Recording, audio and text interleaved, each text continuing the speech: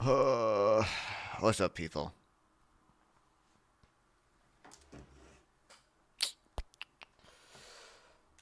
Dude, Windows is. I might have to reconnect my phone. Windows is freaking the fuck out, and I don't know why.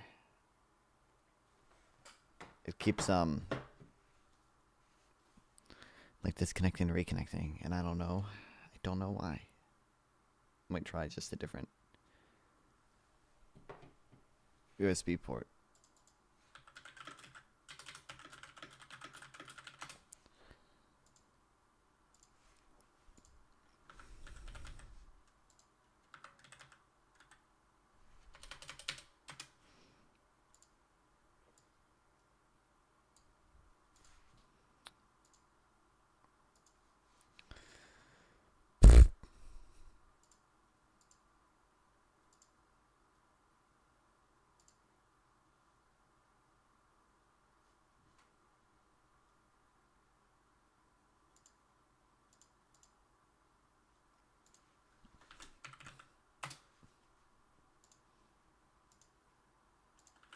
Okay, I think we might be good.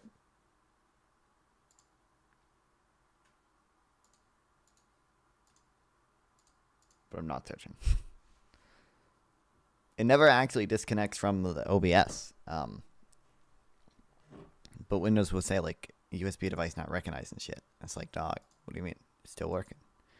Still working fine.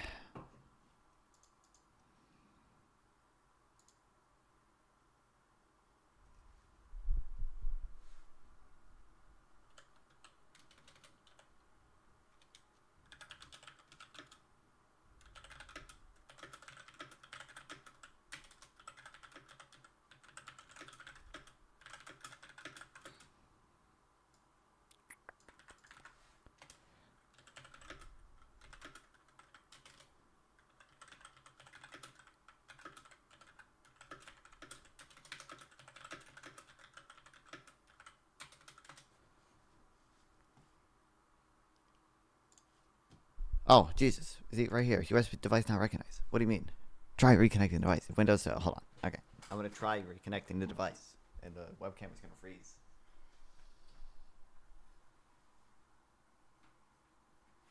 Or that's the wrong thing. Hold on. Now the webcam.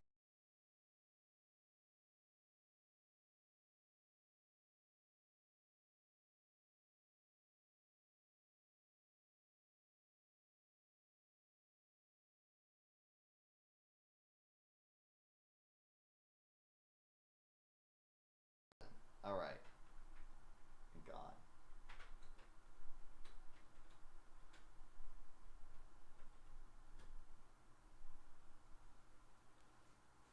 And I'll reconnect it.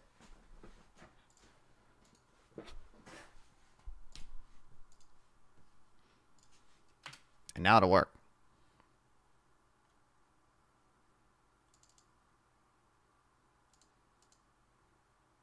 Maybe.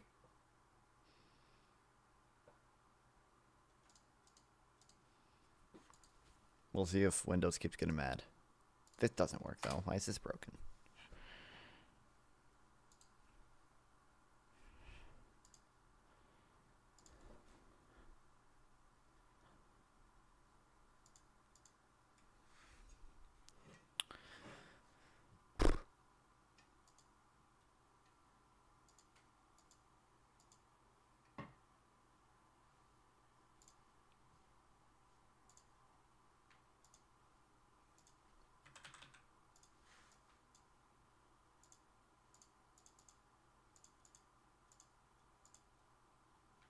What the hell?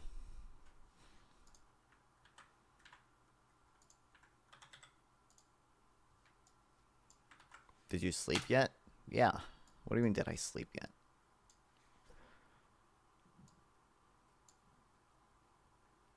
Welcome back, by the way. BBW fart.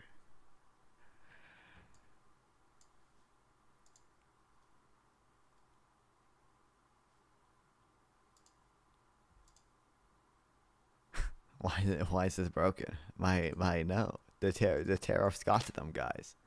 There is no more trade, and thus no more trade all.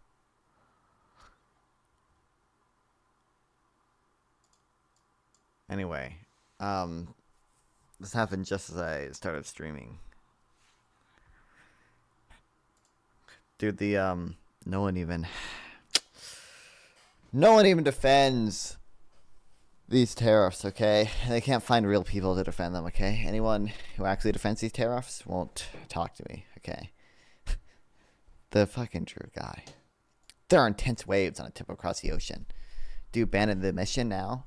Or do you abandon the mission because their waves are rough right now? In the same way, the economy is shaky right now. However, the tariffs will work, and the U.S. will come out on top because of it. I was just like, this is stupid. Do you want to chat about this? What is a debate? I'm spitting facts. Like, if what you're saying is true, you should be able to easily prove it to me in a debate. Like, what do you mean? The most dangerous thing we can do is abandon the ship mid-voyage. Plus, you're annoying. Trump wants you to debate him. Apparently, Wick, the New York shade guy, I think I'm setting up a debate with next week. I don't know when yet. He had to drop from this debate. So I don't know how. I think this debate, these people are barely defending the tariffs. They're like barely. Topic: tariffs and protectionism, masterful gambit, negotiating tactic, or economic self-deletion.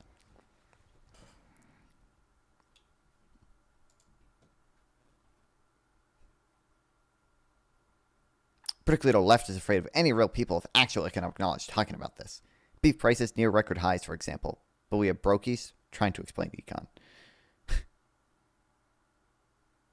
It's like, dog. Like, what do you mean? Like, I offered to debate so many people. I reached out to the guy Pisco debated, too. On Thursday, I think I have a show with Sarah, the Raging Tomato Girl, about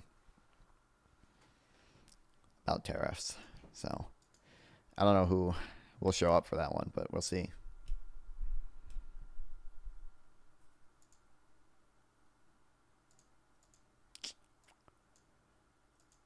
This shit is crazy, though. Peter Navarro says Vietnam 0% tariff offer is not enough. It's the non-tariff cheating that matters. Dude, this is insane. This is insane.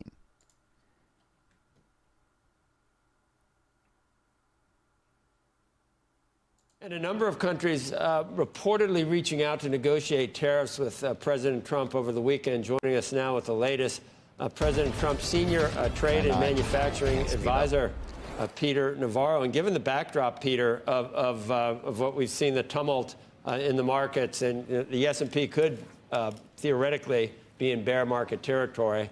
And I know you make the distinction between Main Street and Wall Street, but obviously, use ChatGPT to get an insight into Trump's strategy goals by having tariffs. Why the fuck would I do that? First of all, they don't have goals. That's an unbelievably retarded statement to make. First, because again, number one, they don't have real legitimate goals. They're just trying to satisfy Trump's fucking desire to have tariffs because he does not understand trade deficits. Okay, like that's yeah.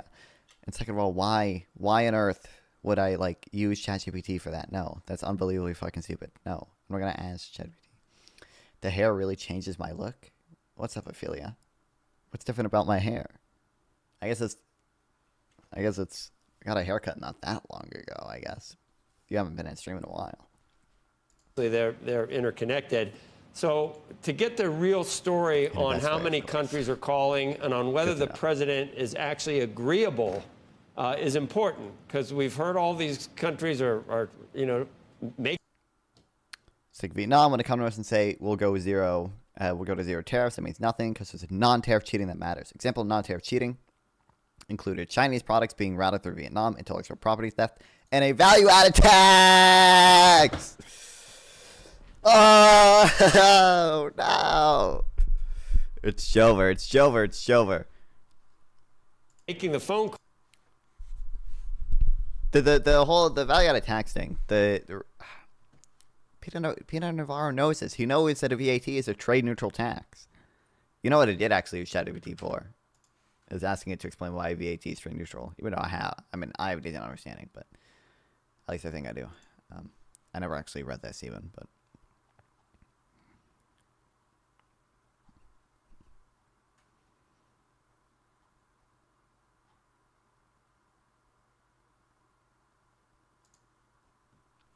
off like forget about what you're reading. Do you have a bald father?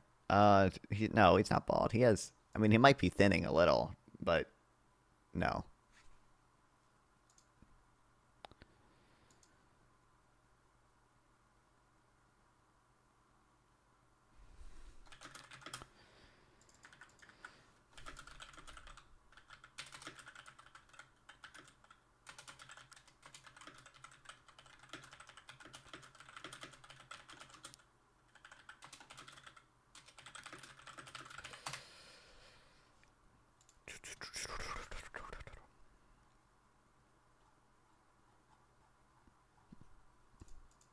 I had to pay, or sorry, I didn't. I actually didn't pay because I got a 7-day free trial. I need more money. Someone needs to donate so I can afford everyone's Substack. It's like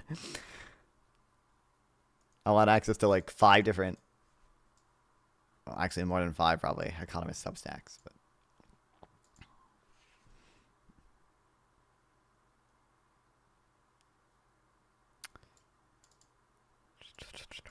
in a Truth Social Post Friday, General Secretary of the Communist Party of Vietnam offered to cut tariffs and bring us practically zero. Later, in a Monday interview, Navarro said the offer of zero tariffs would be a small first start. Trump announced widespread tariffs last week. This sparked a sharp sell-off in the stock market. Wall Street has been watching closely about potential negotiations that could lead to those tariffs being reduced. Vietnam's a manufacturing hub for many companies that sell in the U.S., including apparel retailers like Nike.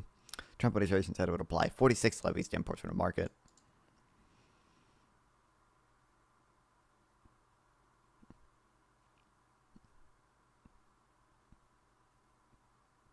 We were trying it to World Trade Organization since the 70s to get VAT tax relief. They told us no every single time. Yeah, because it's not trade neutral. A lot of leaders this weekend. Can you tell us, sir, were there any deals made? I spoke to a lot of leaders, European, Asian, from all over the world. They're dying to make a deal. But I said, we're not going to have deficits with your country. We're not going to do that, because to me a deficit is a loss. We're going to have surplus. It's so, by the way, one, he's only talking about goods deficits because the U.S. exports a ton of services, remember? So the equation that they used was only the deficit, the trade deficit in goods. It makes sense that the U.S. would specialize in providing services because we are largely a service sector based economy, right? Most of our employment is in the service sector. We specialize in providing services. It makes a lot of sense for other countries to specialize in goods, which are very labor intensive, low skill and labor intensive. It makes sense for them to specialize in low skill, labor intensive things, and then we'll specialize in higher skill, more capital intensive services, and then we trade those services for goods.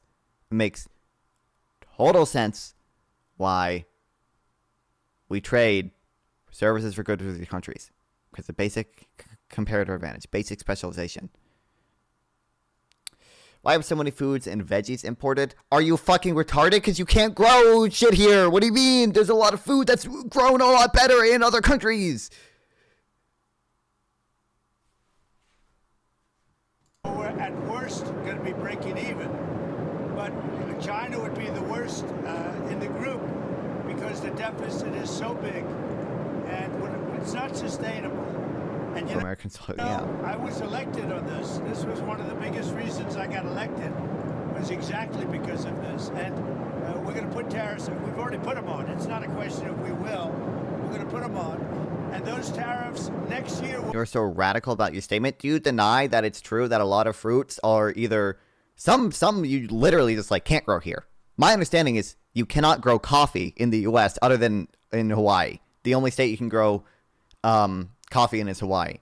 My understanding is that there are some fruits that straight up basically just cannot grow here. There are a lot of other fruits that are technically possible to grow here, but they might only grow during some seasons, right? The great thing about trade, okay, is that there's almost always some country where it is the growing season. So during summer, maybe we grow our own shit here, but during winter, we can import stuff from other fucking places, okay? Maybe sometimes you can't grow it here, but during parts of the year, it's available in Indonesia, and during parts of the year, it's available in fucking Argentina, right? Like that, like actually, well, they're both in the southern hemisphere, so their seasons would be aligned. But you get the point. Like sometimes wheat might be available in Ukraine, other times wheat might be available in Argentina, and because they have different growing seasons, you can choose when to import from one or the other. Like, Jesus, don't eat food from other countries or domesticated by people of other ethnic groups than your own. Italians need to stop eating tomatoes. True. You know what we're gonna watch? You know what we're gonna watch? Grown in Argentina, packaged in Thailand. Do you like fruit? Do you like consuming fruit in winter? Do you too live on a pathetic, godless, rainy island that cannot grow anything exotic whatsoever? If so, we need to talk about this photograph, because it's a day ending in Y, so somebody has to get angry on the internet again about one of 5 pictures. The implication of this image is that dumb idiot Argentinian pear plantation owners spend hard-earned, valuable Argentinian money to ship freshly picked pears all the way to Thailand to be packaged into these gross single-use plastic containers before again being shipped to, presumably, the United States. A near-complete Also, this might be cargo freight is measured relevant for the thing.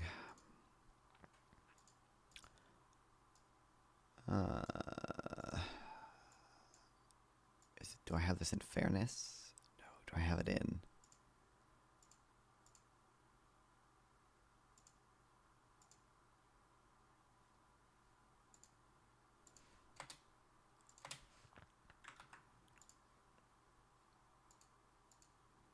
Do you like fruit? Barely exist, and fruit grows on trees all year round, like Argentina, for a tree in their garden, or anyone who learned about seeds. Okay, some of the clever clogs among us may have already figured out that in most places across the world, you can grow your own pears in your backyard. Even in Sweden, where the average temperature is -1 billion. But anyone with a fruit tree in their garden, or anyone who learned about seasons in preschool, will know that the tree doesn't always make fruit all of the time. Usually for a few weeks in summer, it makes a lot, and then it dies off again. Pro. Some weeks a year, you get free fruit. Yay! Con. You have to eat like 100 pears in the span of a week, or they'll all go rotten and make your house smell worse than a university dormitory kitchen. Take the f***ing bins out, Jessica. For the other 351 days per year, if you want a nice pear and sausage smoothie, you need to buy your pears from elsewhere. Perhaps a hot country where seasons barely exist and fruit grows on trees all year round, like Argentina, for example. But the United States of America also grows pears, more than Argentina, in fact. Why must the pears in this picture come from Argentina and not be homegrown, red-blood, freedom-loving American pears? God damn it. Because while the United States produces pears, it also produces a lot of in Hawaii, in southern areas, and could indoor farm it massively invested in that. Yeah, but what's the point of that? What's then you just gotta consider the opportunity cost. Dog. The indoor farming thing, again, my understanding from is that indoor farming, I mean, one day presumably could work and we could do that. But right now it's just too energy intensive, right? It just takes a lot of energy to grow shit in indoor farms, and it's just not cost effective. The great thing about this wonderful thing we call financial markets and loans is that if an investor thinks that indoor farming is going to take off, he will invest money in indoor farming, and then people will develop the technology, and that investor will become rich, and the rest of society will have access to indoor farming. That's the wonderful thing about financial and capital markets. That's crazy. Like, I know. Free markets already, to an extent, solved for this. And actually, the bigger the market is, the bigger the market is, the bigger incentive companies have to develop stuff, right? Like if they can only possibly sell to people in the U.S. because the U.S. doesn't engage in free trade with other nations, then it might not be worth it for them to invest in this technology because they can only sell to the U.S. market. Guess what? If we engage with free trade with a bunch of other nations, the size of the market becomes a lot bigger, and they might actually want to invest more and shit in it. And there's other effects too, like competition, which increase productivity and can increase investment and all that things, because companies are basically forced to compete against foreigners, so they kind of have to invest and be more productive or die off. But the Bible says the loans and interest are bad. This is true, actually. There are a lot of religions that say that, so it must be true. God. Not fun. Good Rex for econ learning besides your channel. I mean, I wouldn't use me. I'm not a econ. I ain't no econ teacher. I'm an econ knowledge absorber. I don't know. I mean, I would just honestly there's just a ton of different Substacks that I think are just read the econ blogger people. So No Opinion, slow, boring. I could DM some of these to you, so I like just a lot of just like econ blogs, econ log. This has stuff from a ton of different authors. There are more attractive areas probably for funds to go, like tech, medicine. Well, yes, that's what's great, is that factors flow to their most productive use case. That's what's great about financial markets, is that the factors are because of the profit incentive. People will invest in what has what is the most profitable, and that's not always. I understand that's not always what is socially optimal. There are externalities. And there are spillover benefits and things like that. But generally speaking, it's only sure that factors flow to their most productive use case. Like that is what's cool about prices being information. What else? Matt Iglesias. Oh, this guy is really, I think I have it bookmarked still. Maybe not. This guy has quite a few posts about tariffs.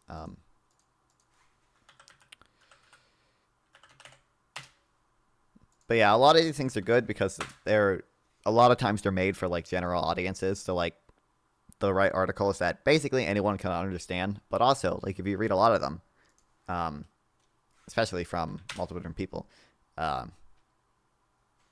you can actually, you can get a pretty decent understanding. But like, you can also, you can just like pirate textbooks and stuff. But there's a book called "What's Wrong with Protectionism." This is a good why do this to me, Google?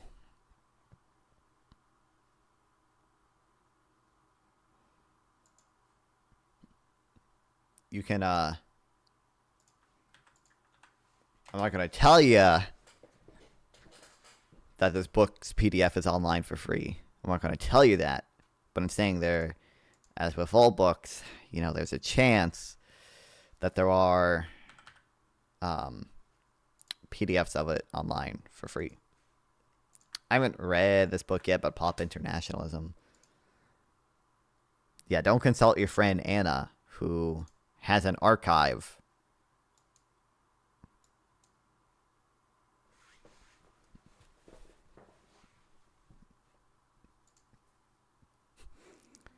ChatGPT for insight and summary of what? God, I hate AI. God. I love AI, okay? I love AI. I'm an AI defender, okay?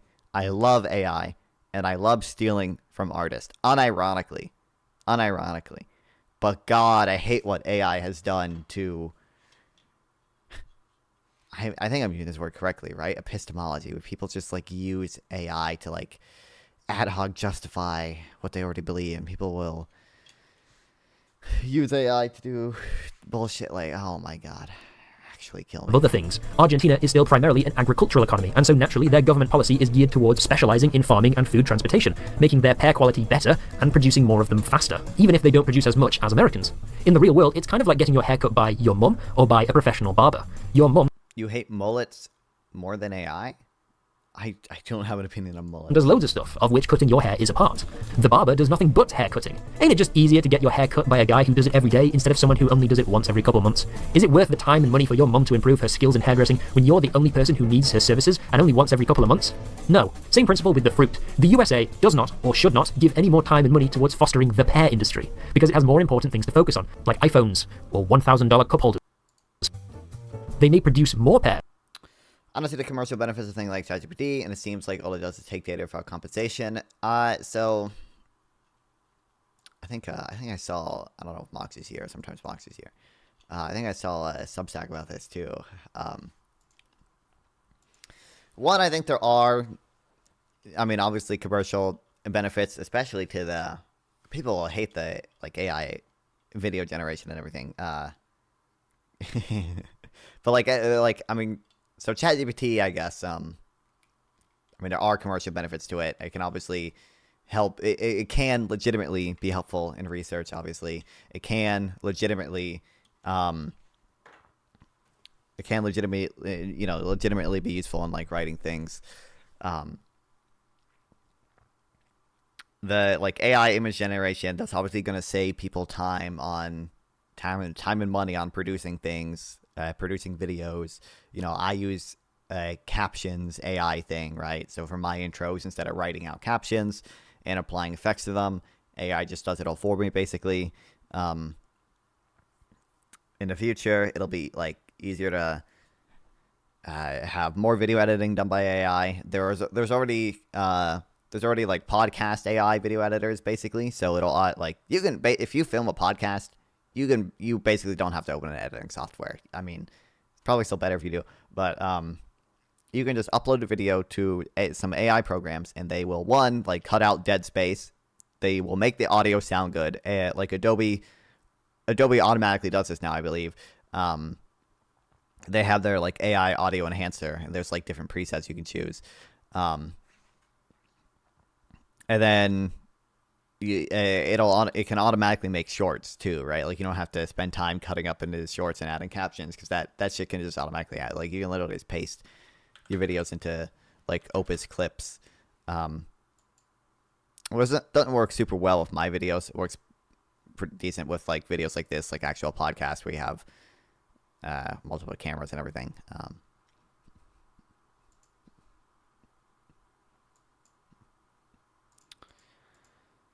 Yeah. I guess so on the stealing thing, the issue is I just don't see how it's that different than what humans do. Like I'm not convinced humans can like acquire knowledge from anything other than like experience and like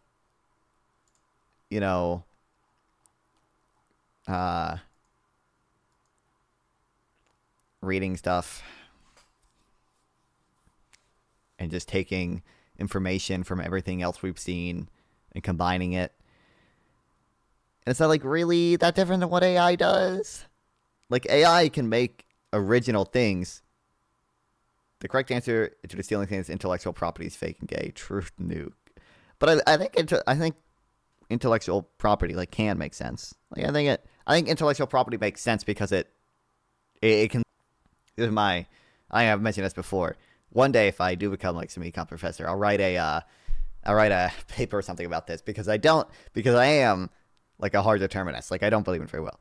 And you can kind of argue from that position that basically all economic payments are rent. Like you're not really, if you don't have free will, like you're not really any more responsible for the value of something you produce than like you are responsible for the value of land, right? It's just that there are better incentives around keeping the value of something you produce or whatever, or getting the value of what you produce, versus, capturing the rents from land, right?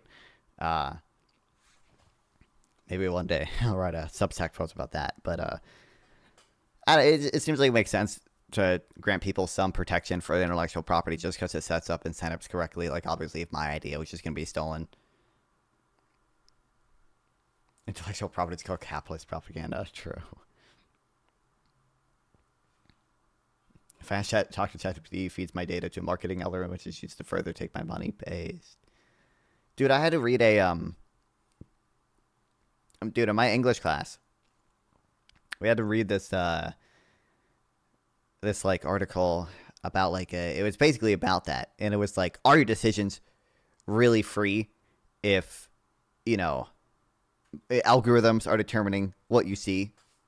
And I think she made a point, like if an algorithm detects that you are likely to buy X product, it will show you ads for X product, which just becomes a self-fulfilling prophecy, because once you see an ad for that product, you are just more likely to buy that product. And I'm just like, it's kind of it's weird me reading it, because like it's like, well, how do you know your decisions are free in the first place? Because it seems like basically any decision that we can bottom out in the same way that you're saying, like clearly the algorithm is kind of responsible for determining your thoughts in this case.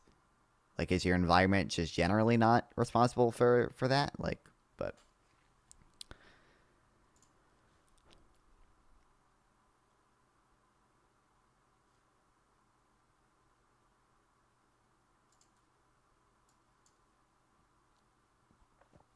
base anti-free will tank, yeah.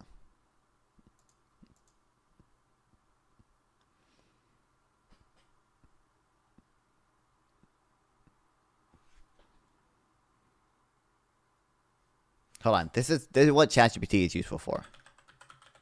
This is the only thing it is useful for, okay? What's up, Brass House? So taxation and profit are both rent-seeking. That's the ultimate left and right synthesis. Exactly.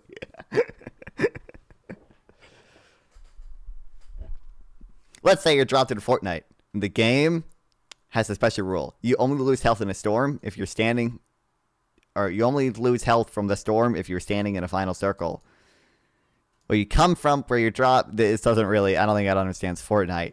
Or how you get there doesn't matter. Your current location what counts. That's how VAT works with trade. When a business exports a product, like a Fortnite skin from one server to another, it's like leaving the storm circle. You don't get taxed because the product is leaving the zone where the VAT applies. This one works. This one works. This one works.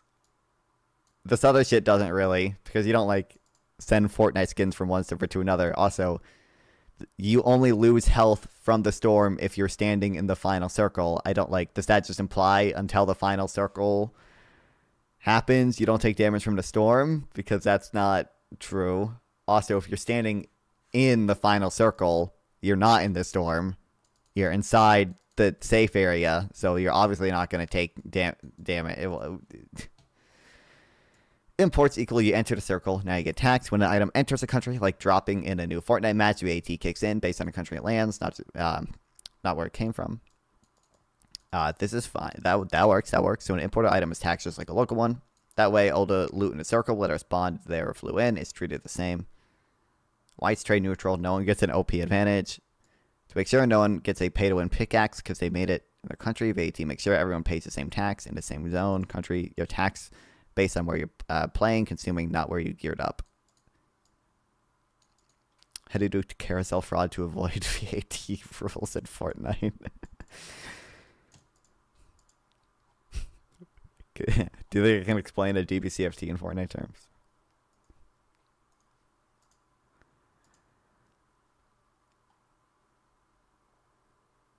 Want it even more cracked or with a meme?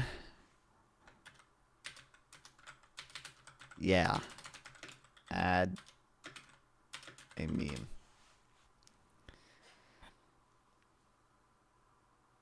VAT equals storm circle tax. Meme time. When your export leaves the country and dodges VAT like no storm damage, export crack the system.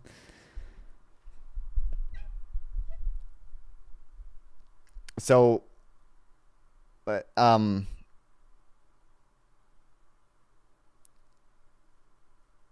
it's horrible. Can I explain Israel-Palestine via Star Wars? It probably could. Oh, what's up?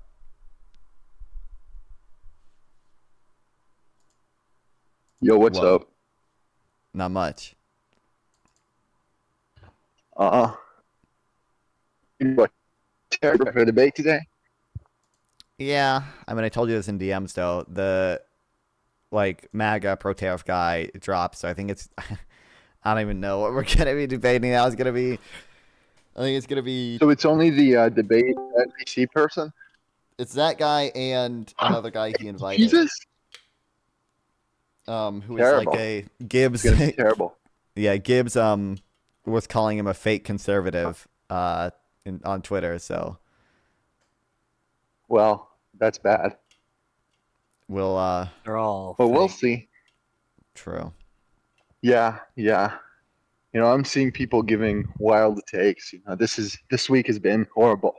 Horrible for Econ 101 people. Did you see the big Truth Social post? It's all gonna be fine, guys. Which one? God King which said one? so. There's... Yeah, I don't know which one. Well, I've seen one where he says like he's crashing the stock market intentionally, and another one where he not says that like, one. No, "Oh, this is the we just oil secured a prices deal." are down, interest rates are down. Oh, yep. That's a bad thing. That's a bad thing. From That's today. a bad thing. No, it's That's no, that's because at the end he says "Make America Great Again." So That's what right. do you even know? No, that's right. No, you it's horrible. anti-American? Yeah. No, it's horrible. It's horrible. I mean, it's like, when the Communist Party of Vietnam is more free market than you, you fucked up. You fucked up, look up. It's horrible. Yeah. Well, maybe those penguins should fucking buy more then. I don't know. That's right. True. That's right. It's All right. fucking all I the just popped fucking in to say libertarians. we should talk Hey, go about ahead. AI sometime, non-fun, because I think you and I might actually be diametrically opposed on this. Oh, okay. Whoa. Are you an AI doomer, non-fun? Are you an AI doomer? No, No, I I was am. just- Non-fun oh. is a base capitalist. Well, I'm also. I'm both. Wait. All right, well, I know you're doing tariff stuff, and I'm gonna watch your debate later, but sometime we'll chat. Okay. Okay. Okay. Take care, buddy. Good All right, luck. bye. Yeah, no, I mean, this guy, man. Whoa, big motorcycle. Either way, look, I mean, why are you not an AI doomer? I mean, so many good reasons to be an AI doomer. I mean, I haven't really thought about the. What do you mean by doomer? Do you mean like? AI is AI gonna is kill us gonna- all. I mean, Like my P doom is above 50. I mean, Do you even know what P doom is? I do know what P Doom is because I see it on Twitter, but Right. I haven't put much thought into my P Doom. I just kind of we were just talking about like ChatGPT and like AI art and stuff, which I'm mostly a defender of. Yeah, I mean, But- no, AI art, if you're opposed to AI art, you're like retarded. I'm saying Truth. AI broadly. The advancements in AI are cool up to a point, and we're going to reach that point before we have capability, like before we have safety research. The reason is capability research is exponential, but we have made barely any progress with safety research. So, it's over. It's going to be over. Oh, okay. Good to know. Warren Buffett said it best when he said, like, freak the fuck out and panic sell everything. It's over. It's over.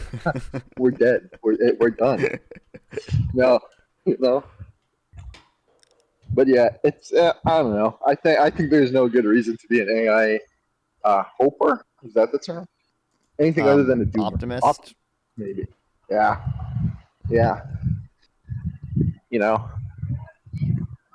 It's just gonna suck. But what do I know? So look, that's the thing I'm studying. But Well, hold Yeah. on. Don't you guys use AI to subjugate the Palestinian people? Isn't this a benefit for true. you? It's like the P That's Doom true. for the Palestinians. It's like That's like true. 90. The P and P doom. No, never mind. But yeah. No, but it's I don't know. I think there's no good reason to be an AI optimist. But still capitalism is good. It's not like socialism will solve it. If we do socialism, then I don't China know. will get the AI, and then it's going to be watched- worse. I watched a philosophy tube video, and she said there was no ethical AI under capitalism. So Very creative, very very ingenious. There is no ethical free trade under capitalism. But when I get in power, I'll do the free trade. It's bad. Okay, it's not. Well, that's the problem. Like socialists are not interested at all with solving anything. They're just like, oh, capitalism bad, and then let's say we do socialism for AI. Well, then just China is gonna get the AI, and then we're royally fucked, right? yeah, Like, So either way, it's fucked up. It's fucked up. I don't like it. But either way, yeah. Yeah. Well, I mean, if the tariff debate is going to be boring, then I don't know. Do you have any other debates lined up? yeah. I reached out the New York Shake. Bro, I need a haircut. to do a one-on-one, and I think we're doing that sometime next week. I reached out. Is that to the Pisco guy? I reached out to him too. No, the New York Shade guy was the guy supposed to be on this panel, but I reached out to the Pisco guy too. I don't know if he hasn't replied to my Twitter DM, so I don't know. I need to Right. need to see. But, Right. um, Do I need a haircut? Do you need a haircut? A little bit, right? I mean, kind of. Yeah. Yeah, a little bit. But Yeah. either way. I think I'm setting up something with Grid too, Grid One Motorsports. I don't know that then person. I think you might have even talked to him once. And then I set up a thing with Sarah, the Raging Tomato Girl. I set up like a throwdown Thursday. Oof. Oh boy. So good luck. Good yeah. luck. I don't want to touch that. But yeah. Either way, good luck. Okay, I believe in you. I appreciate it. Bye. Bye. Talk to her.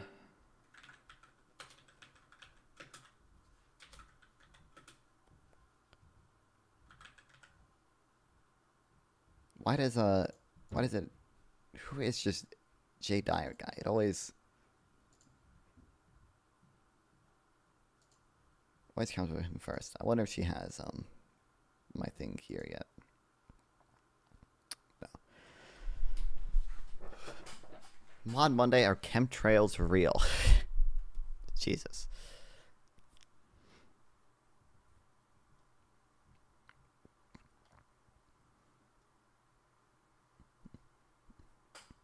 We'll do a Throwdown Thursday. For sure, we have the Throwdown Thursday with Sarah happening next Thursday. Sometime next week, we're debating New York Shade. I don't know which day for sure yet. Potentially talking to the High Indian.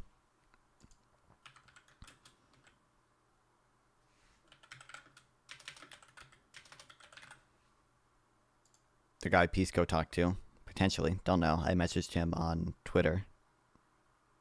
Man, he posted 5 minutes ago. Wait, hold on. Did he read my Twitter DM? Does Twitter tell you when they read it? It just says sent.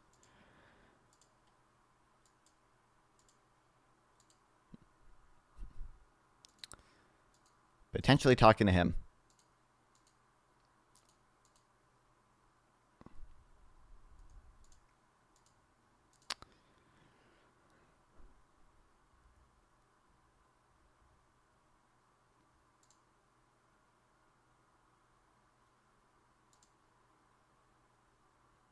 And then, I don't know. I'll see what else I can set stuff up with. Oh, like I said, Grid, maybe. Grid is actually, I think, streaming right now.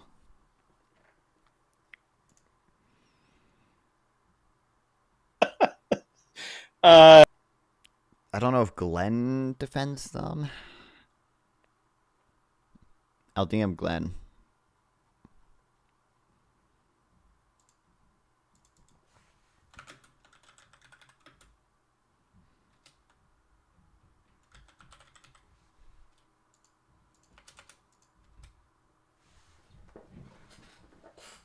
And then I'll...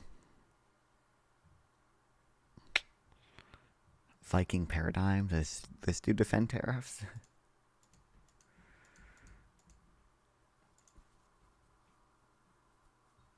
By the way, I need to write an opening.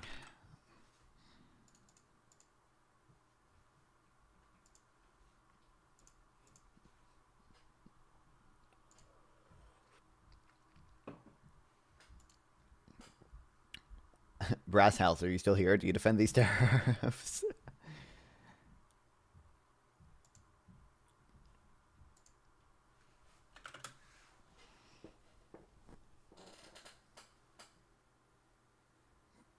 Let's give a few join PPG in BC. Who? Ask Sample? Oh, well, Sample's gone.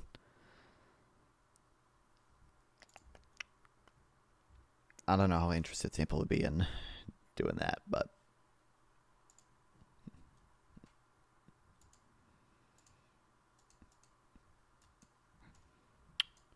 Okay. This is what I've been brainstorming. I have it. I think I came up with this like on a walk, and I just wrote it down on my Discord group chat. Oh.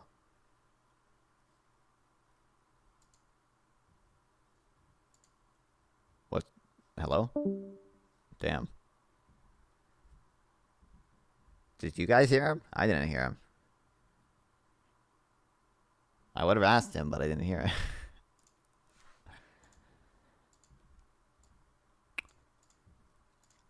Everything from the shifting, contradictory goal of tariffs to the formula they used to get the rates to the way they announced it and rolled it out is insane in too many ways to fit in an opening statement.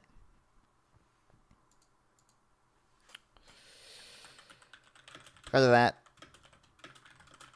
I want to lay out four principles that I think we'll circle back to throughout this debate.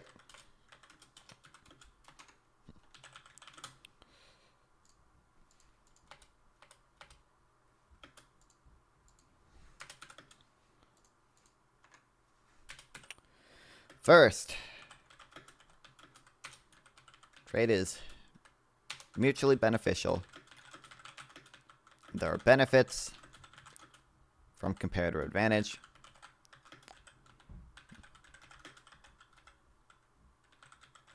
Regardless of the barriers your trading partner imposes,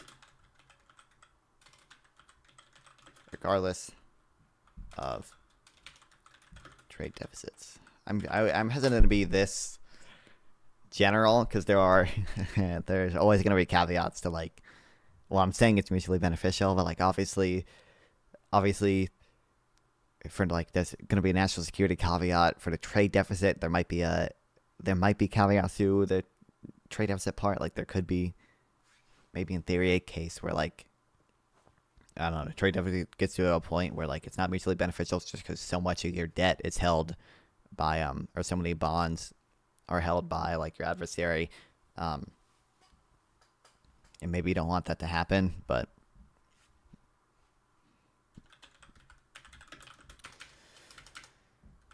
second, we have to care about the aggregate impact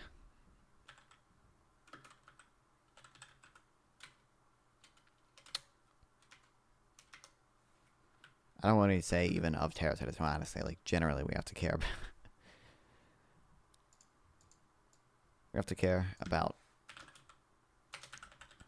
how policy affects things in aggregate.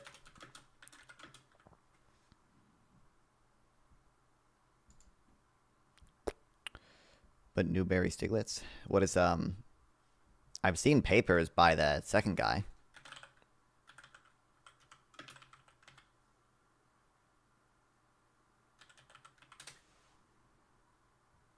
Oh.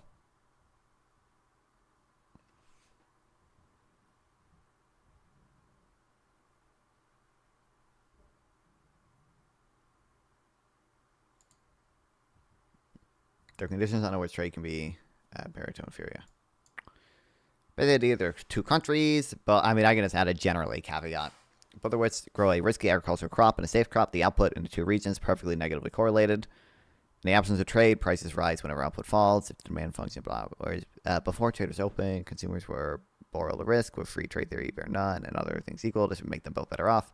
However, the increased riskiness of the risky crop induces farmers to shift their production to the safe crop, and the consequent rise in average price of the risky crop makes consumers worse off. Near our target, the risk benefit dominates this allocation effect. Figure 1, free trade. Okay.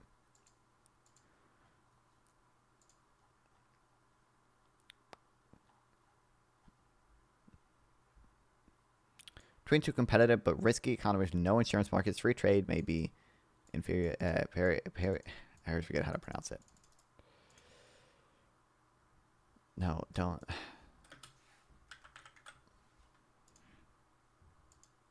Pareto Inferior to no trade.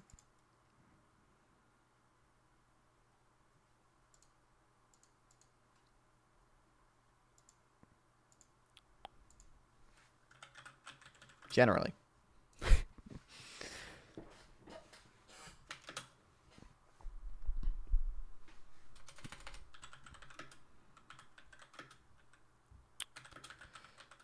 free trade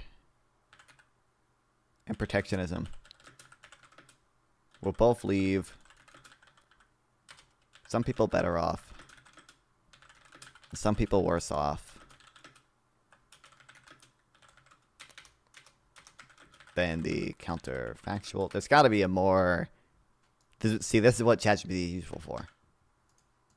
There's got to be a more clear way to phrase this. Phrase this more simply and clearly. Free trade and protection will each help some people and hurt others compared to what would have happened otherwise. Okay, that's not a very useful... I don't think that's...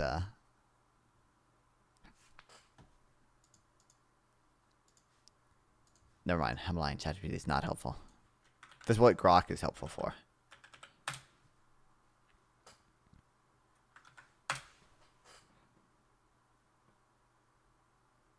Okay, so it's literally the exact same as what ChatGPT said. So, never mind. I'm lying.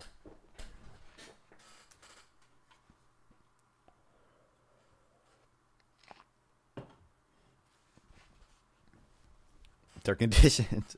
Sorry, never mind.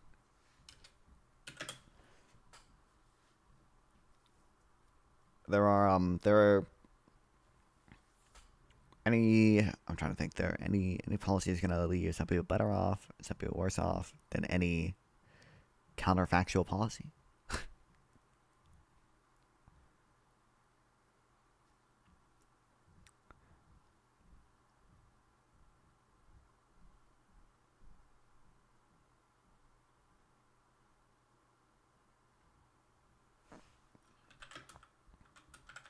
So we should prioritize the one.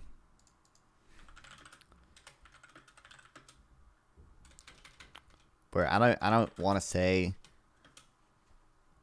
where the most people win, just because technically I could imagine a case where like one technically it's more people winning, but like the aggregate amount of winning, the aggregate amount of utils is actually higher in the counterfactual because in that scenario less people are winning way more.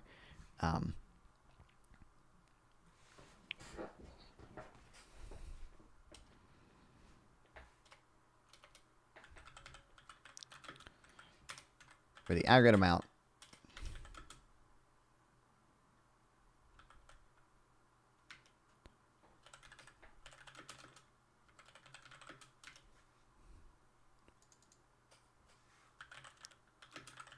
people being better off is higher. Does that make sense? The aggregate amount of people being better off, like the aggregate. The aggregate betterness.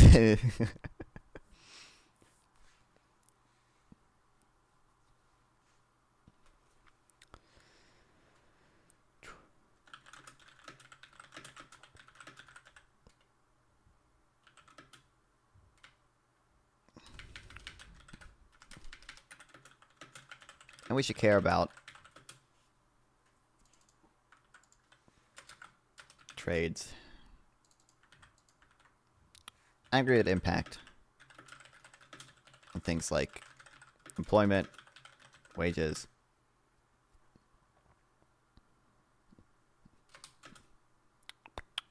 and there was one other thing I wanted to mention. Oh, output. Oh, sorry, and manufacturing output specifically, but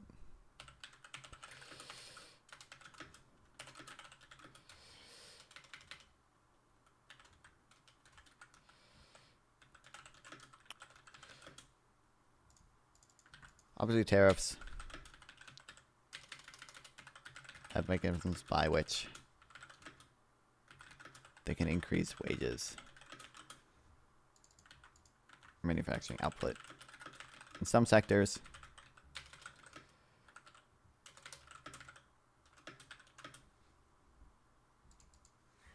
they may hurt them in others. So the aggregate impact could be, and often is, negative.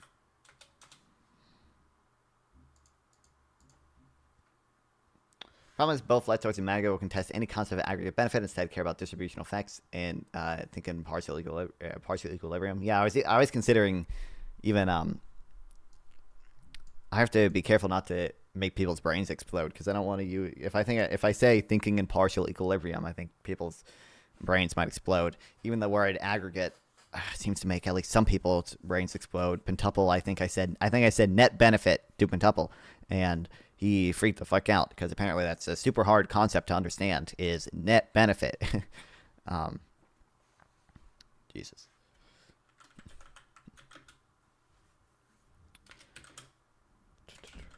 I don't know what order. I think what I'll do is third. Trade is a type of technology.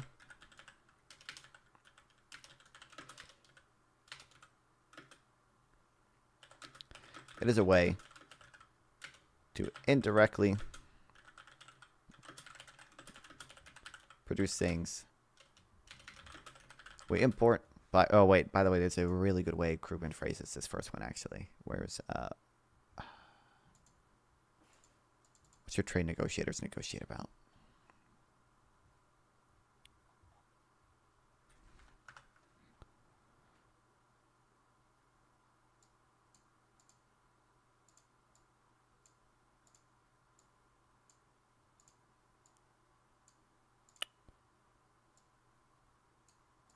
There'll be gains to had from this technique as long as world relative prices differ from domestic opportunity cost, regardless of the source of that difference.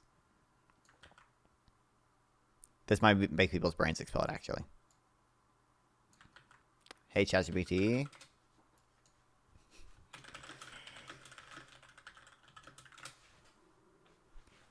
This technique will bring benefits as long as world prices differ from domestic costs. No,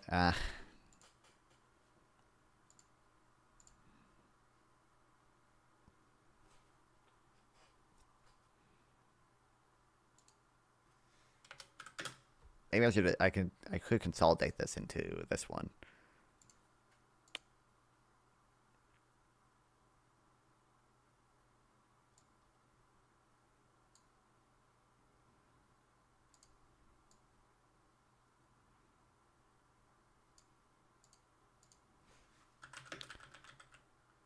Are producing things. Do you support abandoning birthright citizenship? No, probably not. I don't think it would be that big of a deal if we actually got a constitutional amendment for it. But I think Trump trying to unilaterally sort of change the definition of birthright citizenship is horrible. I think that's not how things should work. I don't have a strong opinion on just like kind of sort of more generally, morally speaking, like whether birthright citizenship is like good or bad. I don't like have a super strong opinion on that. I think you should abandon it. Why? I just don't think it's that big of a deal anyway. Wait, what did you say I missed? What the last thing I said was like, I think Trump signing the executive order to like, try to unilaterally change the definition of, or try to unilaterally revoke birthright citizenship is kind of dumb, and not good. But I think if we got a constitutional amendment to change birthright citizenship, like I don't think that's a massive deal or anything. I don't have a strong opinion either way on whether that be good or bad. It's too big of a loophole. It's not really a loophole. It's just kind of a thing that exists and was intended to exist.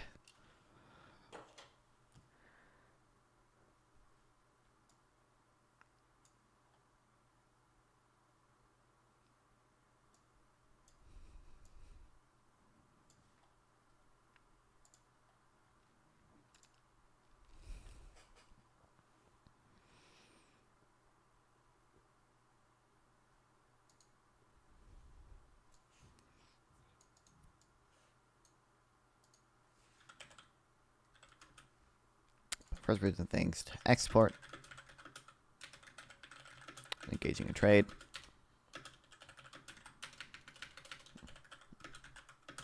Like any kind of technology. And that makes some people worse off.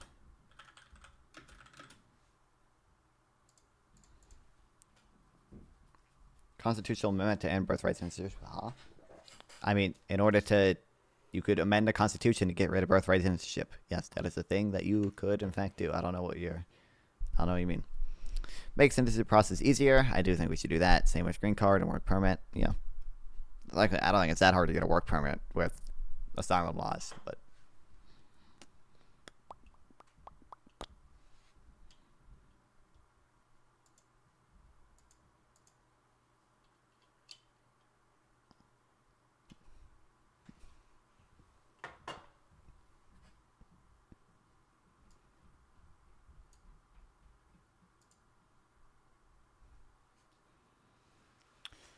What amendment would be needed to be made? It's not guaranteed in the Constitution. The 14th Amendment has birthright censorship, right?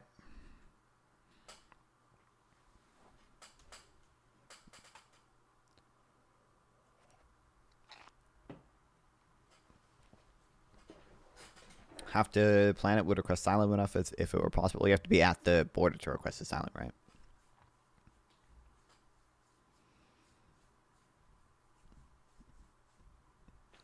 Or maybe you don't have to be at the border to request asylum, but if you are at the border and request asylum, they actually have to process you.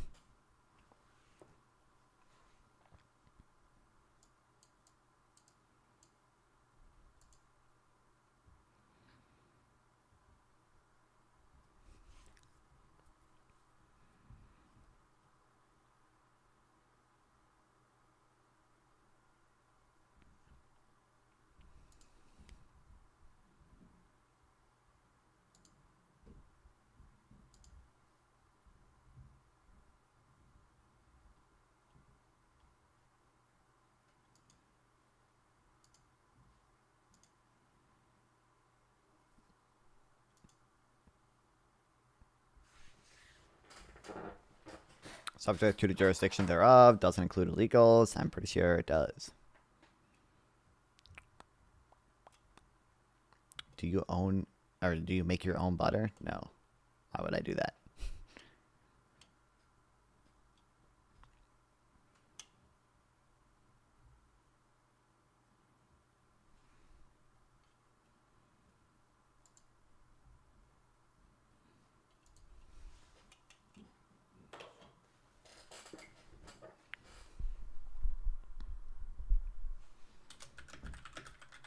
But when considering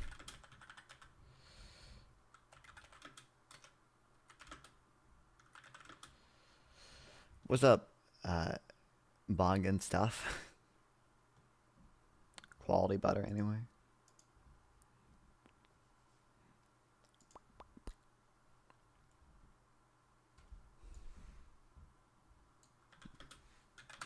But we would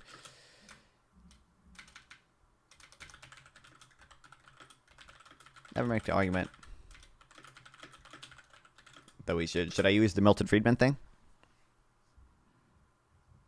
Should I use the spoons instead of shovels, or should I do the candle maker's petition one? Which one should I go full libertarian Milton Friedman, or should I embrace my libertarian, or should I go with the classic?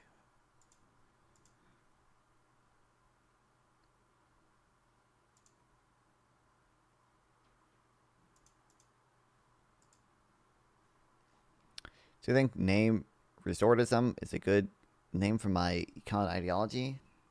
I don't really know what you're. I mean, I guess.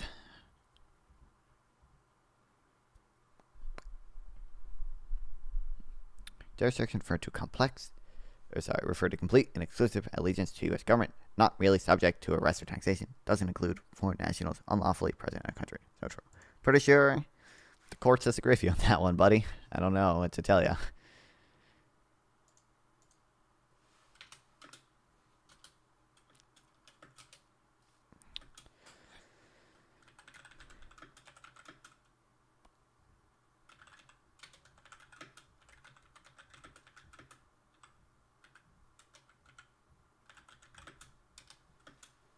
Overturn Wong for Wong versus Kim Ark. It's anti-local. It's true.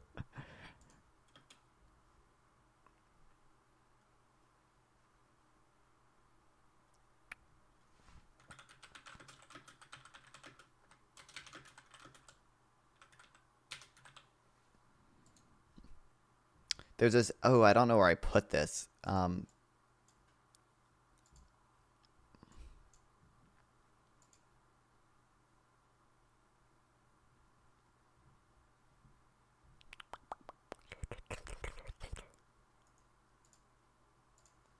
Somewhere. Maybe it's an econ stuff to sort.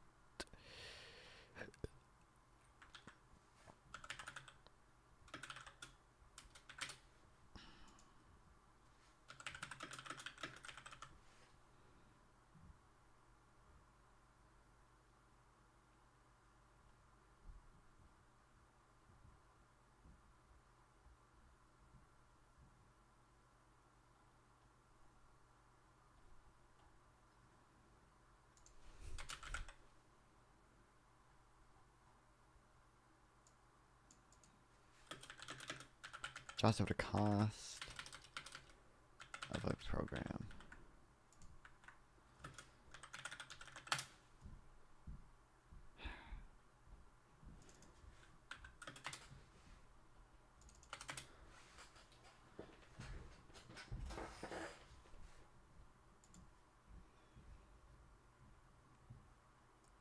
Hold on, I need to pee. But somewhere there's a good, like, really short blog post that it's just like, that just explains, you know, jobs or cost of a program. Funny rabbit video.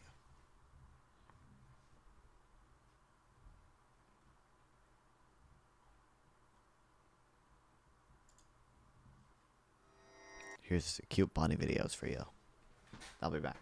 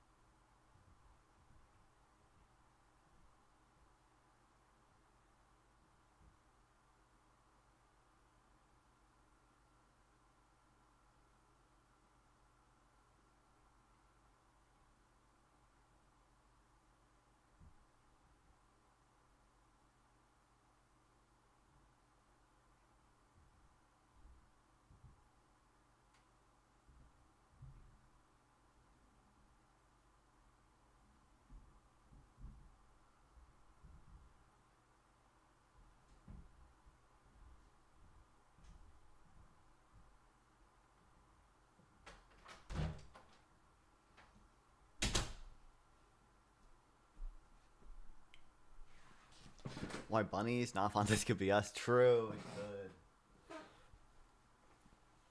But you got small ears.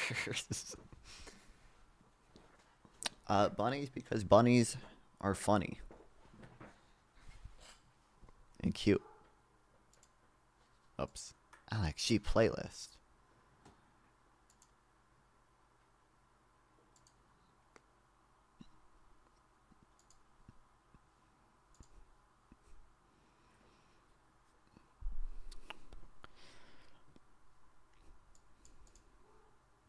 Bunny because you have no opinion and Simp is just copying him. This is true, actually.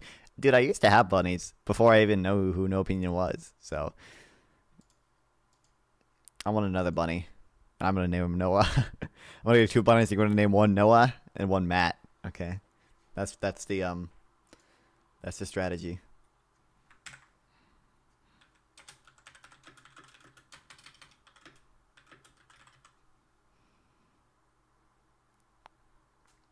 Jobs are cost, not a benefit.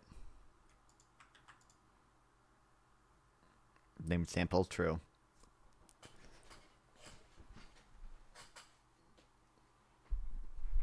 Explain this. Libtard Senator, that guy, principal for framer of the 14th Amendment, said this will, of course, not include persons of the United States who are foreigners, aliens who belong to families of ambassadors. I'm pretty sure there are other, if I look up other framers, are they going to disagree with them?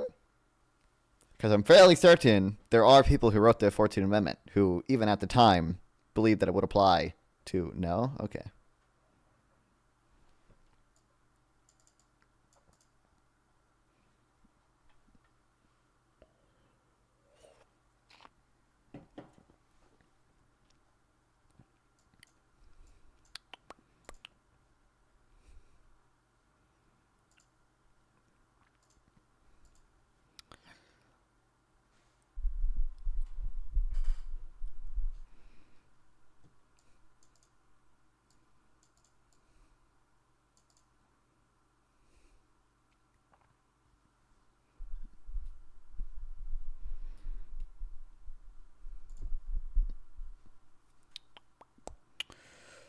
Okay, 4th.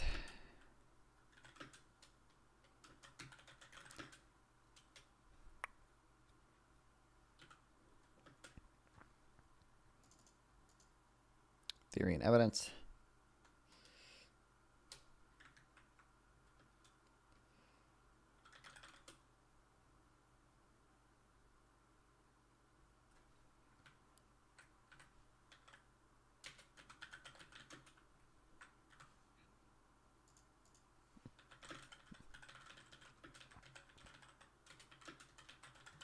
Generally against tariffs. We have good reason. Theory to believe any tariffs will be a net jet loss.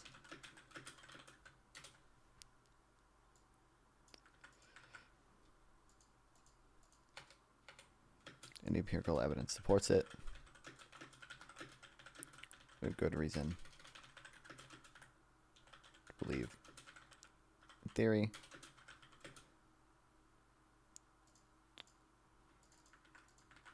that tariffs will reduce productivity.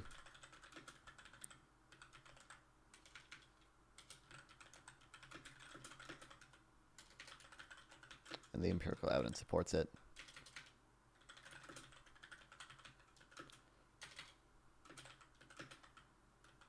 Etc. I could output. I could just cite the IMF study.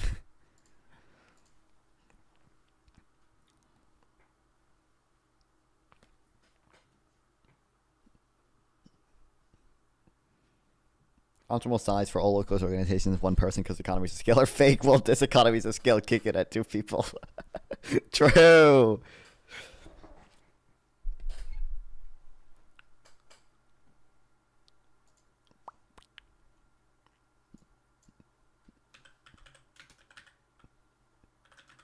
Okay, I want to make sure it's not too long. Pretty sure I can do this in under 2 minutes, but everything from the shifting and contradictory goal of tariffs to the formula they use to get the rate to the way they've announced it and rolled it out is insane in too many ways to fit in an opening statement. Because of that, I'm going to lay out 4 principles that I think we'll circle back to throughout this entire debate. First, trade is just generally mutually beneficial, and there are benefits from comparative advantage regardless of the barriers your trading partner imposes, regardless of if we're running a trade deficit or trade surplus, regardless of all those things. Second, we have to care about how policy affects things in aggregate. Both free trade and protectionism will leave some people better off and some people worse off than if they had than the counterfactual. So we should prioritize the one where the sort of aggregate amount of people being better off is higher. The aggregate amount of winning is higher. And we have to care about trade's aggregate impact on things like employment, wages, and manufacturing, because, I mean, tariffs have mechanisms by which they could increase wages or increase manufacturing output. But there are also mechanisms by which they can hurt wages and hurt manufacturing. So the aggregate impact could be, and often is, negative. Third, trade is just a type of technology. It is a way of indirectly producing the things we import by first producing things that we export and then engaging in trade. Like any kind of technology, it may make some people worse off, but we will never make the argument that we should dig canals with spoons instead of shovels because it creates more jobs. Fourth, theory and empirical evidence are just generally against tariffs. We have good reason to believe in theory that many tariffs will create a net job loss, and the empirical evidence supports it. For good reason to believe in theory that tariffs will reduce productivity, and the empirical evidence supports it, etc. Woohoo.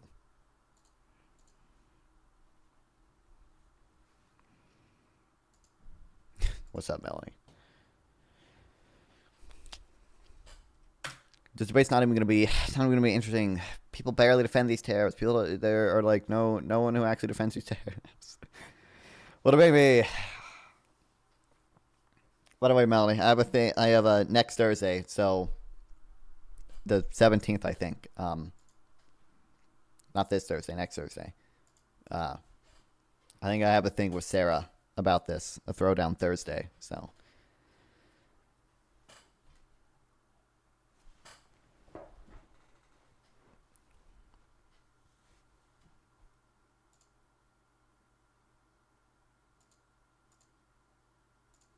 Thoughts on Colorado campfires? I have no clue what those are.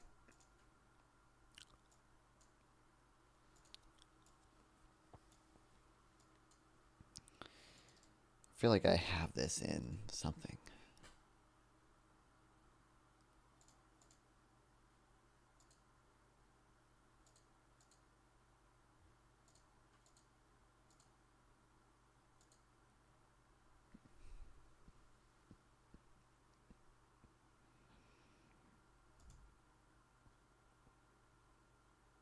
Look it up, I will in a second, but I'm trying to find where I put.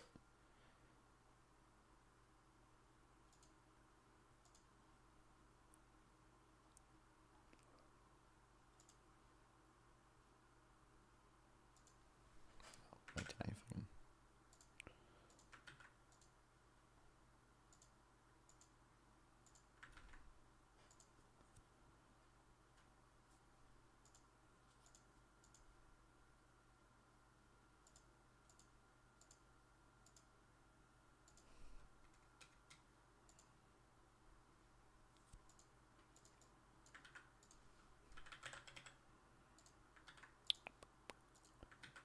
Primer on trade wars.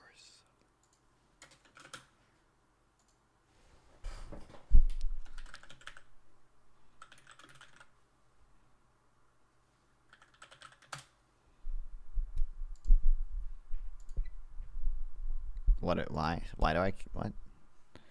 Man arrested in Frisco charged with setting Colorado test. Do you mean this?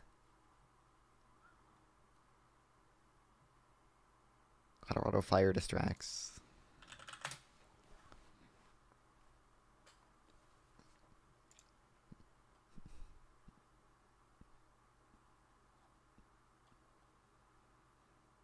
Cheap viewers. So why do you oppose getting... so I don't think I, in principle, oppose gaining insight, or quote-unquote gaining insight on text from ChatGPT. The issue is people will use ChatGPT to ad hoc justify whatever, and they don't actually understand anything. They just ask ChatGPT to summarize everything for them, and it's super... I don't know, it's fucking annoying. How cheap we talking? I don't know, let's see. Streamvoo.com. I've been there before, but... Not to buy. I don't think I've ever view botted. I did sub for sub on my early days on YouTube, like before I did anything political. I think these are actually relatively expensive. I think it's 50 viewers, $2. I think it's per hour. Yeah.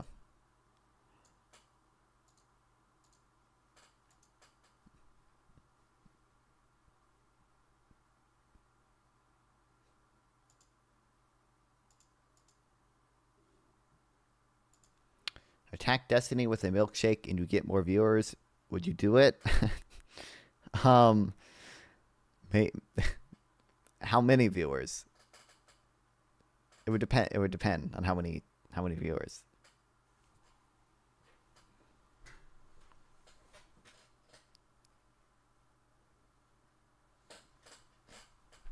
$3,000? Yeah, I'd do it for 3,000. Like 3,000 all the time, or like just like 3,000 peak once. I might not do it for 3,000. Well, 3,000 peak once. Yeah, I could probably do it for that too. But ChatGPT still gets basic things wrong about text and articles. It hallucinates. That's true as well.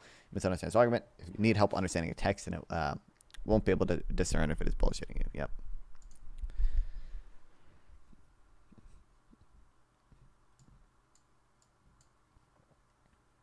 And oh, you betrayed him? How did I betray him? Who? Destiny?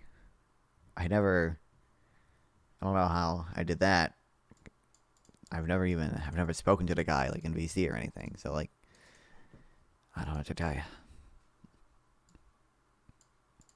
Would you rather debate Dean Withers or Charlie Kirk? Probably Charlie Kirk. I think I don't disagree with Dean Withers on very much. Yeah.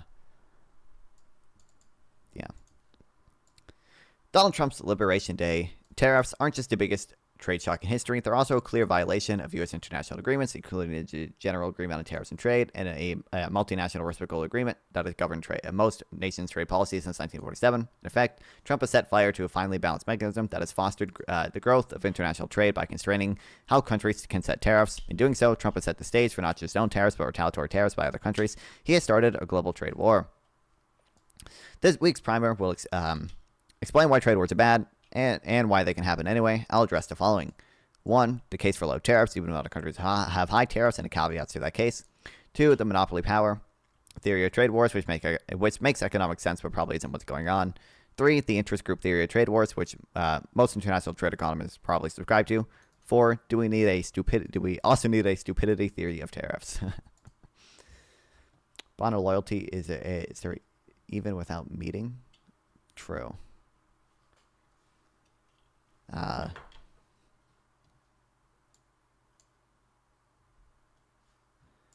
Sure, buddy. 3,000 viewers. Dude, I would betray.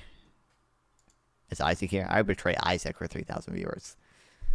I throw a milkshake at Isaac for 3,000 viewers, and he's a better person than Destiny is, so.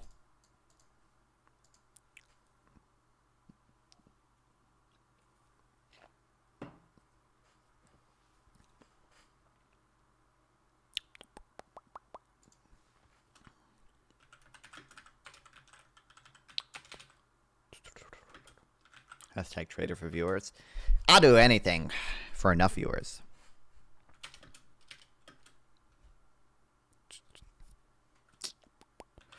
Set fire to multinational trade agreements.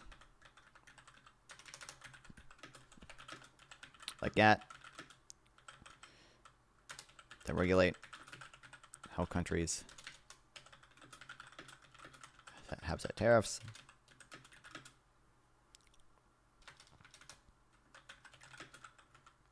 Getting retaliation from other countries.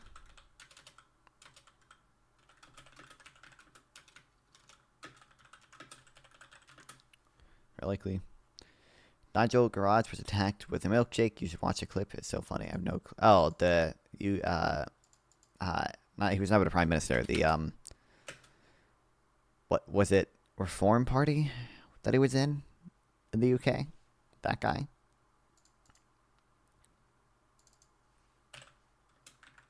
UKIP, that's what it was, yeah.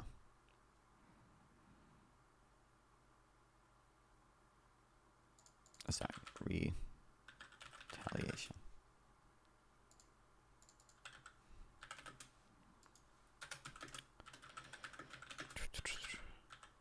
Trump has sparked global trade war.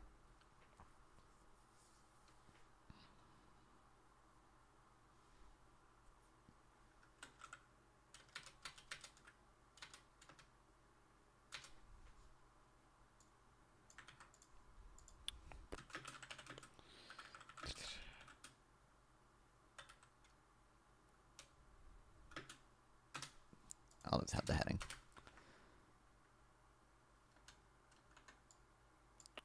Rocks, harbors, and retaliation. Every introductory econ student learns about the theory of competitive advantage, which says that countries should concentrate on doing what they can relatively well while importing other stuff. Tariffs, according to the theory, are a bad idea because they divert resources away from the most productive use. For example, Trump's 37% tariffs on imports from Bangladesh will make our principal import from Bangladesh clothing more expensive and divert American capital and labor towards clothing production and away from the advanced technology sectors that are our real strength. The theory of competitive advantage underlies the case for free trade, letting markets aside while you export and import. Do I care about this? It's just oh no, I saw, yeah.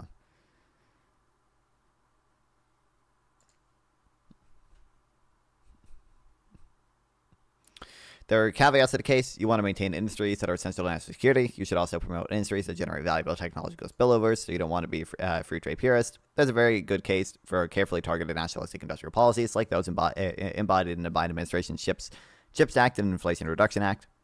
However, other countries have tariffs is not a good reason to impose tariffs of our own. Joan Robinson, part of John Maynard Keynes' inner circle and formidable economist in her own right, made this point pithily in 1937, in an essay titled "Beggar My Neighbor: Remedies for Unemployment."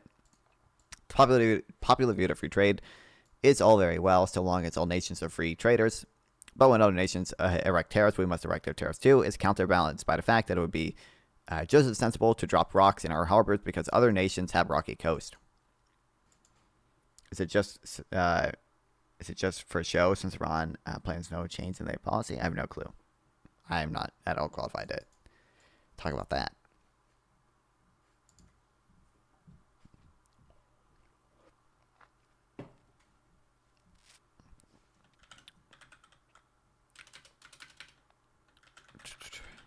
Let's say, generally speaking,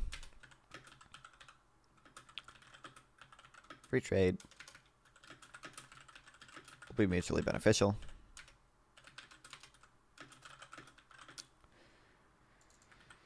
There are caveats, of course. We may need to protect industries, strategic industries, important for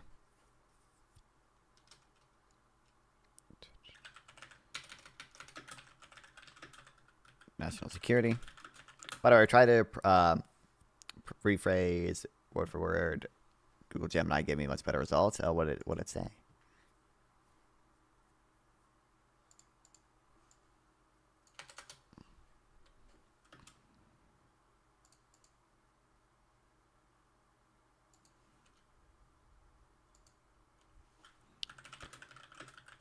But other countries having tariffs is not a good reason to tariff them. Joan Robinson put it.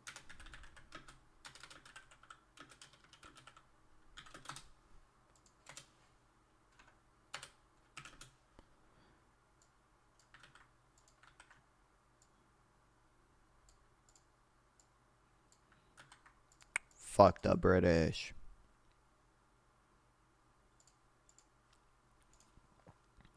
Robinson went on to argue that his view needed qualifications under depression conditions, but her qualification had nothing to do with Trump's crude mercantilism. For Trump's sweeping reciprocal tariffs are entirely based on the proposition that we must counter other countries' high tariffs against the U.S. full stop. This would be bad economics, even if his claims about foreign protectionism were true.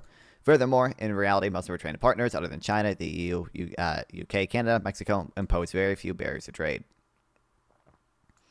But if it's our nation's interest to keep tariffs low, regardless of what other nations do, why do we need trade agreements like that? One reason is market power. Another, probably more important, is the problem of special interest politics. And I'd argue that trade agreements have played a crucial role in limiting economic damage from stupidity, masquerading as common sense.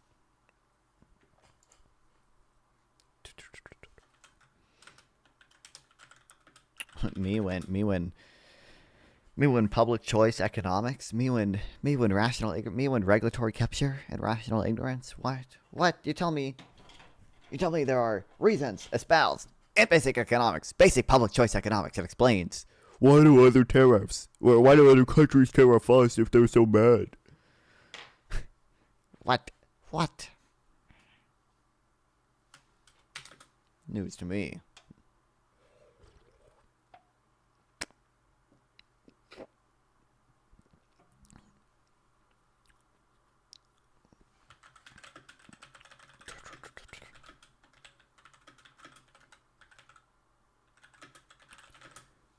Despite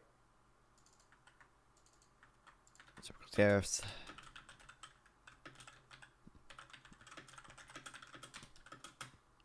killing being bad.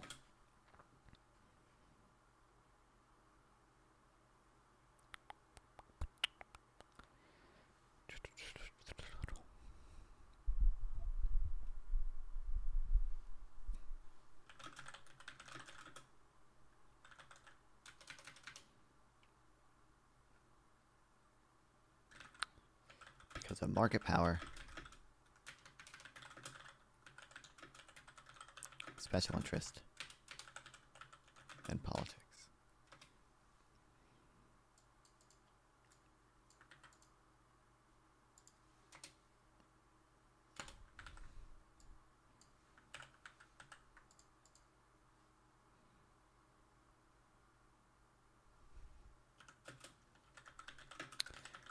Trade agreements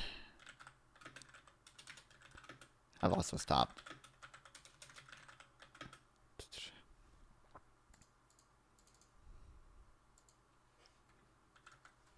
Did damage from economic stupidity masquerading as common sense. Tariffs and market power. Free trade is, with the caveats I mentioned, the best policy for small economies that have little ability to affect world markets. If Denmark were setting its own tariffs on U.S. goods, its best policy would be free trade no matter how badly America behaves. In fact, if we even if we invade Greenland, but Denmark doesn't set its own tariffs as part of the EU, which is like the United States, has free trade within its borders and sets common tariffs against the rest of the world. And the EU is not a small economy; it's a very big economy, about 2/3 as big as the U.S. economy. Why does it matter? Because big economies can affect prices of goods and services they buy and sell, because they have big effects on supply and demand. Me when optimal tariff, that's crazy. Free trade.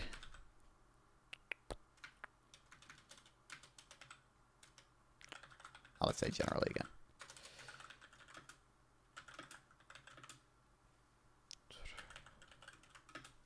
Or free trade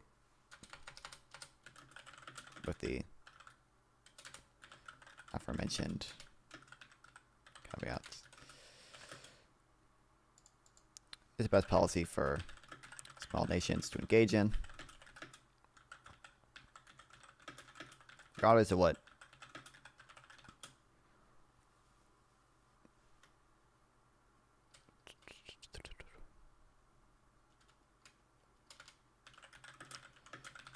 stable little effect in world markets.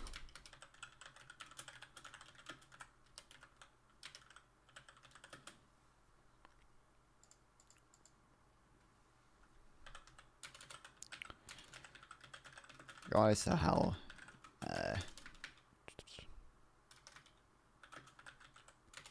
badly their trading partners misbehave. Large countries and trading blocks, I guess. However, do have the ability to affect the world price of the goods they buy and sell. Big economies can affect the price of goods and services they buy and sell because they have big effects on supply and demand. Crude oil prices have dropped on fears of U.S. recession, not just in America, but globally because they're such a big consumer of oil.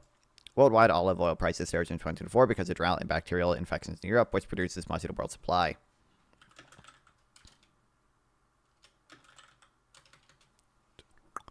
The ability to affect prices also means nations with big economies can use tariffs to reduce the prices they pay for imports. This is known as exploiting a nation's market power, and tariffs assigned to exploit market power are known as optimum or sometimes optimal tariffs.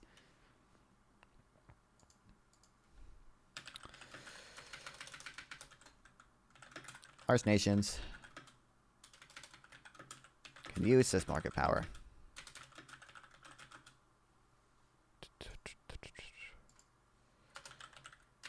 to reduce the price they pay for imports with tariffs referred to as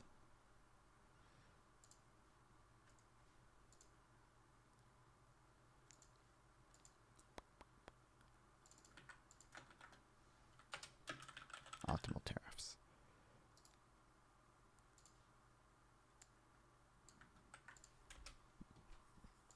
For example, a U.S. tariff on imported oil would likely reduce our oil demand and lead to a lower price for oil imports. Less directly, tariffs would normally strengthen the dollar, so even if foreign producers don't cut their prices denominated in their own currencies, they have cut them denominated in dollars. Either way, the U.S. has exploited its market power to extract lower prices. The country sell to us, increasing our purchasing power. Example. Since the U.S. is a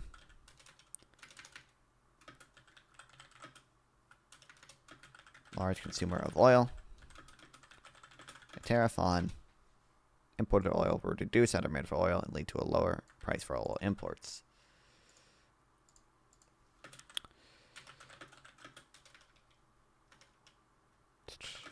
The U.S. dollar would also likely strengthen.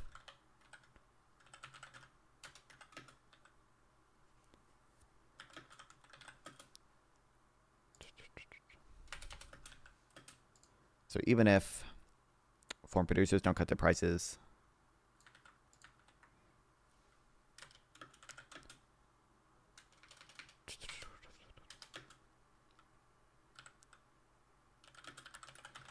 the prices will fall in terms of US dollars.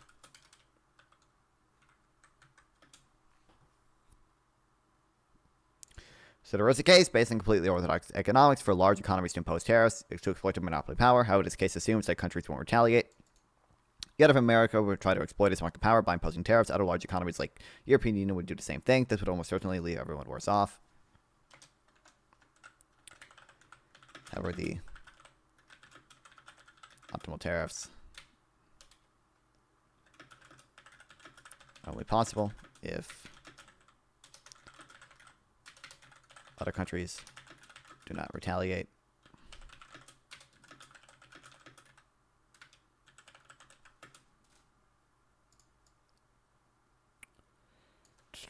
Which, in reality, they would.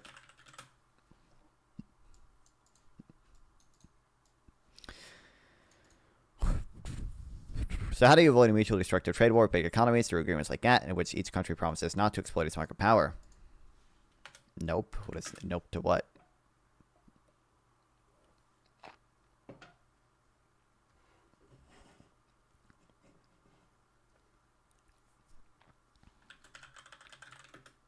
Oh, ground invasion. Wait, ground invasion. Oh, wait. Do you support ground operation to take port of Houthi and Houthi-controlled Yemen? Probably not. I mean, there's probably like I support probably doing some limited things against the Houthis.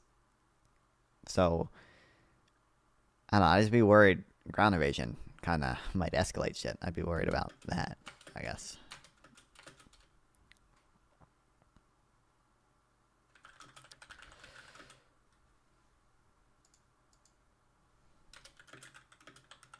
And everyone would be left worse off. Agreements are like important. So make sure large economies don't spark trade wars by trying to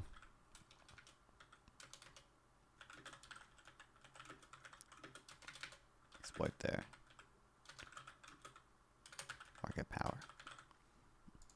That being said, most analysts, and myself included, don't think the market power story is the main explanation of protectionism or the main reason we need trade agreements. For example, Irwin and Soderberry tried to decompose the factors behind the smooth-Halley tariff to pre-Trump tariff rates and found the market power considerations only explained about 5% of the jump in tariff rates. The rest was political, and that is to power domestic special interests to influence tariff policy.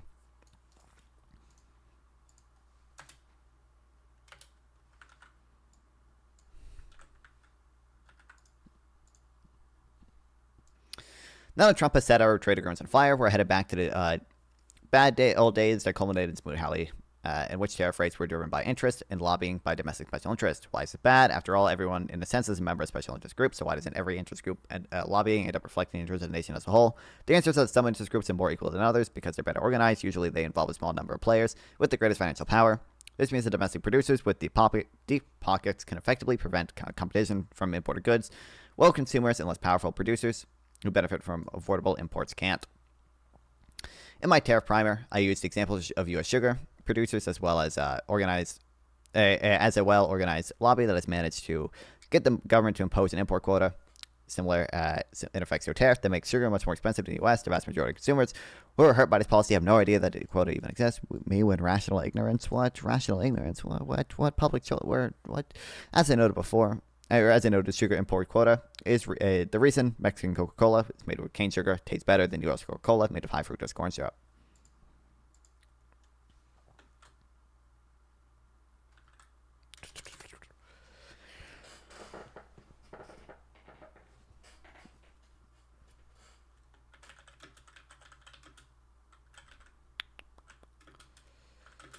Must have today. Result.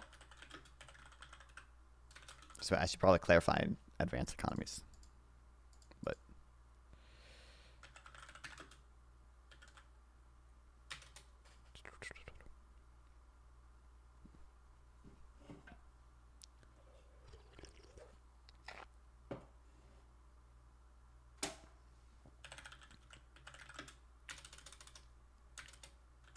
influencing trade policy and rational ignorance from consumers.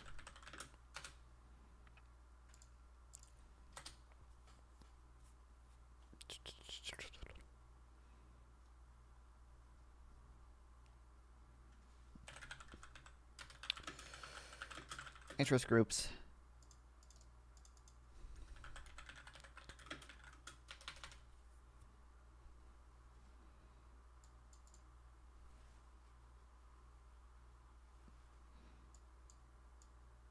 That I organized.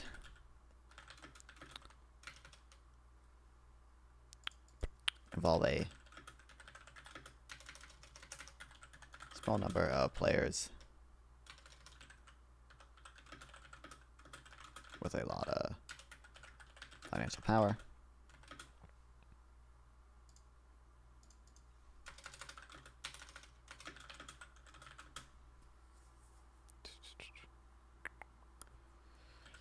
Able to lobby the government to protect their interest.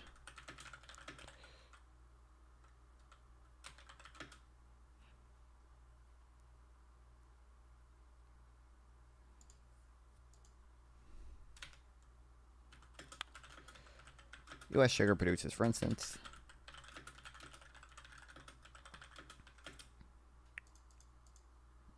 Coca Mexico uses HFCS, and you can taste the difference because of the inversion of sugar and acid. Stop the nonsense. Krugman canceled. Destroyed. Krugman destroyed once again.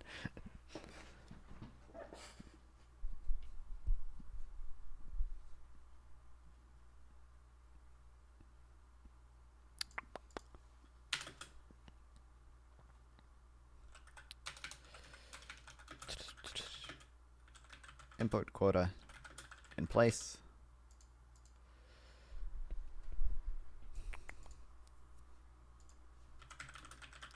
To make sugar.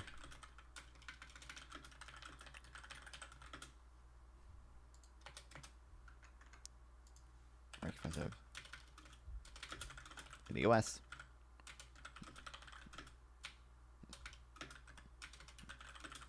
That makes them a lot of money.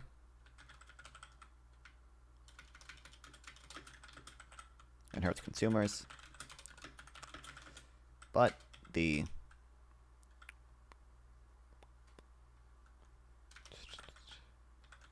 benefit is concentrated in just a few sugar producers.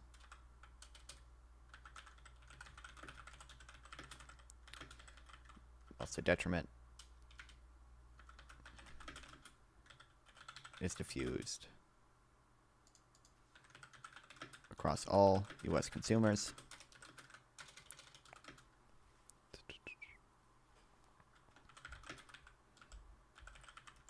Majority of consumers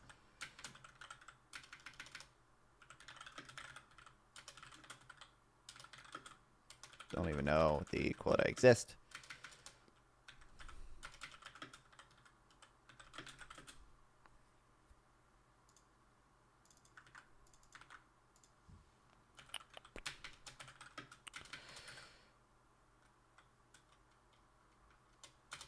It's not worth their time to educate themselves and organize. Jesus. I don't know if you guys heard that. Someone just fucking fell down upstairs or something. Overaccurately, it is sweetened with a mix of cane sugar, high fructose corn syrup, and sucralose. You can still make the economic argument for lower trade, corn subsidies, sugar industry, etc. Just not the literal Mexican Coke tastes better point. Okay.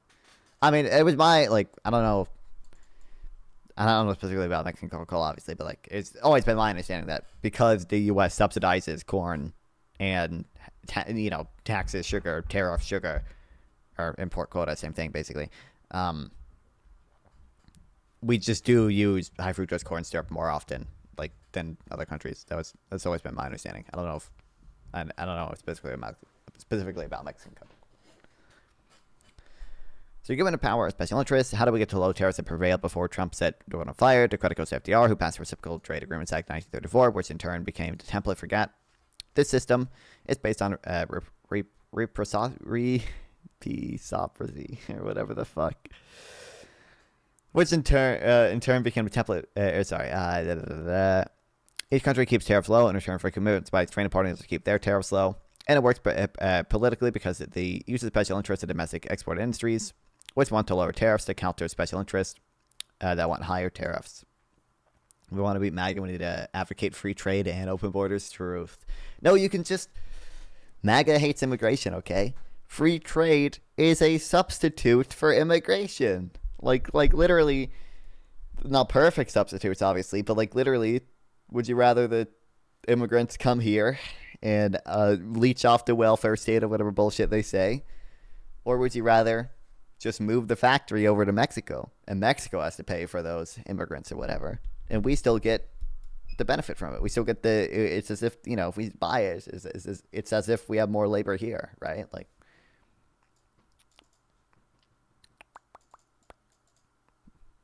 now, less than 3 months ago, 3 months into the second Trump administration, that 90-year-old system lies in ruins. It's only a matter of time before we return to tariff policies. They could have a special interests that hurt the economy as a whole. I'd rather Americans work in a sweatshop. True. They gotta screw into iPhone screws, bro. To be fair, however, special interests didn't dictate tariffs announced on Liberation Day. There wasn't time for them to do that, given Trump reportedly didn't decide on tariff plan until 3 hours before his big road garden speech. I heard about this because Krugman was streaming earlier today with Mehdi Hassan, and I talked about this. I didn't know. I understand it was pretty rushed. I remember the night before the reporting was they still hadn't decided on a plan, but Jesus, 3 hours.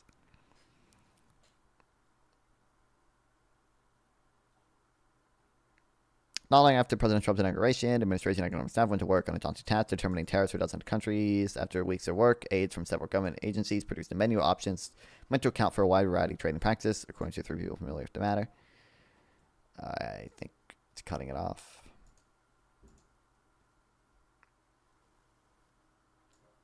Yet Trump's tariffs were driven by neither an attempt to exploit monopoly power nor by special interest lobbying, rather the result of malignant stupidity. How should this affect our understanding of the consequences of Trump's trade war?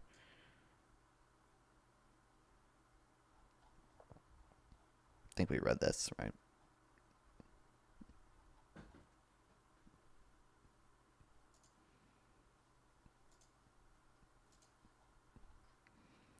Trump personally selected a formula that was based on 2 simple variables for the opposite, blah, blah, blah. President's decision to impose tariffs on trillions of dollars of goods reflects... I think my cat might be trying to escape.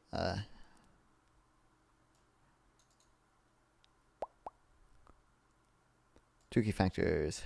Resolved follows his own instincts, even if it means bucking long-standing checks in his presidency, and his choice of senior team that enables the defiance of those checks.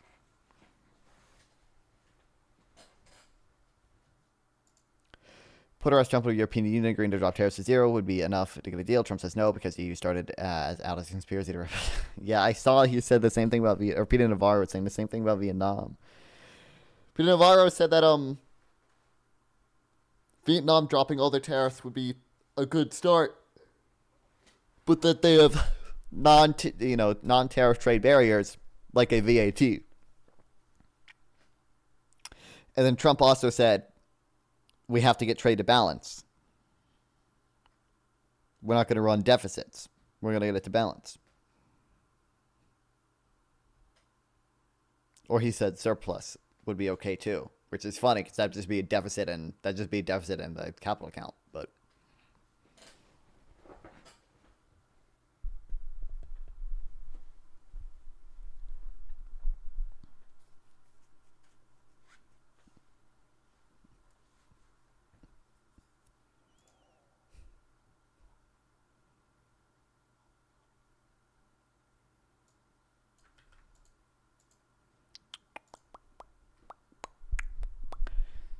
I'll add the reason tariffs got so low in first place is because of FDR and the Reciprocal Trade Act of 1934.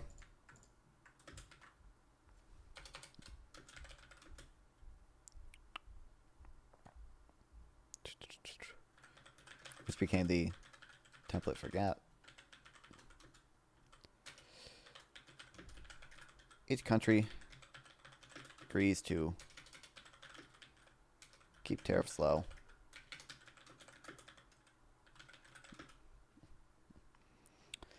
In exchange for a lot of countries cutting their tariffs. Or other countries doing the same, I'm going to say.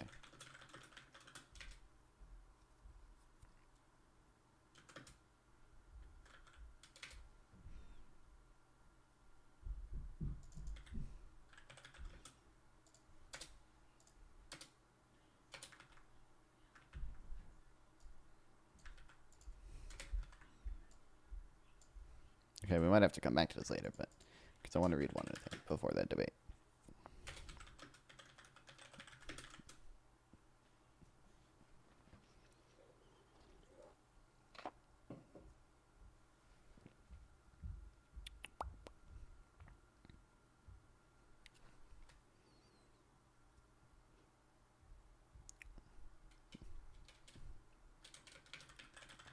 Trump's tariffs, however, were not driven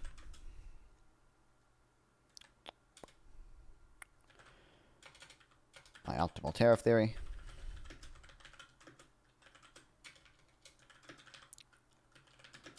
or special interest, but instead malignant stupidity.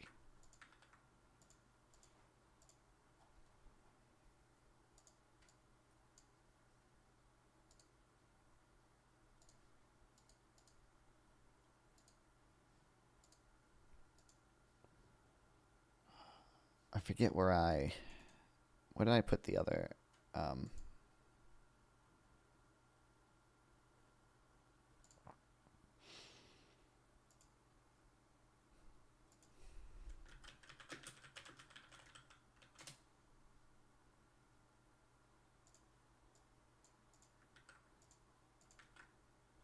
want to read this at some point.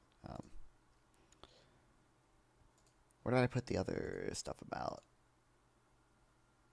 this?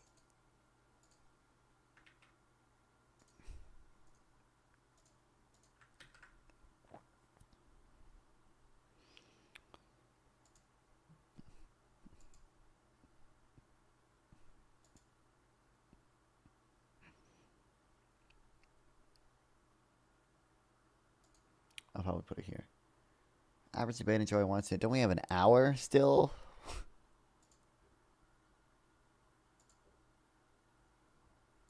Six p.m. EST. Yeah, I'm not going insane. We have an hour still, buddy.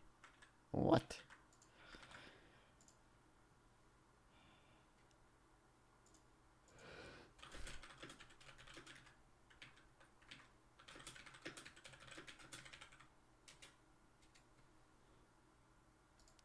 So why's my...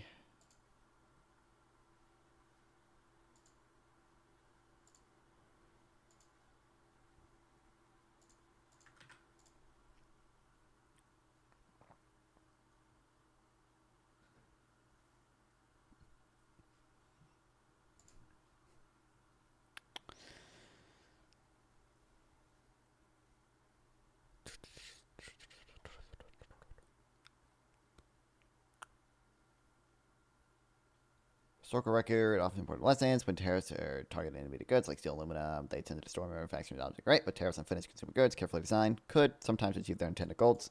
But even though tariffs are not so straightforward, I mentioned the chicken tax. It helped Ford, General Motors dominate U.S. pickup truck market for decades. The tariff works because it targeted finished vehicles, not parts, and because many domestic manufacturers could easily expand production over time. It even prompted companies such as Toyota, Nissan, Honda to build plants in the U.S. to avoid a tariff. However, the chicken tax also leads to wasteful workarounds. Ford routinely removes the shreds and rear seats upon U.S. arrival, allowing them to be reclassified as commercial vehicles exempt from the chicken tax. Here's an area economic point of view, differs from most.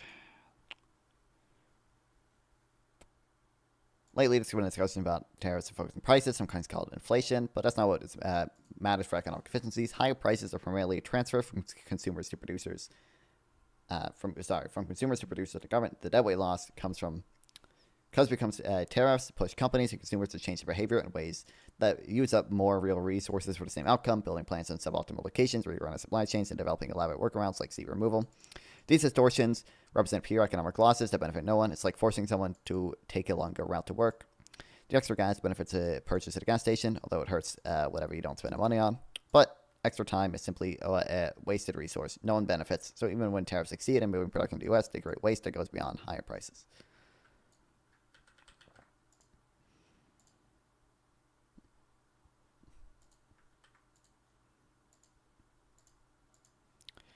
I don't know where to put this one exactly, and I know this, but I'm just,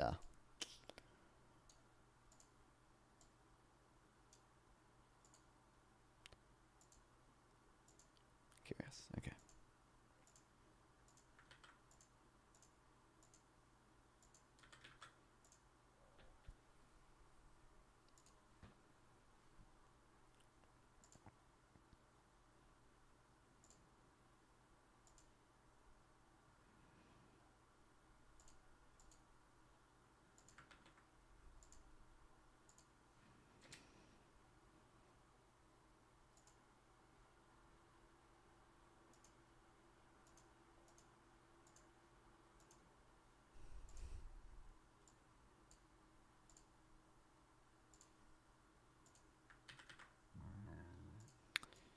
Might be good just to have, like, down here.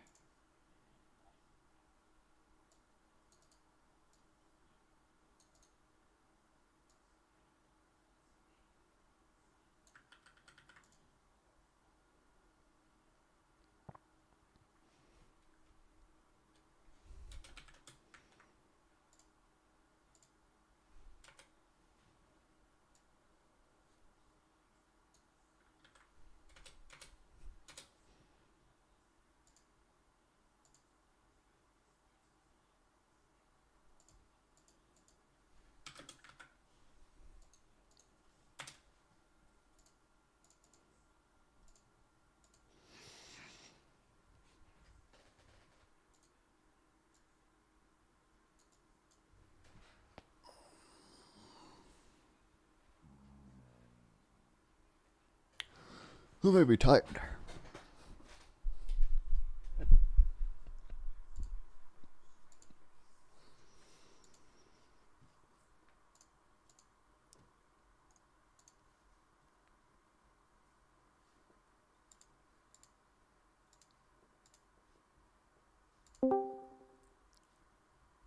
What's up? I'm good. I'm just bummed out.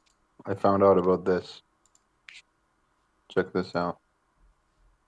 Another celebrity I cannot trust. American musician Jack Black is a Zionist. Since some of y'all are forgetting. So sad. Oh my God.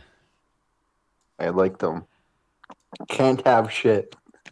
Thank you is yeah. very sad. Bummed out. When's the debate? In a little less than an hour, in 40 minutes. Ooh. Ooh. Interesting. Non-fun. Can you share your screen and draw the supply-demand curve of a tariff right now? I probably could. Do it right now. I think I can. Yo, what's up with this guy? He only joins when I join. What's up with you? I saw the debate was getting soon. I was just checking in.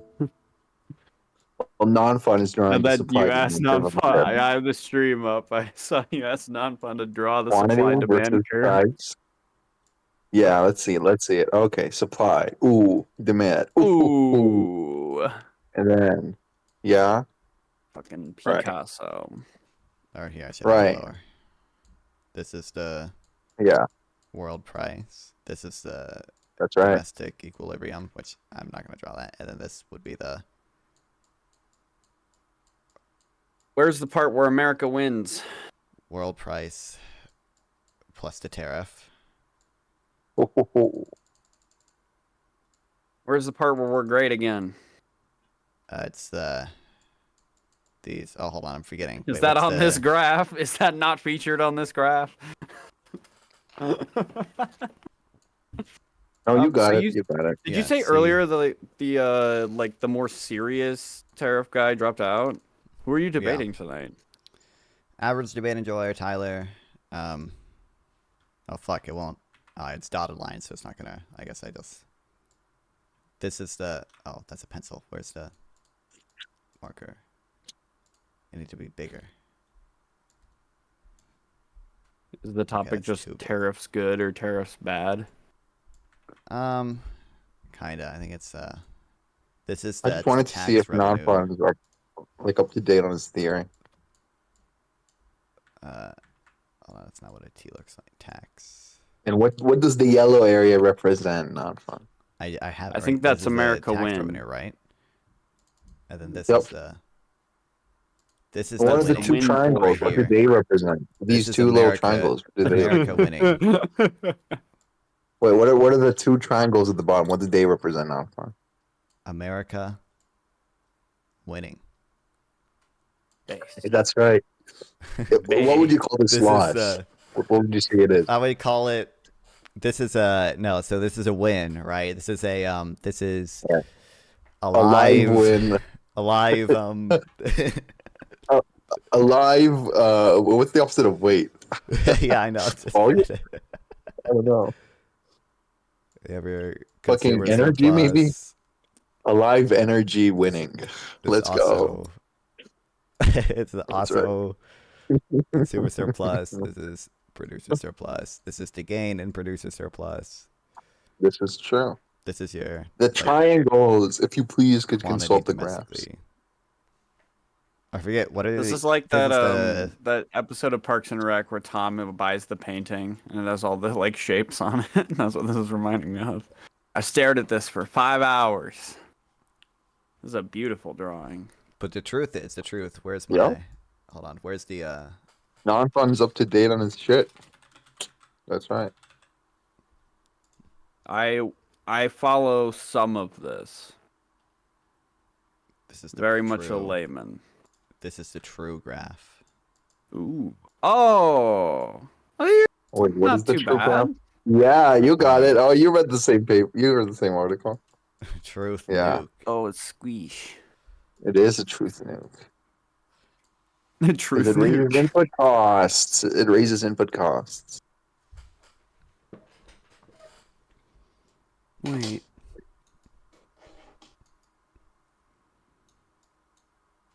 No, that's actually true though. Very true. But yeah, that's good.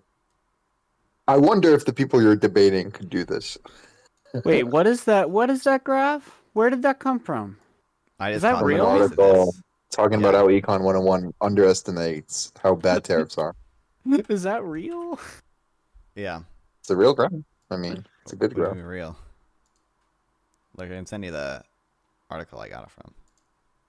Yeah. Oh, From yeah, thank you for all of those links, by or the whatever way. his name is. Yeah. I was literally like pulling up a sticky note as you started listing things off. I was gonna try and jot it down real quick. Look, see, this is the graph I just drew. Okay. Yeah. This is what a tariff looks like with the Oh, assumption. I see. Continental. Yes, the red triangles are where we win. Absolutely. Yes, this is the winning. This is the winning revenue. No, that's The the winning, epic not win. the winning revenue. The winning. That's like the winning in your area. medium rare like steak. That's the red part. Exactly. But this is assuming that the production is in final goods, but because supply chains are like so integrated nowadays, not a lot of goods are inputs. Like I think literally half the goods we trade of U.S. and Canada are inputs, meaning they're goods used to produce other goods. And that graph looks like this. Ordinarily, a tariff, you can see this yellow area gets bigger. Yep. Now this yellow area gets bigger less than the green area loses. You know, these two triangles are the lost. The green triangles area. determine the welfare, right? The reason why is because the yellow triangles are how much producers gain, but the green area, it's more tricky. It's the gain of consumers because it's the relative difference between how much they paid versus how much they would have been willing to pay, right? Like if you buy something from me for $100, but you would be willing to pay at most $200 for it, that means your value for it was $200. That means you're like up $100 in value in terms of, so your like welfare is Right. going Yeah. up. Right. That I remember from high school. That much I got. So yeah, this is why, this is why this That's why. econ That's why I 101 is was like important. looking at it. I was like, I kind of remember stuff like this, like the, yeah.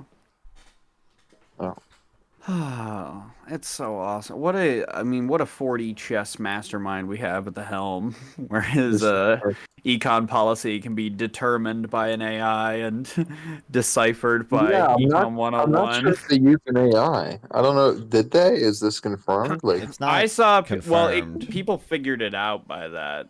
Didn't the White House say they did actually? No. The White House said that they.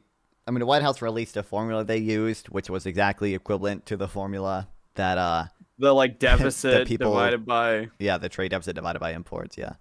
That people were speculating it was. take that but penguins. they added in the denominator 4 times 1/4. So it's actually the trade deficit divided by imports, but you times imports by 4 times 1/4. yeah, I my don't like God. that criticism. I don't like the idea that they just added the Greek letters to make it seem sophisticated. I think that's what they did. It's like when I someone think uses it's big funny, but words to make themselves sound smart. Yeah, but I don't think that's what they did, right? Like they probably had the model in the first place, but they misapplied their models. I think that's like like more severe criticism. So like the phi, right, the second Greek letter, it's supposed to represent the elasticity of import prices relative to tariffs. So like you increase tariffs by 1%, then import prices should go up by like 4%, or let's say a quarter, right? So they thought it's a quarter, and they cited the paper. And the paper talked about retail prices, not import prices. It said for retail prices, it's almost 1-to-1. So you increase it by 1%, it's almost 1% increase in import prices. They misapplied the numbers. So if you plug in the actual numbers, their tariff rates should be at least or it should be when they're above 10%, a fourth of what they actually said they should be. Yeah. And The majority of so they're countries just get incompetent. the minimum Oh. 10% under that one, under that. Is that why correct they're formula. saying like? Is that why I've seen it say stuff like it shouldn't exceed 14%? Yeah, something yeah. like that. Is that what The that means? highest, Okay, yes. okay, that makes a lot more sense now. If you use the correct elasticity, the highest tariff would be 14%, not. And to be clear, the Get model rid is of still stupid. liberals. The model is still completely stupid. Yeah. But yeah. I mean, here's the real question, Non-Fun. This is what you gotta be ready for. Is there a steel man at all? Well, No. the issue is, I've said this a few times by now, the the my steel man of tariffs would be a straw man, because if I commit myself to only saying true things, then I'm not going to be making the same argument that these people are making. What's up, Ness? Yeah, it's like saying like the best argument, like it's like with communism, right? The best argument I can give for like communism would involve me lying. So is that what you're asking me to do, or are you asking Well, me hold to on. only say We don't true things in the know argument? for a fact that Trump is too stupid to have a master plan, right? No, we Like, don't because know that's that. what it hinges on, right? That's what you're saying is like it would literally, as long as it's When part of has some grand Trump scheme that ever actually had a results in master economic plan? benefit. We know that retard for like a decade now. When has he had a master plan? No. Ever? Hold on. Hold on. Okay. Holding on. You never know. No, but that is this. I just wanted to make sure, because you definitely have dug into the nitty gritty of this more. But like, I obviously these combos still come up when I'm like floating around. So it's like it literally is just as long as Trump has a master plan that manages to benefit us, but like it hinges on him having that plan and it succeeding. Yeah, but it's like saying with Mao, like, oh, Mao was like evil and stupid. No. If he had a plan that justifies all of it, then he's not. Well, kind of. But Well, so there is That no someone's benefit. just fucking ass on Instagram. no, well, we're just losing. I mean, that's why free trade is awesome. Both sides benefit, and when you restrict it, both sides lose. Yeah, I mean, God, I hate him so much. Milton Friedman had a good analogy. It's like, suppose we're both on the boat, right? And like, one side of us is like starting to shoot the bottom of the boat. Well, I they're saw hurting that. both of us, but like, should I start shooting the bottom of the boat as well? Probably not. I saw a comic with that. Yeah. Yeah. So that's exactly what it is. Simple. If you had to describe in the simplest terms why trade raises aggregate income, what do you say? It doesn't. What, trade doesn't raise aggregate income? You don't think trade Oh raises? wait, trade. I heard tariffs. My bad. My yeah, bad. no. Oh yeah. Well, I mean, without jargon or with jargon. I mean, if you use jargon, make it easily explainable jargon.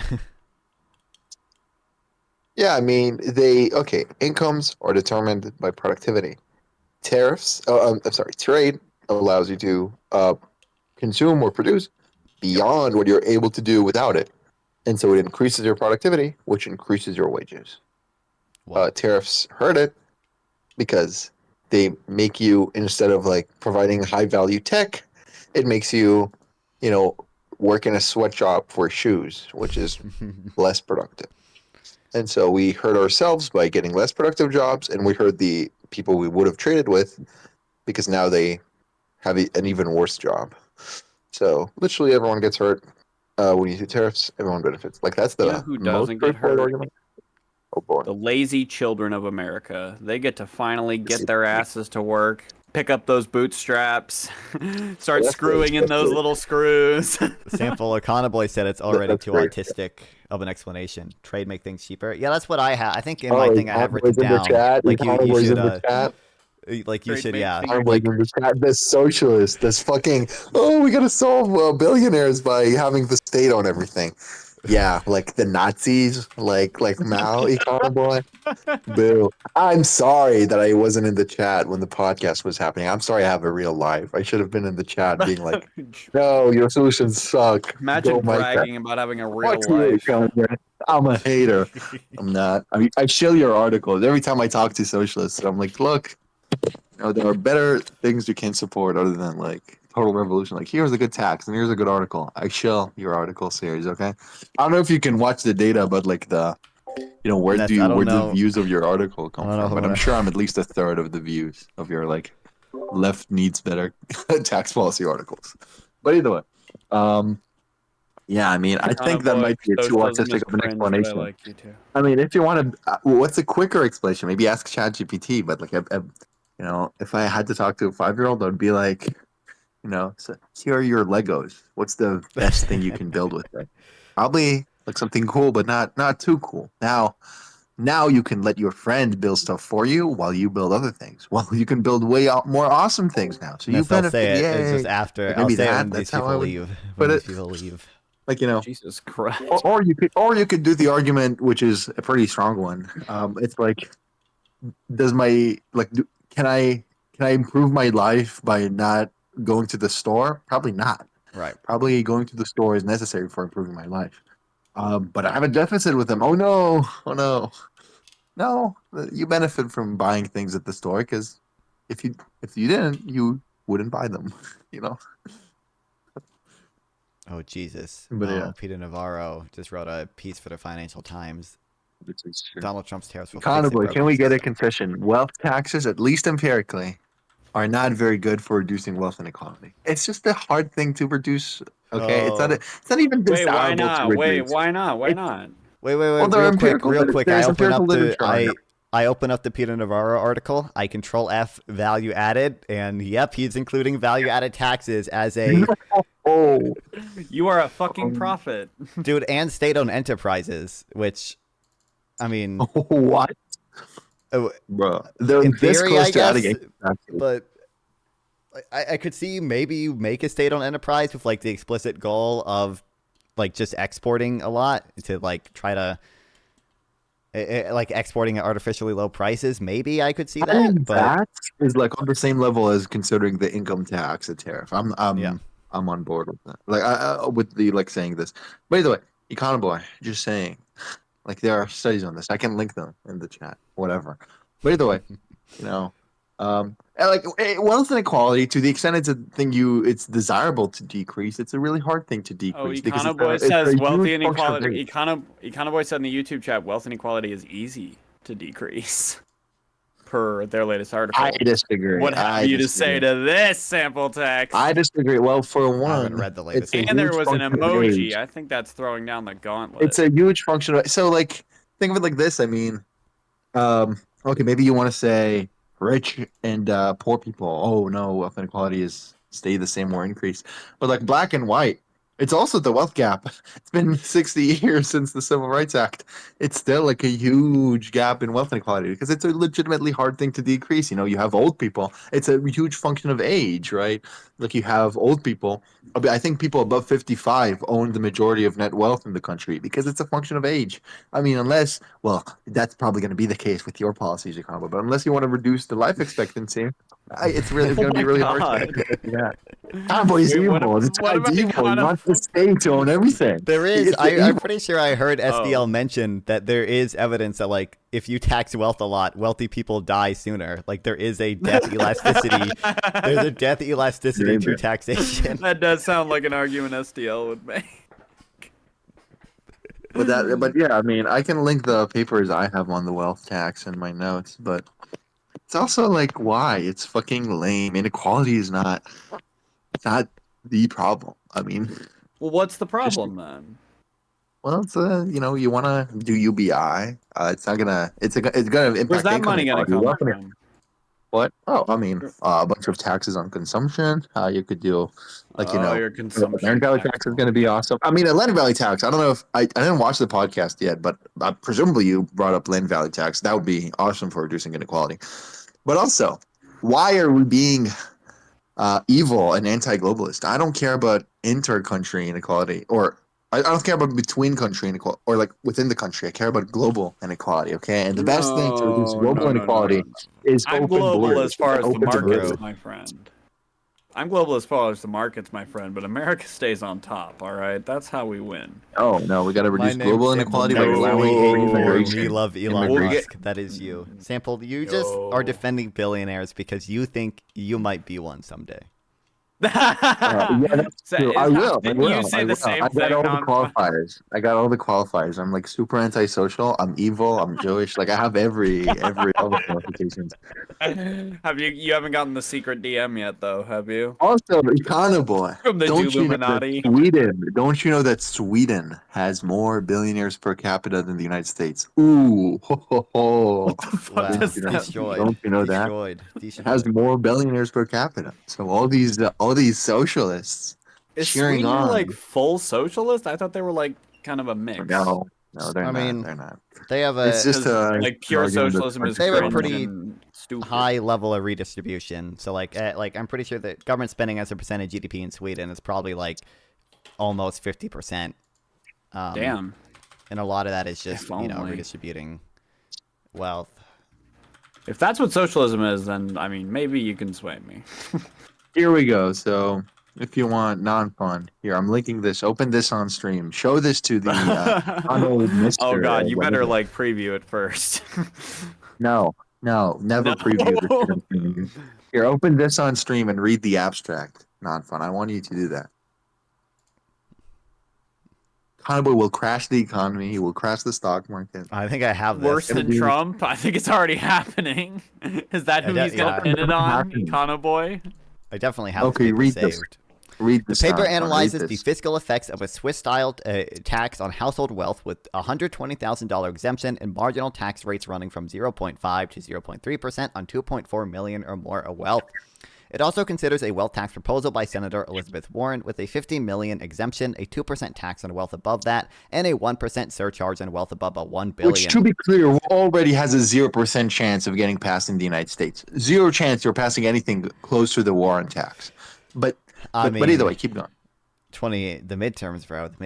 We'll get No. Either way, keep reading. Based on a 2016 survey, Consumer Finances, the Swiss tax would yield 189.3 billion, and the Warren tax 303.4 billion. Only 0.07% of households would pay the Warren tax, compared with 43% for the Swiss tax. The Swiss tax would have a very small effect on income inequality, lowering post-tax Gini coefficient by 0.004 Gini points. The effect of the Swiss tax and Warren tax and wealth inequality is minuscule, lowering the Gini coefficient by at most 0.0005 Gini points. Yeah, so let's fucking tank the economy for like a 0.305 reduction in Gini. I don't think so. Econoboy, you and SDL can fuck right off. I'm doing a land value tax, excessive one. I'm doing a bunch of stuff. And if the wealth inequality is not impacted, published. so be it. Okay, then do like political regulations. Be like, you cannot do this and that, or like campaign finance donation, whatever. Campaign finance donation restrictions, whatever. You can do that. But no, wealth inequality is legitimately hard to decrease. Unless you're Mao or something, in which case we're going to have bigger problems. I was gonna say, pretty easy for him once he got about it. Yeah, or the Nazis. They don't want to tell you this, but the Nazis were also levelers. Yeah, The Nazis were socialists. It says it right even in the the name. French Revolution didn't impact the Gini that much, but I think that's for income. I don't know if there's good data on wealth inequality for France at that time. But yeah, it's a hard thing to decrease. It's hard. It's hard. Claims and we to shouldn't hate focus on wealth that. It matters taxes. less than quality of life. I don't Claims to care hate about wealth equality insofar as taxes, it doesn't yet impact wants to quality of tax life. land wealth. Curious. What? Claims to hate wealth taxes. Oh, yet he's here. wants- He's here. No response. Prepare. I'm calling it in before. No response to the thing I linked. No response to the thing I linked. Here, go ahead. Go ahead, Mr. Blue E or whatever your name is. Yeah, go ahead. Speechless. No response. Socialist. No, Mike. This is the socialist internet. This is I kind of no am a Mike. huge fan. I have nothing to do with him. That's right. He stands alone. No. Spiritually, Micah is behind my back. Economy Okay. destroyed. You saying anything? Destroyed. He said in chat, Mike don't work, RIP. Damn. Yeah, I have to be Let's in go. a debate I think in 15 that means you minutes, lose the so we're debate, not- bro. Now imagine if you tax the billionaire who had the mic company and now he doesn't produce it in the first place. You He know, the left, mic, the fucking mic he terrified, has. running Dude, he running just away. ran from you. Your aura is too powerful. He did. He's scared because he's got nothing. Yes, 100%. He got nothing. You linked a source, and he was like, "What? He what?" has nothing. He has just theory. He's just like, oh, billionaire's bad. I read this G.A. Cohen guy because I'm a motivated reasoner. Like, he has nothing. Theories and a blue name. Okay, wait. I have like 15 minutes. I gotta read my own fucking abstracts, okay? There's like 3 abstracts. All right. Good I luck, wanna read. buddy. All right. Oh, Good luck, buddy. okay, you can deafen. I could have deafened, but Wait, am I not? Okay, so if I'm not gonna talk to Econoboy, it's all kidding. I don't hate the guy. He's by far like top 5 content creators online, in my opinion. But I'm very econ centric. Truth. Wow. Oh, Jesus. All right. Good luck tonight. Either way, so should I fuck off or something? Yeah. Okay, I'll tag him in like another VC. Maybe we can VC in his Discord. I'm joining the voice chat in his Discord. I'm in the debate VC. Okay. Talk to her later. Okay. Bye bye. Talk to her. Jesus. Okay.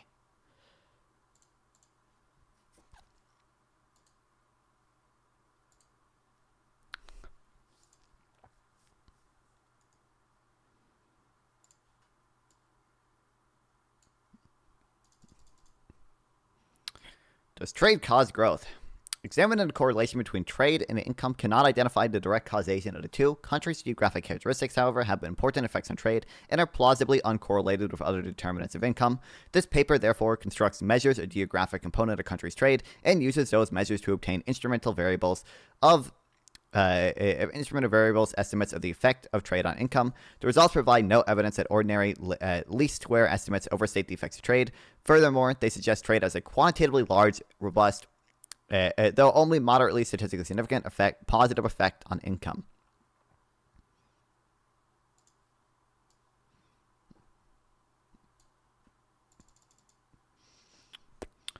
It was just on NBR, wasn't published. The bigger Conaboy on paper wasn't peer reviewed. Damn. Sample text destroyed.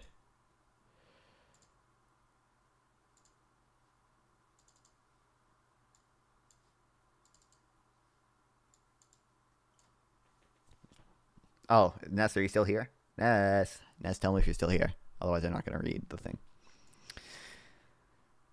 No way, bro. Still doing the same BS. Okay. Efforts to estimate the effects of international trade on a country's real income have been hampered by a failure to account for the endogeneity of trade. Frankel and Romer recently used a country's geographic attributes, notably its distance from potential trading partners, to construct an instrument to identify the effects of trade on income in 1985 using data from pre-World War I, interwar, and post-war periods. We find the main effects of Frankel and Romer is confirmed through the whole century. Countries... I'm just reading what I want to read. I don't know why you say this every time. Billionaires undermining democratic state. As we can see clearly, maximum wage time, boys. I think a maximum wage would be a horrible way to get rid of billionaires. But I'm not convinced. Money in politics is that even that big of a deal. I'm not convinced. Not convinced.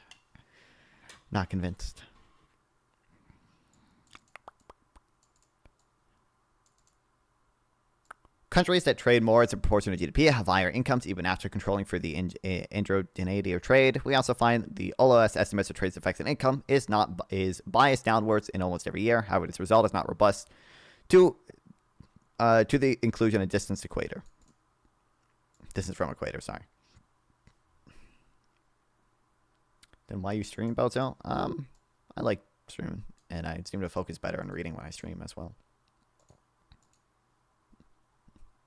The unequal gains from trade. Oh, this guy. This is the same guy who has papers on tariff pass-through, right?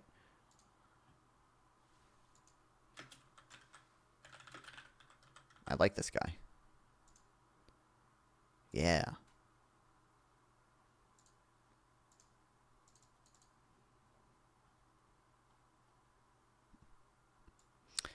Individuals that consume different baskets of goods are differently affected by relative price changes caused by international trade. We developed a methodology to measure unequal gains from trade across consumers within countries. The approach requires data on aggregate expenditures and parameters estimated from non-homothetic gravity equation. We find that trade typically favors the poor who concentrate on spending in more traded sectors.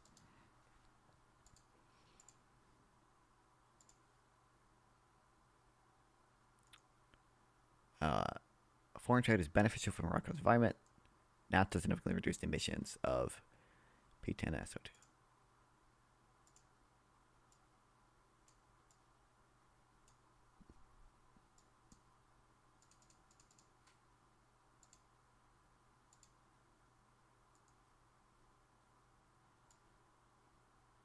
Just real quick, I think I have this paper or report or whatever the fuck.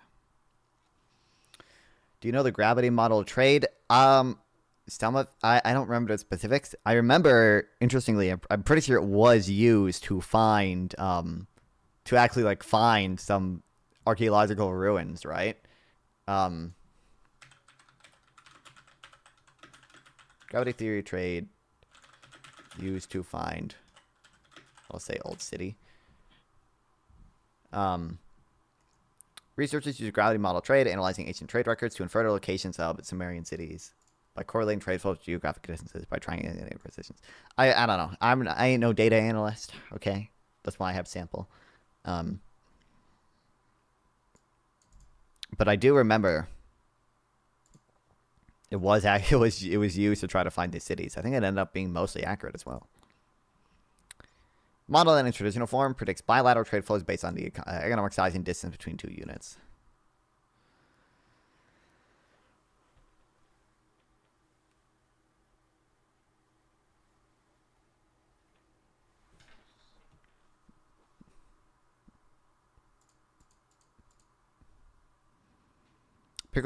Empirical investigation of environmental Kuznets curve for carbon emissions in Morocco.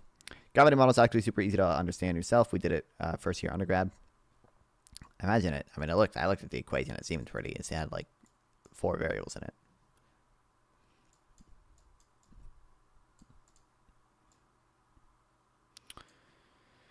This study explored the relation among income, carbon emissions, energy consumption, and trade openness for Morocco from 1971 to 2011. The I don't know how to pronounce that.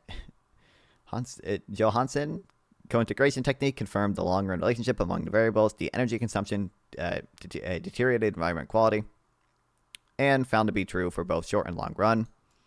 Foreign trade is beneficial for environment quality. Foreign trade openness has a negative impact on carbon emissions. The study did not confirm the environmental Kuznets curve hypothesis in the long run.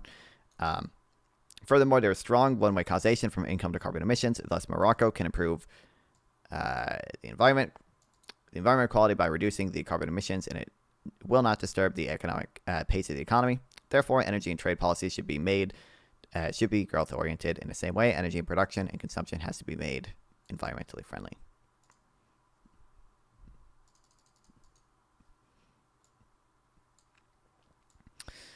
The unobserved response to individual polluters are often used to rationalize the aggregate effects of international trade and the environment. In this paper, I provide the first evidence of these responses. I estimate the effects of NAFTA on the emissions of a particulate matter and sulfur dioxide from manufacturing plants in the U.S. My suggest finds that trade liberalization led to significant reductions of these pollutants and add-affected plants. On average, nearly 2/3 of the reductions in particulate matter and sulfur dioxide emissions from the U.S. manufacturing sector between 1994 and 1998 can be attributed to trade liberalization following NAFTA.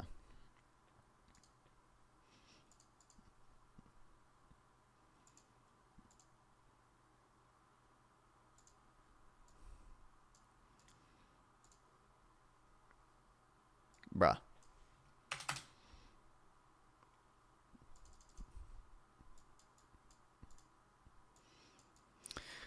Relationship between income growth and environmental quality has been frequently investigated in the literature. These investigations are not unified on a single point and have yielded in a broad spectrum of conflicting results. Major portion of the literature argues that there exists an inverted U relationship between per capita income and environmental quality, while other streams of research oppose these findings and reject the environmental Kuznets curve. To investigate these variations, the present study synthesizes the existing findings in conducting a meta-regression on a broad level. The contribution to studies twofold. First, a framework for preferred reporting for meta-regression analysis has been developed, which is blah, blah, blah, blah, aimed to provide pathway for future meta-analysis. The study itself carried out in the light of the framework. Second, this is the very first attempt to synthesize the environmental Kuznets curve literature by using quantitative methods on a broad level, reviewing one-on-one research papers published during 2006-2019. We have reviewing 101 research papers, We have found a strong evidence in support of EKC. It's been found its relationship in a long-run phenomenon and irrelevant to the choice of econometric tools or type of data used, although the results show variations with the choice of environmental degradation indicators.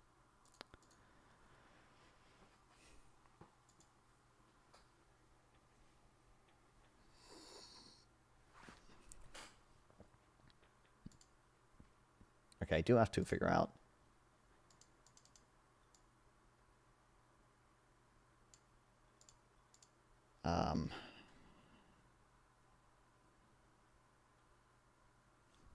quick.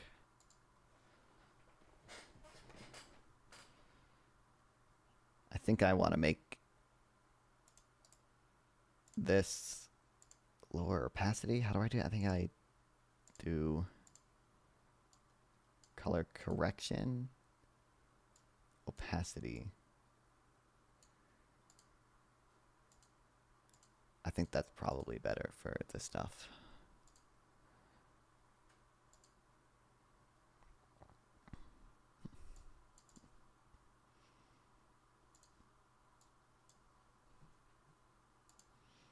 So if your last Fourth Circuit ruled against you or anti-Doge bunch today, so that I have full access to the Department of Education, Social Security, Office of Budget Management, and Treasury Department. Is it like a ruling, or is it like a they just like didn't grant a case dismissal or whatever?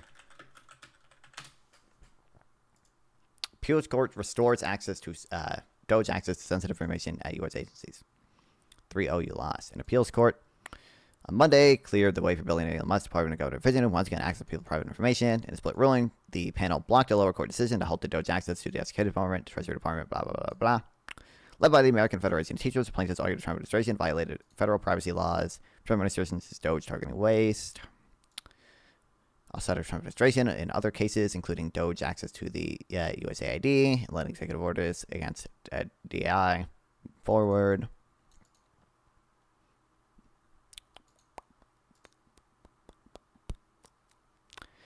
Judicial supremacy. What the fuck? What the fuck? No, I don't really. I think it's good. I don't know what to tell you. Probably not a good thing.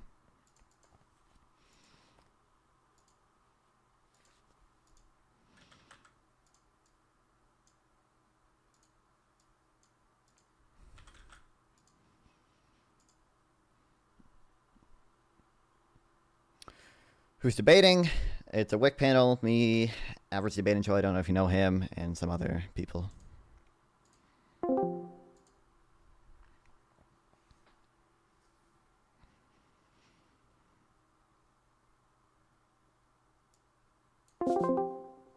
I thought you said stop it and then hit something.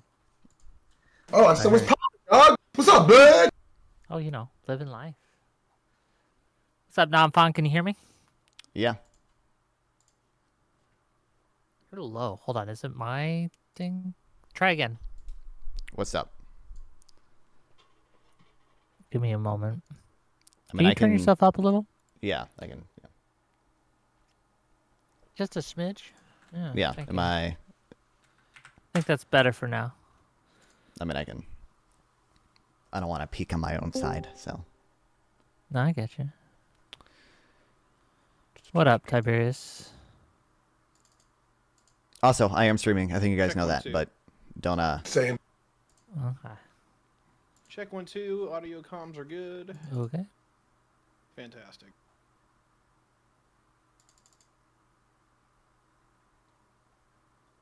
I don't know what you linked me, Tyler. It's Twitch collaborating. It's like Twitch's Discord. We don't have to use it. You don't have to talk through it. But if you match up with people you're streaming with in it, it gives you preferential treatment on Twitch. Oh, well, I'll look into how to use it another day. Oh, you 5 just minutes before showtime ain't the time to fuck with that shit. all you do is just jump in the room and put everything on mute. It just basically is telling Twitch you're using their new program, and they throw you on the front page. If I Try to click tell you. this, Yeah, you'll jump in, wrong. and then Nanfon can get in here as well, and we'll all share a chat if you want. Okay.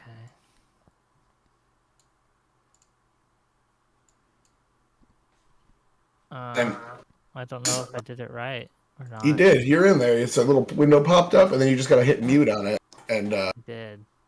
now it acts as like a secondary Discord essentially for just Twitch if we're As long collaborating. as it doesn't fuck with my shit, then I'll say.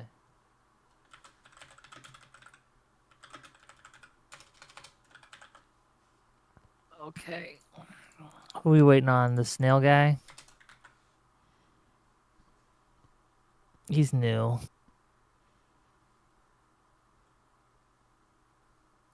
Hopefully he makes it.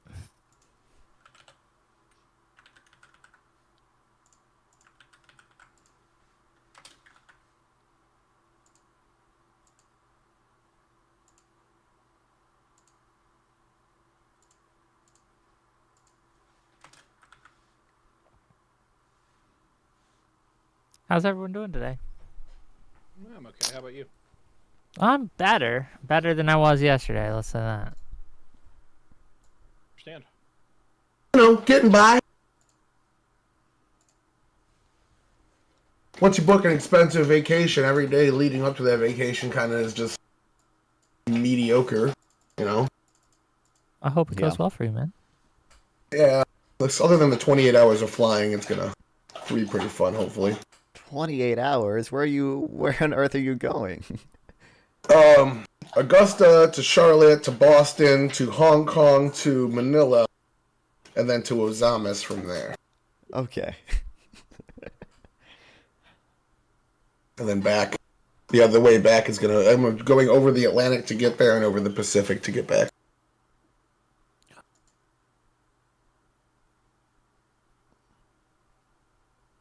Sounds like fun times. Yeah, other than what it did to my bank account. Yeah, but you got it.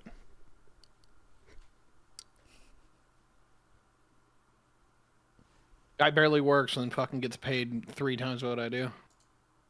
I work a ton. Just so it's just from home. I don't get days off. I work 7 days a week technically. So it's got its pros and cons.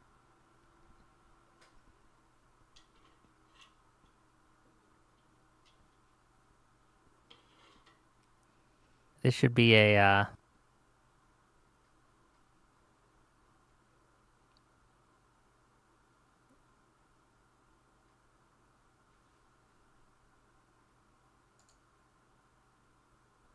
IQ test to use my server here. I'm not gonna lie, I'm still new to Discord. I had moderation and admin privileges on Ventrilo, so I knew that really well, but I don't know this that well.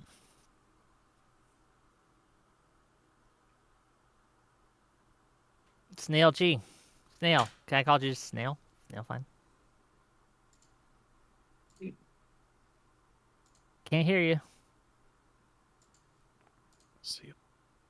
Beautiful. Wonderful. Great. Still can't hear you. Do you have push to talk enabled or something? Can you hear me now? Yeah, but you're super low. Hold on.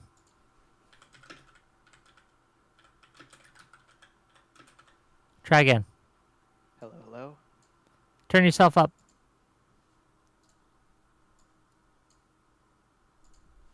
Let me see.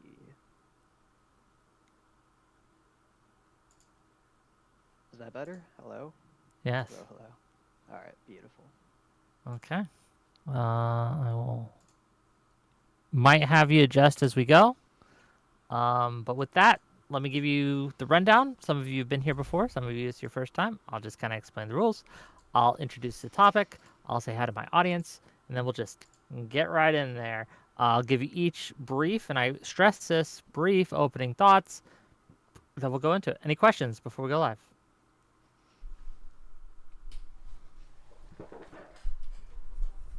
No? Great. Awesome. Okay. And with that, let's start.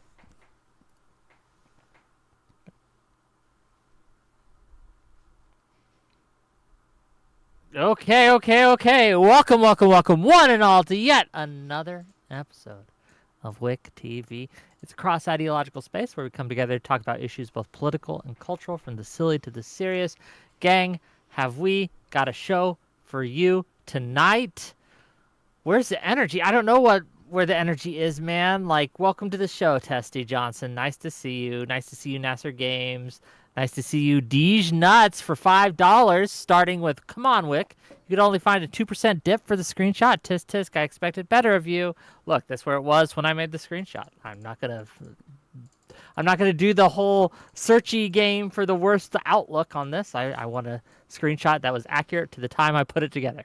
But yeah, today we're gonna be talking about Trump's tariffs and his plans for tariffs and how he is using them, some say, as a negotiating tactic to get to zero tariffs.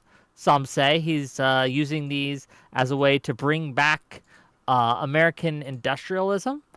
Others say he's using it to destroy the economy on purpose so they can devalue the dollar and refinance the debt. Still others say he's just retarded. And today, we're going to talk about what that is, what that means, and why. And we've got some great people to come and talk to you today. We're going to give the mic first to Nanfan to start this show. Nanfan, tell people who you are, what you do, and what are your thoughts. Go ahead. I'm Nanfan. You can catch my streams on YouTube and on Twitch and Kick at Nanfan420. And I am the ultimate free trader. I think everything from the kind of shifting, contradictory goal of the tariffs to the insane formula they use to get them to the way they're announcing it and rolling it out has all been fucking insane and basically indefensible in so many ways. I can't fit it all in an opening statement. So I'm going to lay out, I think, a few brief things that I think we're going to circle back to a lot in this debate. One, trade is mutually beneficial. There are benefits from comparative advantage, regardless of if you're in a trade deficit or, you know, what your trading partner tariffs you. Second is we should care about things in aggregate. We should care about the tariffs aggregate impact on manufacturing because they may help it in some ways and hurt it in other ways. We have to care about things in aggregate. They may help wages in some places, hurt wages in other ways. We care about the aggregate amount of things. 3, trade is just a type of technology. It's just a way to indirectly produce things we import by first producing things to export and then trading for them. Just like any other technology, it might have some people might leave some people worse off, but we would never argue that we should dig canals with spoons instead of shovels because, you know, using spoons would create more jobs. Lastly, the theory and empirical evidence are just generally against tariffs. We have reason to believe in theory that tariffs will be a net job loss, and the empirical evidence supports it. We have good reasons to believe in theory that tariffs reduce productivity, and the empirical evidence supports it, etc., etc. That's all I got to say. Okay, well, thanks for being here. We're going to get into it. Don't worry. Non-fun, everyone. Next up, Tyler. Go ahead. Tell people who you are, what you do, and what are your thoughts? Go ahead. Average debate enjoyer. I make videos and I stream and I play video games and talk politics. And I think I'm the only left-winger on the panel here today. I'm going to be going up against Trickle-Down Nanfan, as you just heard from, who is very big into his Reaganite pro top 1% earns. We just look at the aggregate numbers overall and don't worry about the middle class losing grounded value and good paying jobs. You know, they can go be the service industry, take out record high credit card debt, work the shittiest jobs they've ever had that don't have healthcare coupled to it at all. And, you know, whatever. Just let these other countries that run their entire industries off of burning coal take all of our jobs so we can say we did good in climate change and wash our hands of it and let the planet burn because, you know, my cell phone's a little cheaper. So I'm going to be arguing for the left-wing position here that tariffs are what unions want and need. We saw unions decrease from 28% of the private sector to 7%, and that's why unions have been backing these tariffs, including the United Auto Workers, who came out supporting the car tariff, saying it's about time because Nancy Pelosi ran on it, Barack Obama ran on it, and all of them did absolutely nothing. Okay, thanks for being here, and we'll get into it as we go. Next up, Tiberius D. Who are you? What do you do, and what are your opening thoughts? Go ahead.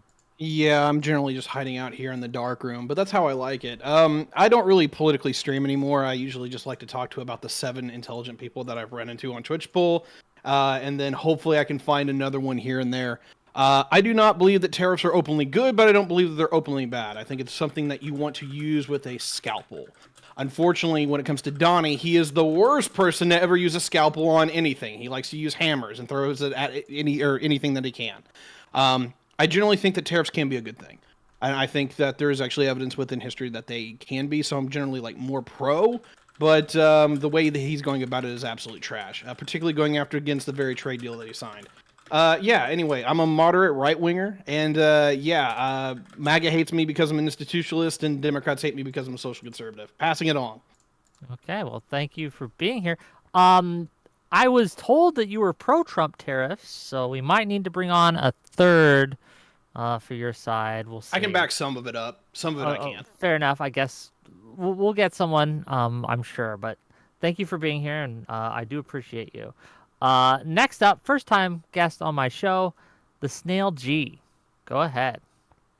Yeah, what's going on? I'm the Snail. I'm just a guy, sick of bad takes. And as far as tariffs goes, tariffs are a tax. Taxes are a tool that can sometimes be good, sometimes be bad. In terms of the Trump tariffs, they're completely indefensible.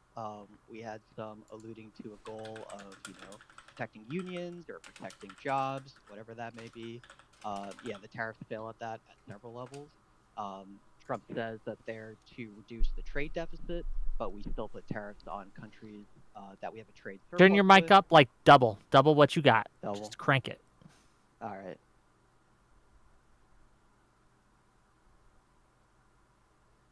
All right, Continue. how's that? We'll see. Keep going. All right, so yeah, basically, tariffs are not that helpful in how they're being implemented today. In general, we prefer free trade agreements, which we've had in the past. Obviously, some folks might not benefit from every single trade agreement. That's why we make more trade agreements. We have domestic policy, we have domestic tax policies, subsidies, etc., to help these industries. Really, you don't want to protect an industry just for the sake of protecting industry. And Trump is basically 100% clueless in implementing these tariffs. We don't really know what he wants because the actual implementation contradicts the things he says.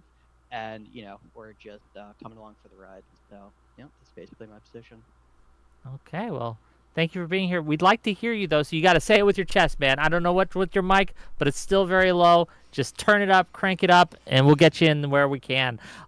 So, gang, Trump's tariffs. Let's talk about that. Most economists that I've seen say that are worried that this is going to cause a recession. I've seen people on Fox News. I've seen people across the board, Republican, Democrat, left-wing, right-wing, point to specifically Trump's tariffs as quote-unquote causing a recession. How accurate is that? Or are they just blowing smoke up our ass? Or is a recession actually a good thing for some fucking reason? I don't know. Go ahead, defend it, Tyler. I'll give it to you. Okay, so going off of what the Secretary of Commerce, Howard Lutnick, says is the economy is shambled, this type of reconstruction is going to create some sort of recessionary action. A recession itself would take a couple quarters. We don't know if it's going to take that long. But what he was talking about 2 days ago was front-loading, getting all these policies out there immediately, letting the economy be stumbling around while it's stumbling around from the previous administration. As we've seen the last 2 years, this crash is nothing but the norm. So why not take these things while the economy is still working itself out, re-implement them at the beginning, and work our way out from there? So it could be that front-loading recession. At the end of the day, Scott Bassett is also an economic advisor, is also saying that the current system we have with artificially low interest rates is pretty much going to collapse on itself eventually. If we have 0% interest rates, what we're doing is incentivizing borrowing to people that might not necessarily be able to afford it if we actually had interest rates. We're giving money to people that can't actually afford their loans.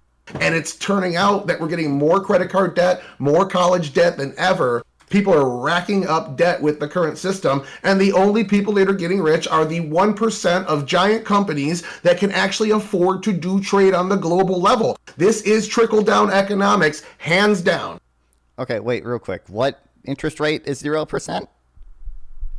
The borrowing interest rate that we saw over the last 20 years is not 0%, but artificially lower 0% than it has been. Right and now. 0% was an exaggeration, but before COVID, we had a 20-year period of free money, as it was called in the economic Right, so we had circles. easy money after 2008 because the economy kind of sluggishly recovered from that. But also, this crash is absolutely not the norm. I think it's the fourth largest 2-day crash in history. This is absolutely something we have not seen under Biden. Dog, what are you talking about? Yeah. It's the fourth largest 2-day crash in history. It's the 9th largest 1-day crash. If you fucking pull out some ass-like statistic like that, absolutely. That's but an if you actually ass-like just take a look at the statistic? stock market for the last 2 Don't years, you think that indicates it's that the norm. isn't the norm? That isn't the norm? What do you mean? It's not normal for stocks to crash this much within 2 days. It's not normal for stocks to fall this much within a day. What do you mean? Generally, but if you look at the last 2 years, as I said, it's the norm because that's what's been happening. We did not have 2024. stock market crashes like this in 2022 or in 2023. In July 2024, we saw one of the biggest crashes in U.S. history up until this one. Bigger than this one in the same amount of time. It's a crash under Biden. Don't worry about it. It's a crash under Trump. He's ruining the country. So it's most just partisanship. It's so partisan. You talked yourself into being a Reaganite just to oppose Trump. So again, okay, so two things. One, I'm not convinced that obviously stock market crashes could have multiple causes. Some of them are the president's fault. A lot of them aren't the president's fault. I think the last one that we had under Biden or whatever, the Kamala crash, I think that had to do with like the Bank of Japan raising interest rates. Like that's my memory of that crash, and I don't think it was as big as this one. And secondly, I'm a neoliberal. I don't claim to be anything other than a neoliberal. Okay.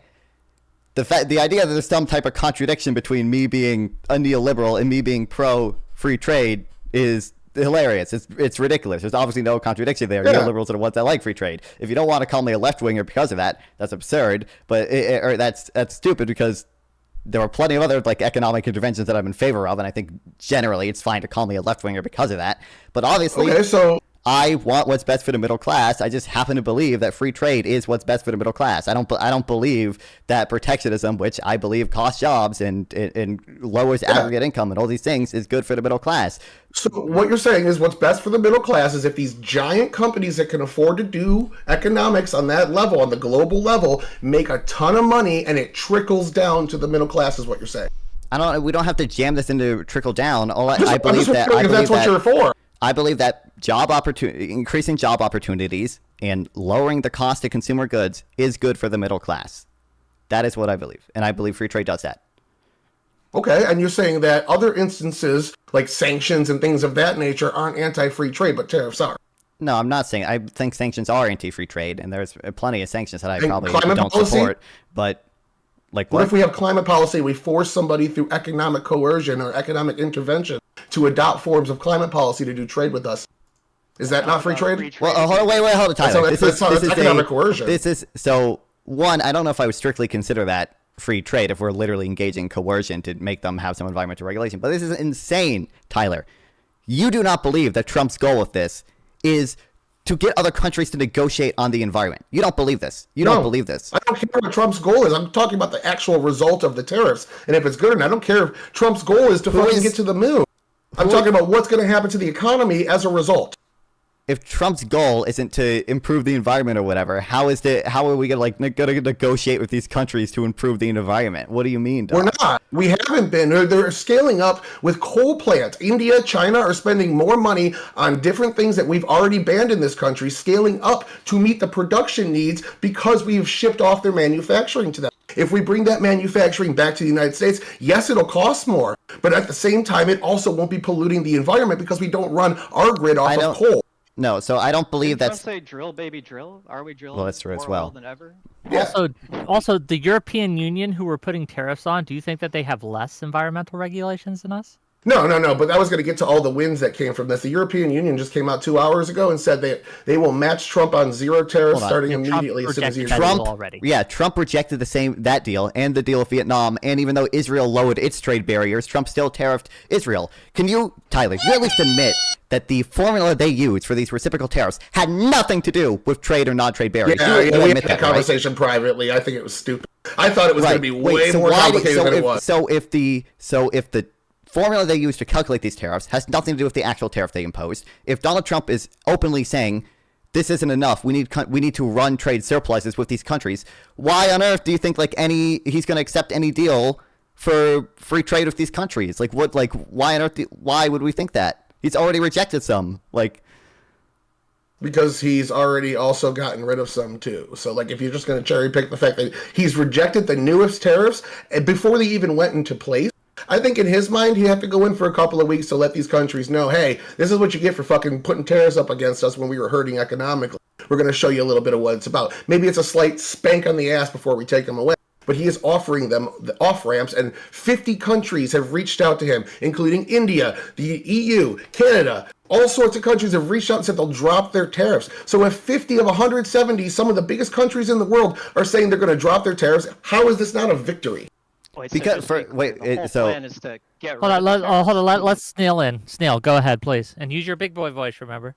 Yeah, I'm just curious because I thought we're on the pro-tariff side, but we're saying actually the ultimate goal is to have deals with no tariffs. We want to get rid of the tariffs eventually. So is it just a negotiation tactic, or are tariffs good? Which is it? They can't. That we got to get into details because there's 3 different types of tariff that have been put out using 2 different types of policy. If we want to get into the tariffs that are being used, fentanyl, we have the risk tariffs, the one that got voted down recently on the Canadian border. Those are for different reasons. Trump's getting concessions out of those countries. Other than Canada, I can give you exactly what the concessions are for each one of those, and most of them we've gotten them. The other tariffs he's talking about, the 10% flat tax, people inside his administration are saying that needs to happen to make us have a competitive edge in these countries. Even if they don't do reciprocal tariffs, that 10% is going to give us a manufacturing bump that we needed to undo some of the work that's been done over the last 50 years.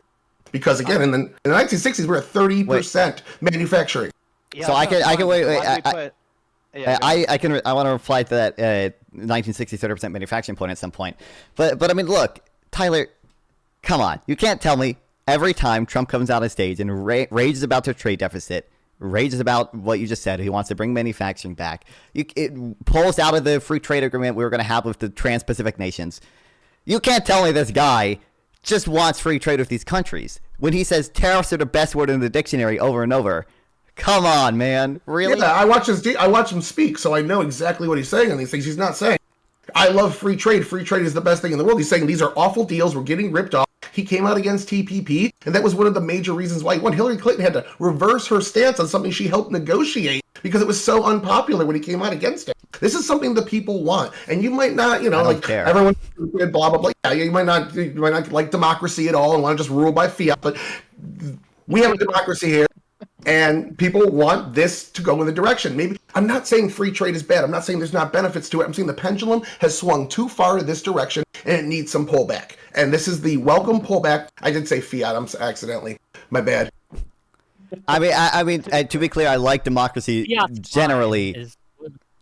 Okay, I don't know the fiat joke, but I was wrong word. Just kind of center things a little bit, right? Wait, can let's I talk. Wait, please. Okay, I still gotta finish answer your your point, question, but Wick. then I want to center things. Go ahead. Okay, listen.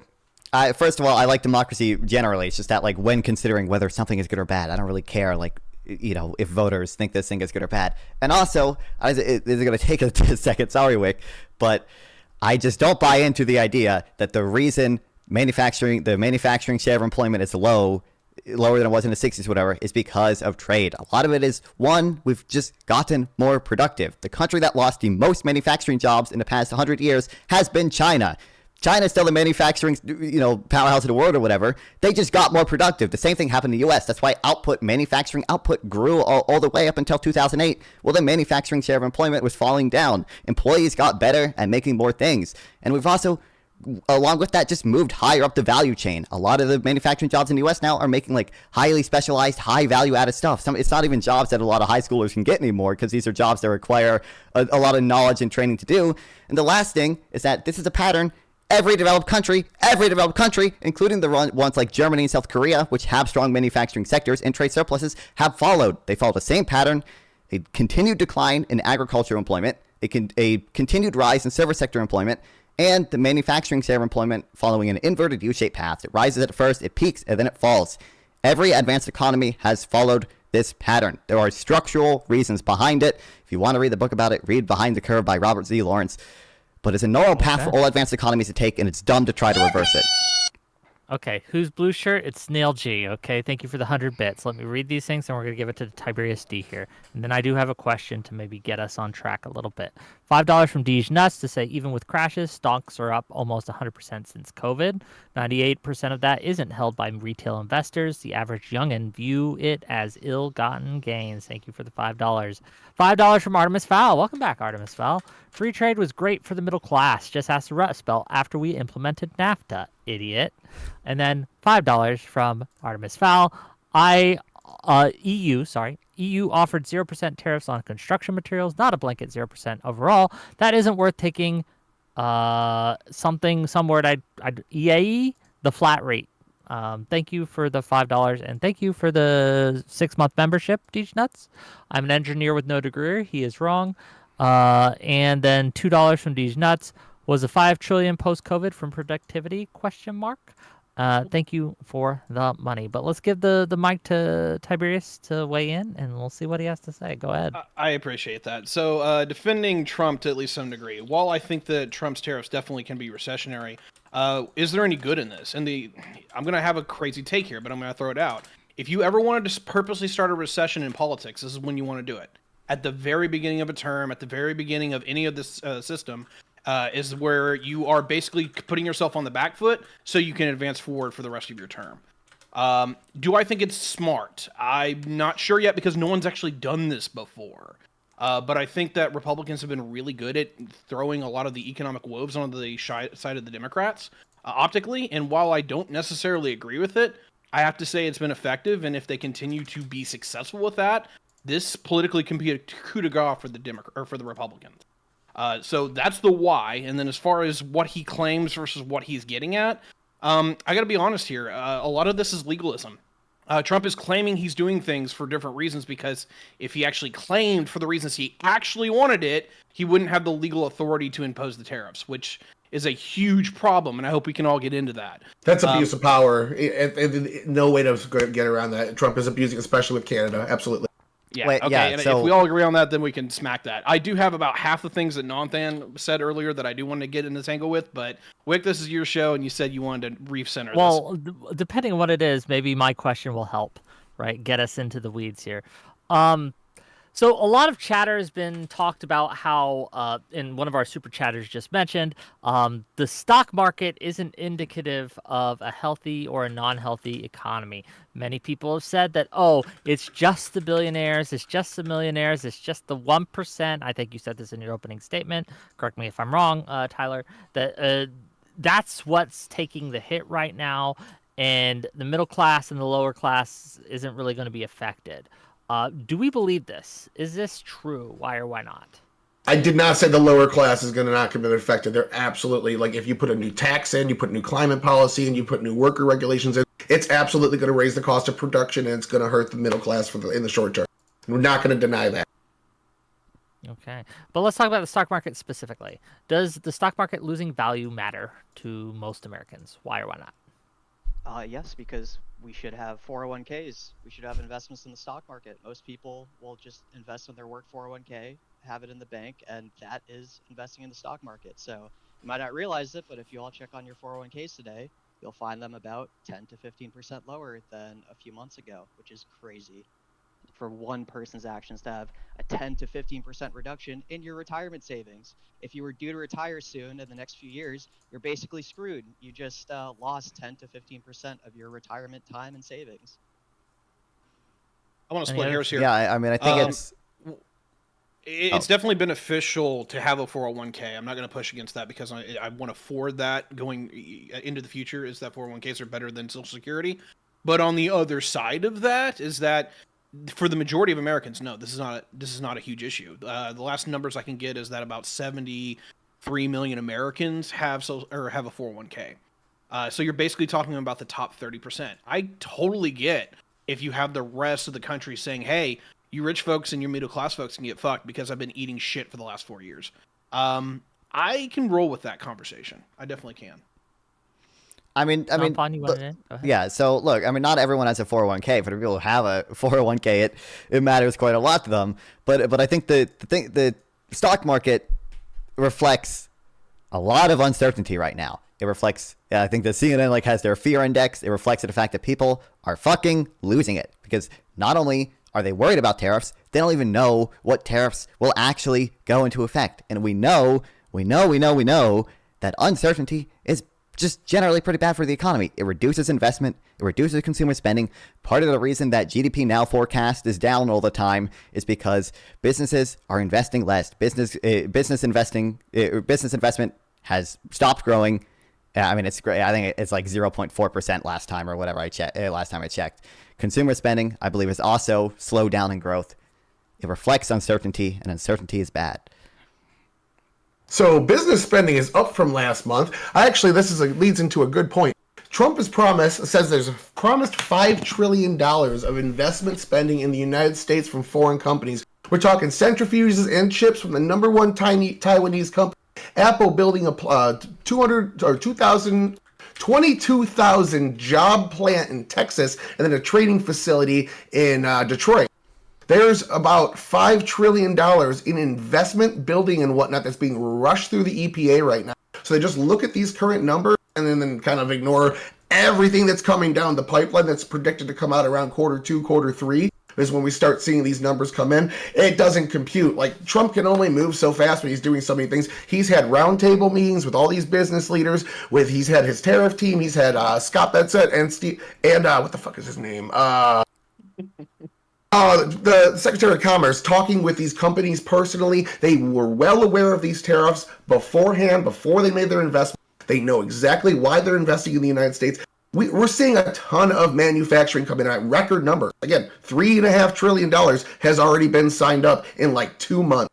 So to say there's no investment while we're doing record-breaking investment spending is just wild to me, just because it hasn't materialized on paper. It is true. If you check the GDP Now forecasting, I probably find the archived version. Part of the reason it's low is that business investment in aggregate, obviously, was, I think, it's still technically up, but it's like zero. It was 0.0 growth. Yeah, it went up. But like it's it was like 0.4% growth. And look, like again, this is gonna go back to trade is a type of technology. It's gonna go back to actually two things. One, there are mutual benefits from trade, and trade is just a type of technology. This investment that's happening, that is one, arguably deadweight loss, right? Because we're spending our own domestic resources making things that we could be importing for cheaper, right? Like there's no reason to have that distortion. You're hurting a ton of other industries by doing that. You're reducing investment in other industries and shifting that investment towards protected industries. There may be reason to do that if there's national security concerns, but like having that Japanese investment, SoftBank or whatever do shit was not a national security concern. Actually, that was foreign direct investment. That wasn't even like domestic investment or anything.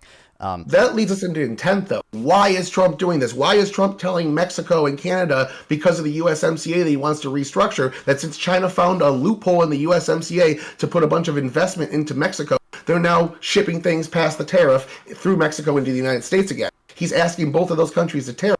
A lot of these countries around, what we're seeing is a 60% tariff coming into effect against China in a minute here. This is causing people to massively decouple.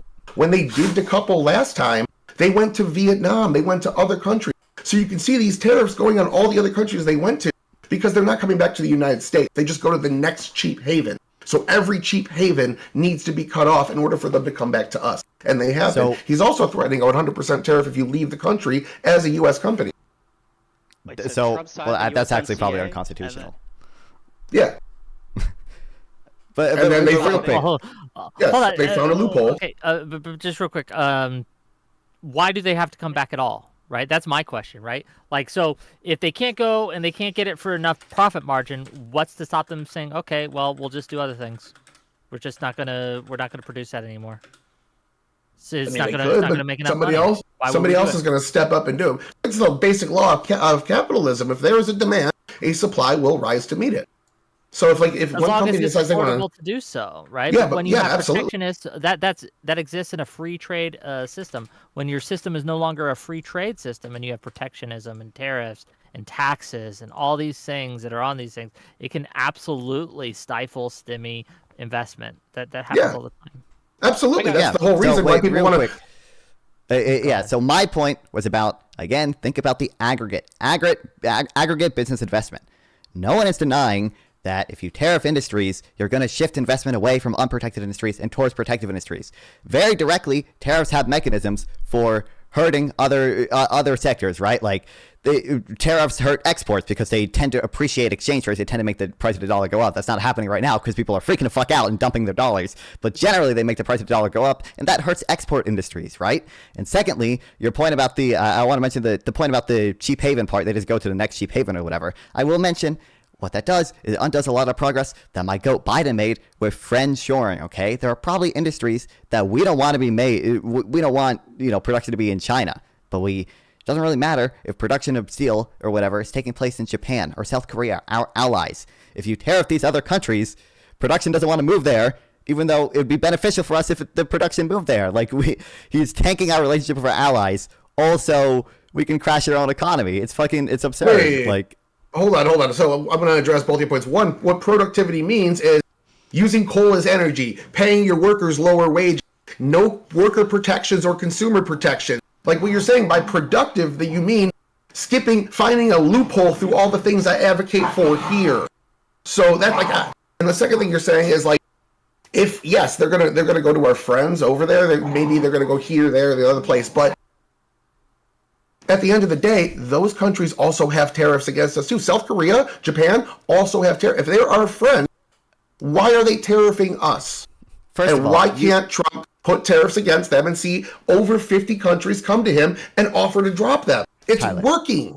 I'll let you agree answer that, the level. Don, and then we're gonna go to Tiberius. So answer the question, then to Tiberius. Yeah, so I mean, you agree that the level of tariffs that Trump is imposing is nowhere near reciprocal and not even based on the tariffs that they are applying to us. It's fucking absurd.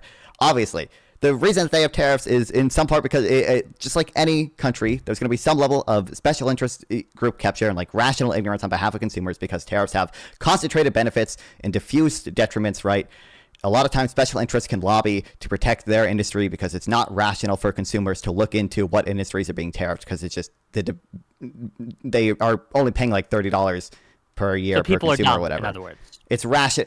Well, no, they're not. It's actually Special rational. interest. It's not worth their time to look into what industries are being protected because it's such a diffuse benefit or detriment. Okay. Did you answer the question? If so, we're gonna go to Tiberius. Yeah, He answered enough. Tiberius, go ahead.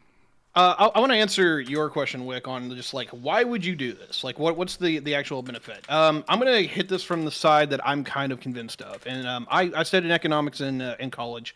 Granted, I don't have a huge degree or anything. I'm kind of a layman, but this is based upon the idea that you think comparative advantage is actually horseshit.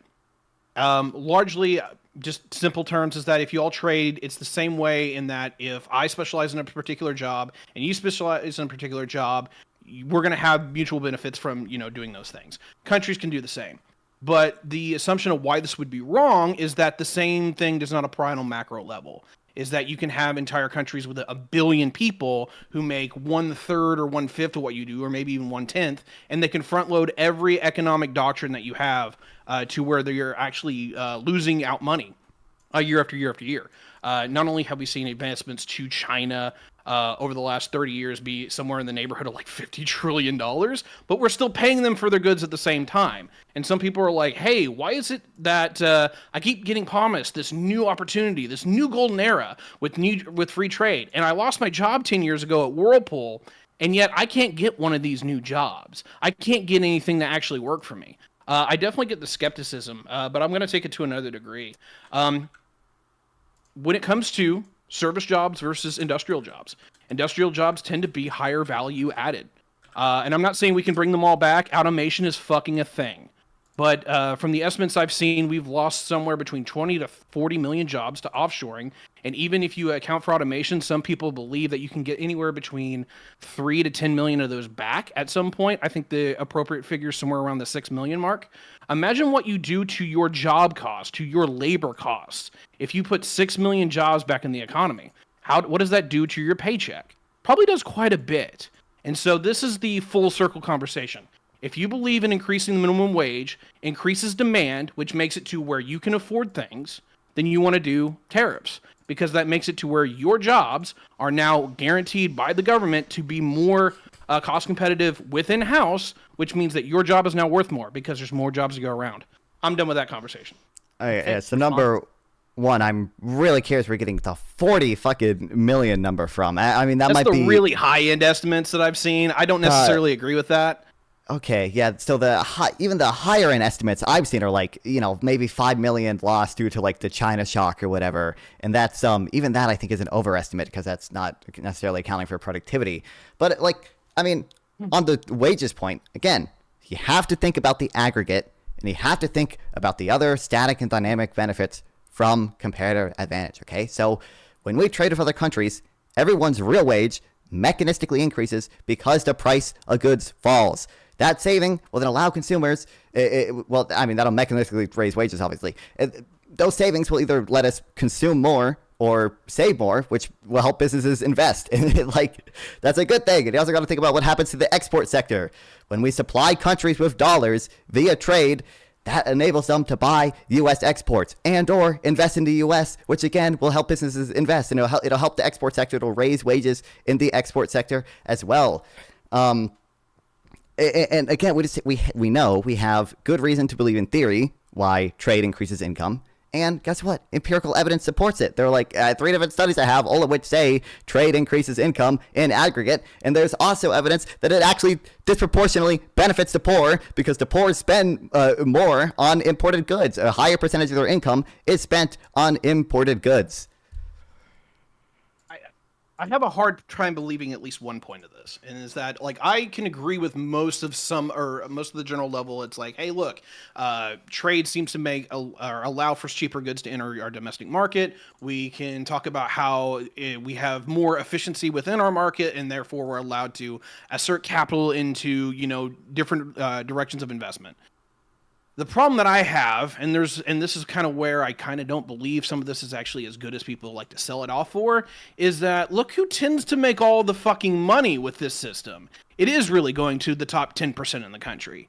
And it really seems to me that since we have kind of gotten off the tariff regimen, the causation is not correlation, but I want to leave this on the table.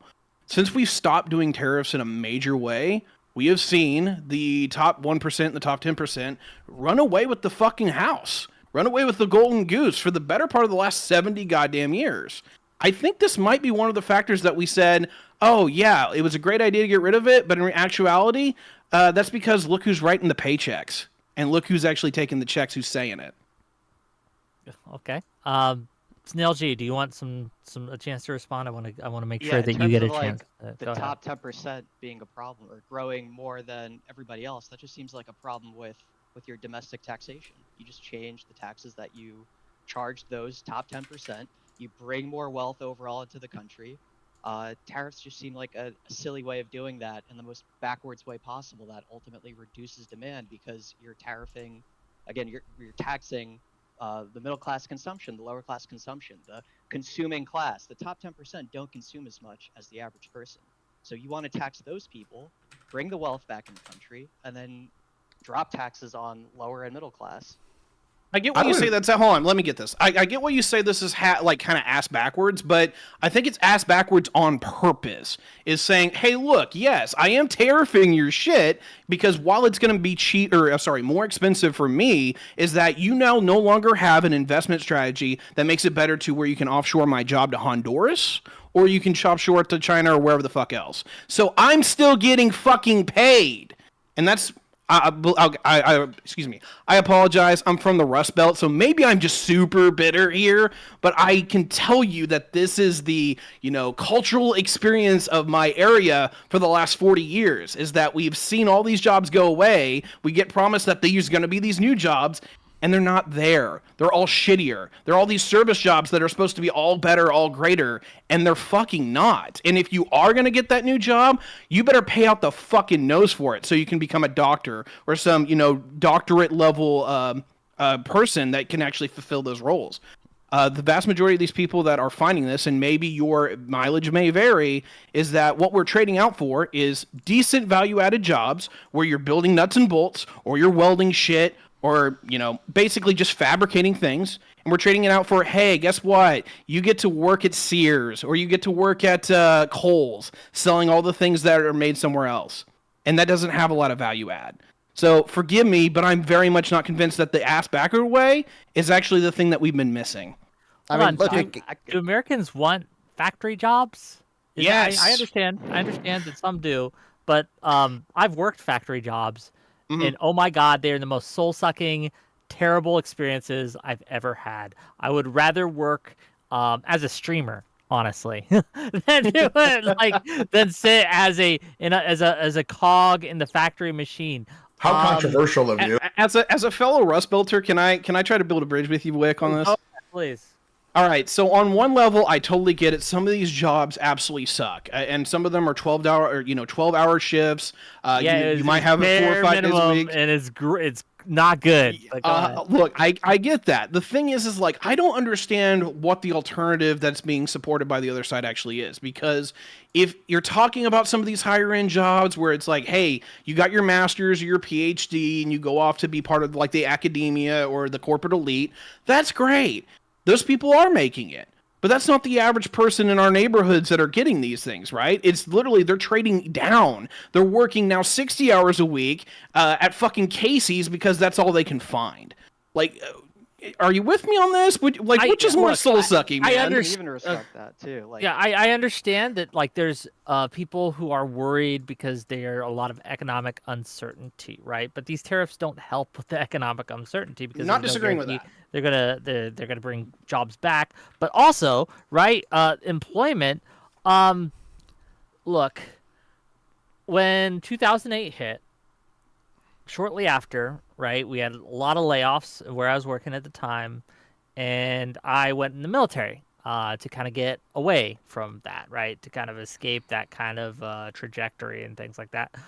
For a few other reasons, I'm patriotic, right? I'm a Heinlein enjoyer. I believe I have a duty to my country, et cetera, et cetera. So it was a good excuse. But what I'm trying to say is that in the last 20, 30 years, yes, jobs have been lost to automation, to offshoring, et cetera. But we have other jobs now that people are getting. Our economy is changing. And yes, that is hurting some people, but it's helping so many more. I am richer and I am better off today than I was 20 years ago. And I think that most Americans can say the same. I mean, okay, I got an issue with that part for sure. You can say you're richer, I can say I'm richer, but let's be real. 20 years ago, I was just coming out of high school, right? Like I'm about to have my 15th reunion. Sure, right? I'm 41, Right. so I was coming. What I'm getting at is Americans generally are richer today, even when at the same age as their parents. I don't believe that with the rampant asset inflation, because it's like, hey, yeah, we're technically making more. I'll give you that. Yeah, it's like a house, but that's It's like, hey, we're making more than we actually have ever, right? That's both with compensation and full benefits, right? The net worth, I mean, I believe you, but it's all gone to the fucking boomers. Millennials are absolutely getting their fucking ass kicked. I don't believe that to be true.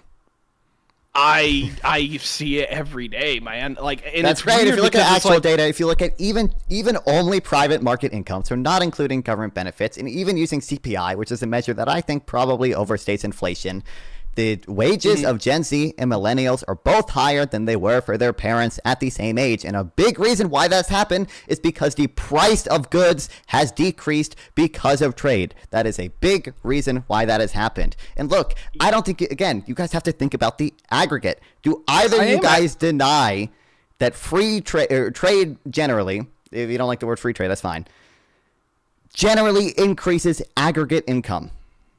Absolutely. Less regulations mean more business. Less taxes mean more transactions. 100%. I'm saying the juice isn't worth the squeeze. Not always true. I'll separate from Tyler on this one. I'm not 100% convinced of that, and I'll get in with the aggregate, and I'll go into the conversation of it's like, oh yeah, even when I'm told like I'm richer than my father was, which I'm fucking not. When I actually compare this for peer to peer for people who were in my shoes 20 years ago. Like, I've seen the math, or actually a great example of this was 1995 to 2025 today, right? And if you were the average person with all the average expenses, you're up like $600 in 1995. But if you do the math today, you're in the whole 30 fucking grand. Like, yeah, like I don't believe this shit where it's just like, hey, we're richer than ever. Sure, but you know what? We're paying more than ever. Fucking cite these little bastards. That's why you have real wages. That's why you adjust for inflation. What are you talking about, bro? And this is the part where it's like, look, I studied in economics. I support my friends in academia to a point, but I think somebody's fucking lying here. I really goddamn do. Because like it's basically telling a third of the country that you're completely fucking incompetent and you don't actually understand a goddamn thing. And it's like, yeah, I've done the math, guys. Like, why is it I'm spending way more than my parents did for the same fucking things? Why is it I'm spending way more for a house? Why is it that I'm spending way more for a car? College, healthcare. Yeah, like a lot of these things when they add up, it's not even fucking close, even adjusted for wages. So it makes sense. It obviously makes sense why the price of services would rise over time compared to the price of goods. It's called the Baumol effect. It's called cost disease. Believe it or not, that makes a lot of sense. I get the ratchet effect and all that shit, right? Wages are stagnant, correct? No. No. Wages aren't stagnant. No. I mean, I'm not even going to take that. Like, it's not that wages are stagnant. It's just expenses are fucking explosive compared. Yeah, that's why we have real. This is the crazy part for me, because it's one of those things where the most expensive thing for the average American is what can make them the most money. Asset inflation has been huge for 40 years. Most of that is your car, most of that is your house, but that can go into other things, right? That can go to stocks and bonds and the whole 9 yards. If you have those things and you're able to materialize those into financial gain, yeah, you're going to make fucking bank. But getting into those things is an absolute goddamn nightmare, right? If you don't have a house and you haven't had one for the last 7 years, good fucking luck getting one now, right?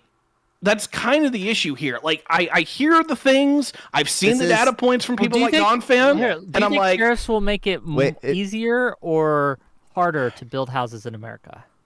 If I'm correct, short-term harder, short-term harder, long-term, it might go even.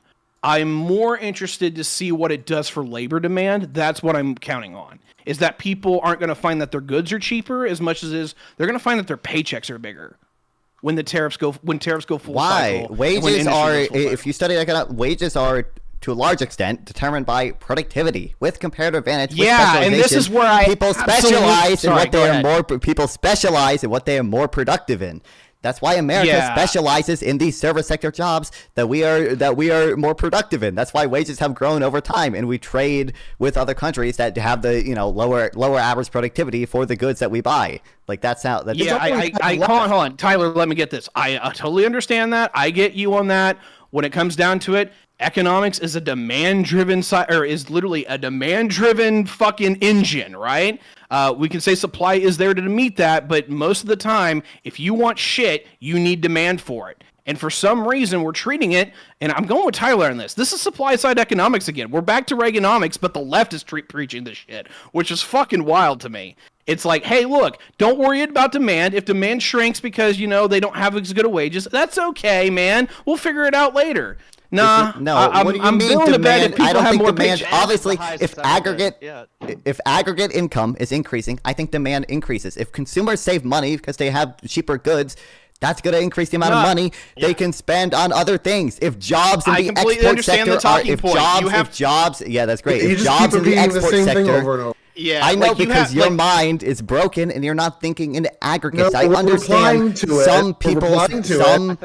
some people's wages would be increased by tariff. That makes sense to me, but you're thinking in partial equilibrium, okay? You have to consider all the other jobs that are going to see increased wages because of free trade. All the price of goods going down because of free trade. That's going to increase demand in the long run.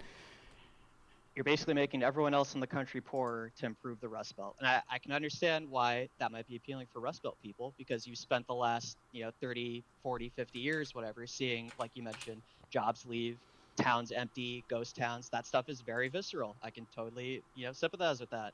And a lot of those jobs end up going to service sector economy jobs in cities, New York, LA, whatever.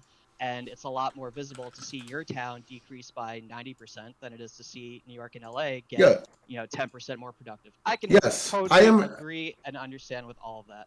I am completely happy. Let him finish. Let Snail finish, and then you can reply. Go ahead. I think the problem is that's a result of the actual supply side economics that Reagan did, where he just cut taxes on wealthy people. Where I think we need taxes in terms aligned with productivity. So as productivity goes up and as these top 10%ers are making more and more money, you need to tax those gains and redistribute the wealth so that these people don't feel left out. Because, like I mentioned, all these jobs went from the Rust Belt to tech companies, basically. And tech companies have really only benefited coastal cities, big cities, and middle America kind of got lost in all that. And like you mentioned, your alternative is just these shitty service jobs in the town that don't make anyone feel good, that aren't great compared to, even for all the faults of your factory job, it felt like a secure thing that your family was part of. I can respect and understand all of that. This is just like this has nothing to do with tariffs. It has nothing to do with free trade. It's just a problem of our shitty domestic tax policy for the last 50 years that hasn't served the people, and we keep voting. $7, and then I'll let Tyler go, and I'll toss it to Tyler. $7 Canadian. Thank you for the Canadian dollars. I hope it doesn't get tariffed. Jeff Lewis says, I think these tariffs will lead to Mega Block 1 from Judge Dredd. Goods are going to be more expensive, and people's wages are going to go down. Thank you for the $7. Okay, Tyler, we're going to pass the mic to you. You've been wanting to say something. Now is your chance. Okay, so what Nonfon's talking about here and keeps repeating the same point over and over. Yes, you are correct. Tiberius and I are disagreeing here. You are correct that this way is the best way to maximize GDP. 100%. You keep going back to that well. The best way to maximize GDP around climate is to cut all climate policy. The best way to maximize GDP when it comes to criminals is to let all criminals out of prison so they can get to work. The best way to maximize GDP across the board is always not the right answer because there's other factors besides just maximizing GDP, like the life of the people living in your country. And if you're telling them, well, over time, 30 years from now, you're going to be richer, so just suffer, it does not work. You're telling people this is the problem I have with all libertarian arguments like this, is you ignore the practical reality of the people on the ground. If the economy shifts, and it's called structural unemployment, when the economy shifts away from your type of particular skill set and you can't find a job, when that happens, that's what our robust safety net is for. But the robust safety net taxes the people with the money to make them less productive. So your argument carried over to any other subject would be to dismantle the safety net, worker protections, climate protections, everything else you stand for. One, I don't believe that is the case. I believe there is probably positive effects of redistribution, even on growth, at least to some extent. It's the same thing with climate things. Like, I believe because carbon is a negative externality, it actually is a good thing. It actually is a pro-growth thing to tax carbon and to internalize that externality. I don't see what the benefit is in keeping artificially protecting these manufacturing jobs just so this one subset of people doesn't have some amount of structural unemployment. Like, the labor market right now is pretty strong to begin with. Like, I don't why are we doing this? Is an insane fucking policy just to manufacturing and production. What? You're leaving out production as well. What manufacturing production? Unemployment right now is at 4.2% or something. Like, the prime age employment population ratio is at 80% right now. The labor market generally is in a good place. I don't see why we need to have 10% fucking tariffs across the board, which I don't believe will even help the labor market, by the way, in aggregate. Again, aggregate. No, that's a scary word. Just to help out, a few 100,000 people at most that are victims of structural unemployment. There are so much better ways to do this. In what world is a 10% tariff across the board, plus 50% on China, plus 20% on EU, 10% on UK, whatever, better than just implementing, say, a 5% VAT, a 10% VAT, value-added tax, like every other country does, and just distributing some money to workers in the form of welfare.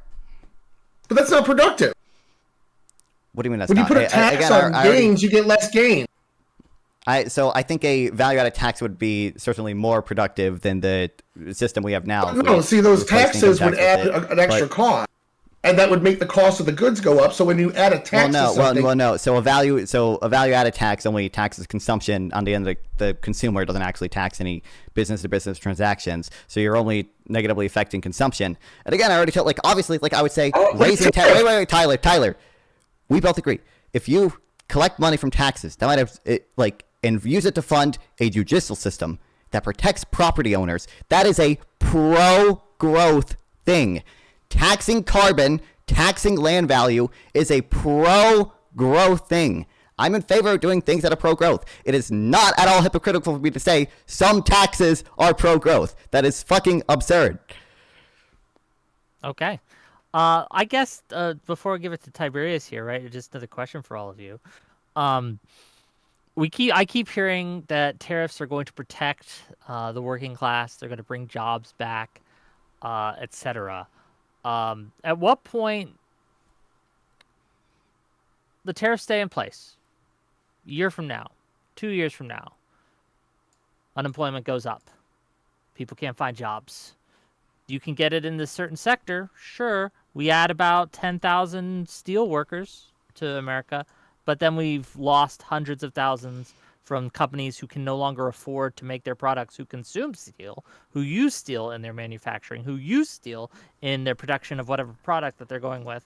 And at what point do we just admit the tariffs don't work, right? Can you give me an example of tariffs adding jobs net to a country? Tyler, I can't hear you. Huh? Yeah, we can't hear you. With Apple's $200 billion investment right now, they are building a plant in Texas for 22,000 jobs to make chips and centrifuges. They're also putting a training facility in Detroit to train Are they doing that US because of the tariffs? Wait, said- Wick, please. They said Wick. it was a factor, This is yes. the mind. This is the mind of a tariff defender. They are only capable of thinking in partial equilibrium. Only capable of thinking. Guess what? Motherfucker, things have opportunity cost. Apple investing that money takes resources away from other sectors. Those resources would have otherwise been invested in something that is more productive, something that would likely provide more jobs, which guess what? That's why every empirical study, from Obama's tariffs on tires, from George Bush's tariffs on steel, from Trump's tariffs on steel, from the IMF doing a study of 151 countries over 50 years, says tariffs reduce employment in aggregate. Obviously, no one Nobody's denies denying tariffs that. will We've shit. already addressed Then this. why? I'm saying the No. same thing Tyler, over you and will over. answer this. Yes. Tyler, you will answer this. Why then, when Wick said, give me an example of tariffs adding jobs on net, did you not provide an example of tariffs adding jobs on net? And you just said that you would agree tariffs don't add jobs on net.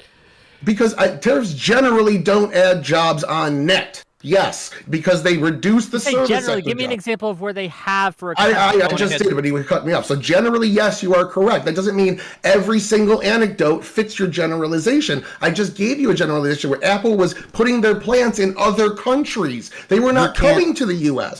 You can't They possibly. came to the but U.S. You don't know the opportunity cost of them doing so. Correct? I don't know that. I just have to go off of what they said. So do you have something that they said? Because when I looked, they said the tariffs were a factor. Do you have something they said that showed they weren't? I understand. No, I understand the tariffs could very well be a factor in the reason that I'm granting you the tariffs are the reason they came here. I don't know that to be true, but I'm granting you that. There's an opportunity cost for the resources used to build that plant.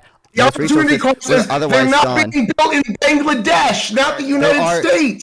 There are resources used to build that plant that otherwise probably would have gone to a more productive investment in the U.S. That is the opportunity cost I'm referring to, which could very well have added more jobs. Okay. We have more jobs than people in the United States. It's time to $2 from quality of jobs. $2 from Deej Nuts to say non-fun. You need a Snickers. Yeah, for real. You just keep repeating the same thing over and over, even though it's being addressed. Your mind is trapped in partial equilibrium. Your GDP mind is the trapped in the only thing- partial I'd like to answer equilibrium. your question. Tyler, I've already addressed that. I didn't get a chance to respond.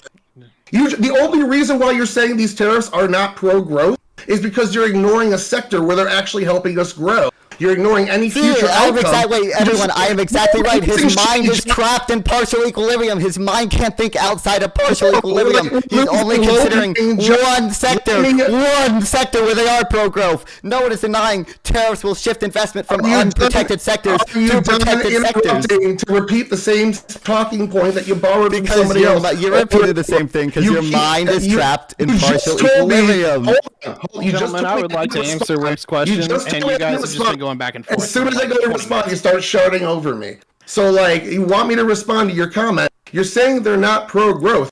That's you speculating. That's you using different studies of a different tariff that was different impact, saying these unparalleled, unprecedented tariffs are going to follow the same study of a 1938 tariff from some fucking anti-tariff firm like Cato. Kiss my ass with that shit, dude. At the end of the day, these are helping us grow. We see $3.5 trillion of investment, record numbers of investment in U.S. growth in the last couple of months. Almost all of them are citing the tariff and Trump's economic policy for the reason they are now investing in the United States instead of Taiwan, China, Bangladesh, fucking Vietnam, the Philippines. They're all coming here. I don't understand how you can explain this by just repeating the same one talking point over and over. I've addressed your point, and you just ignore the detail. No, just to be clear, I think it's ambiguous that tariffs were even part of this. Apple cites the TSMC plant in Arizona, which was brought over as part of the CHIPS Act by Joe Biden, which was direct Shut down. investment. not tariffs. What do you mean it was shut down? It's shut down. All the CHIPS Act plants, especially the one in Ohio, are currently not hiring anybody. I know 2 people in the pipe fitters union trying to get into those plants. They're currently not hiring because they're looking to see what's going on. There might be a hiring freeze, but yeah, the they're shut down. Arizona one is absolutely functioning. The Arizona one is not shut down. That's not true. The Ohio one is. I know people what waiting. Apple cites in that investment. I don't. So This is I the don't see Texas why. plant. Can I It's get the in on Texas this? plant. Yeah, but they're using the chips from the Arizona plant and TSMC to fund Okay. those AI servers in Texas. So if that Arizona plant doesn't exist, then they're invested for nothing. 3 They're lying points. in Okay. their announcement. No, number one, I don't know why it can't be both. Like we're making it where it's more cost competitive to build stuff at home. At the same time, we're paying people to build the factory here. So I don't know why it can't be both. I don't think that's a fucking jump. Personally, when it comes to answering Wick's question, is it overall net? I can at least give you an entire industry where it absolutely has made jobs.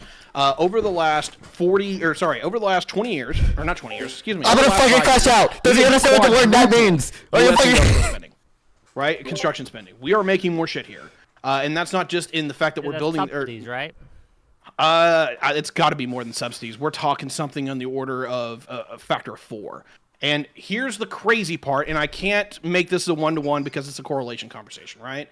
Is that to answer your question, how long do we have to take this before we know if it worked or not? Is that I'd say you have to take this to 2030, and you have to hope that there's actually a Democrat in office and see how many of the tariffs stick. Because I'm going to argue this crazy idea that when one of the big things that actually started a mass industrialization here in the United States during the Biden administration was he didn't remove the damn tariffs, or at least he didn't remove quite a bit of them. And because of that is that you actually saw a lot of companies, not only because of COVID, but because those tariffs were here to stay, they did the math and they knew that it was worth building here in the United States and it was going to be bipartisan. So my thing is, it is one of those deals where we can't half-ass this. We have to go kind of full send on it, where if somebody pulls in these tariffs, we have to keep them. And we have to keep them for a while to actually show, yes, yes, Wall Street, yes, Main Street America. This is the new medium. This is the new, this is the new paradigm that you're going to have to work under. And by that time, that's when we can take a restock. If that's too long for people, totally understand. And if, there's an election lost and we go all the way the other way, I will totally eat that. What it will kind of go after is what our good friend Snail was getting at, where it's like, hey, are you screwing over people on the coast for people in the Midwest? Unfortunately, no. I'm screwing over people on the coast for the South, which I hate the Southerners, but let's look at who's reindustrializing. It's Texas, it's Louisiana, it's Alabama, it's South Carolina, and to some degree Georgia. The Midwest is actually fucking this up. To a large degree. We're not getting half the investment back that we should be getting, and part of that's our politics. But yeah, am I trying to do that? To some degree, yes, because here's the part that I'm not sold on. I'm not sold on the idea that screwing, the upper middle class and the upper class to where they have to take home a little less money, where I take home more, is a bad thing. In fact, it's weird. We seem to have the same goal, but we just have a completely different way of going about it. Just to be clear, we disagree that this policy is doing that, because I'm saying... I agree with that, but our goal's the same, right?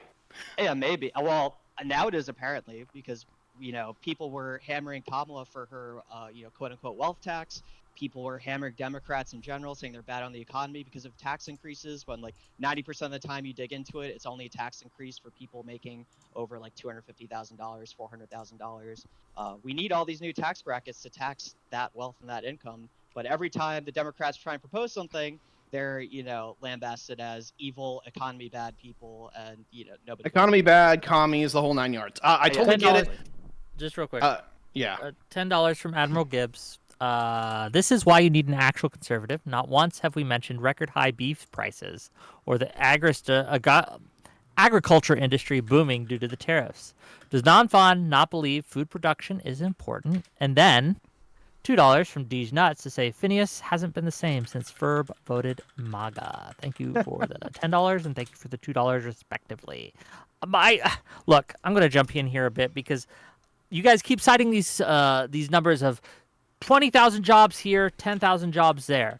But we know from the steel tariffs in 2018, we did gain some steel production jobs, but we lost jobs again, as a direct result of the tariffs in other industries across the board that dwarfed the jobs gained. So my question would be, how many jobs are we going to lose?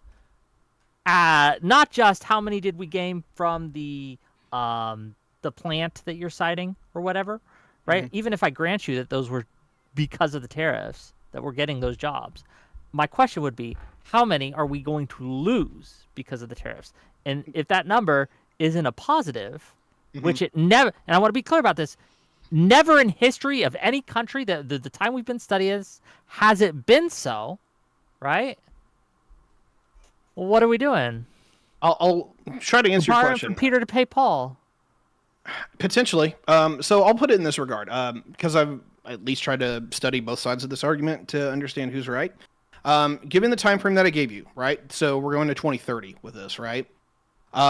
If I'm wrong and my opponents are correct, is that I'm thinking it's somewhere on the neighborhood of 2 to 2.5 million jobs that you're putting at risk, because it's just straight inefficiency that you're shoving into the market because you're adding a bunch of taxes. And you're not really getting anything out of it unless the government starts throwing out a shitload of social spending from the money they get from the tariffs, which those should not work very well because they're regressive. On the other side, if I'm correct, you'll get more jobs, but proving that is a pain in the fucking balls, because I told you earlier, right? I can say that we have a lot more construction jobs, but did we lose other jobs in response to that? We did. Maybe. In 2018, we did. In 2011, with the Obama tariffs, we did. When the Bush steel tariffs went in, I forget the date of that, the year, we did. Like, every single time, we have. So why is this time different? Well, here's the problem. Is that in reference to 2018 and only in the year 2018? Or is that reference to, hey, what was the downstream effects a couple years later when the market readjusted to this? Both of them cost net jobs. We have studies over like 50-year periods over multiple different countries that show tariffs cost jobs. Like, yeah, you're not going to find any support. Yeah, so like, yeah, I've seen the studies. Like, I mean, if you want to keep repeating the same old argument, you can. Here's my general problem here, Wick, that I have to try to dissect here is that how do you prove that we lost these jobs versus we lost jobs versus what we made jobs? And it's not that you can't just go head counting. We definitely do that. Yeah, but there's an answer to that. Companies will say, hey, we're doing this layoff because we can no longer afford to make our product at this price point because we now have a tariff that it's costing us more to bring the raw materials we use to produce. So we do have to cut our labor force in order to keep our profits, right? And they'll say that. And then when they say that, we just jot it down, we make a note of it, and then we compare it to the companies who say we're investing because now the tariffs will protect us and let us to sell our goods internally, and we make a little more profit, so now we can afford to hire. So we're only comparing first order effects, right? So we're only comparing first order effects instead of second and tertiary order effects. I mean, there are other studies to compare the other effects, but I'm talking about just the net. Yeah, like so. This is my entire crux of my argument. If you look at the primary sources, I totally agree with you. Tariffs are a disaster, and this is where I push away from. Excuse me, my good friend Tyler here is that I think when it comes to the secondary, more in particularly the tertiary, I think those are a lot more dubious at best. Is that you're trying to find a direct input, a direct change in the input calculations for why something has happened and looking at it downstream, not only years later, but also in entirely different sectors from what it was originally targeting. Well, this is why I have a... Sorry, let me finish this real quick. This is actually why I have a huge problem with the, hey, let's tax the rich people and give everything to the poor kind of mentality. On paper, it should fucking work. And yet, for some reason, whenever we try to tax rich people more, even when we are successful, it doesn't really change anything. When we pay people more in wealth benefits, because we do have liberal states that do this, it doesn't really change that much. I think we get lost in the weeds when it comes to a lot of these tertiary effects. I really do. So $2 from Tesicle Johnson, Canadian dollars though, so you know, says, is recession good for the economy? Well, thank you for the $2. I don't think we need to answer this, but my point here is, and I'll let Namfon get, and then I know Tyler wants to say some stuff.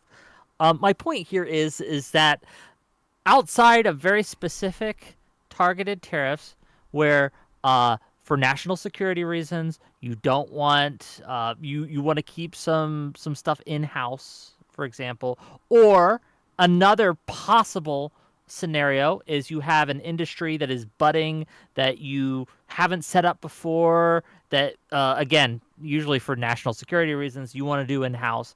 Fair, right? Maybe we could have a conversation on that where we're willing to take the hit because we get other tertiary benefits. But I've yet to see any country, and I'm talking about any country, not just the U.S., have better economic results for, I'm not just talking for the rich, I'm talking for everyone because of tariffs. I've never seen it. Ever.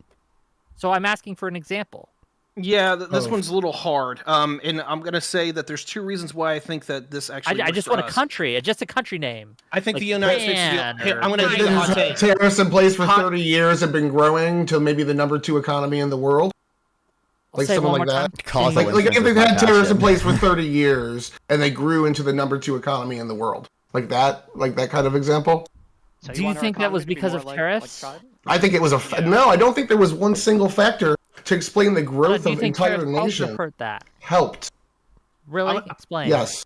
This is one of the manufacturing hubs of the world. Why did the manufacturing see fit to go there? Why did, when Trump threatened tariffs to Canada, did Canada's number 2 food producers say they had to move to the U.S. because they wouldn't be able to afford to import here? Like, you have tariffs, tariff move manufacturing around. That's the whole point I've been trying to make. And it's like, we're talking about like, but there's more jobs. Like if you have 250 jobs that all pay minimum wage and are part-time or seasonal, and we have 8 million more jobs than people, which we have right now, people looking for a job pays. A lot more than a service job. I think 40% higher. 40% higher on average. Just real quick, all jobs in the average of all jobs, at least in the U.S., like manufacturing, pays more than manufacturing jobs. So that includes, I guess, agriculture as well. But again, which is also something you would get rid of if you wanted to just let these tariffs go into play. We wouldn't protect our agriculture as well. Like, why not just go to 100% service industry? I mean, yeah, first of everyone all, learn to code. The way, please. I mean, first of all, there's plenty of farming subsidies.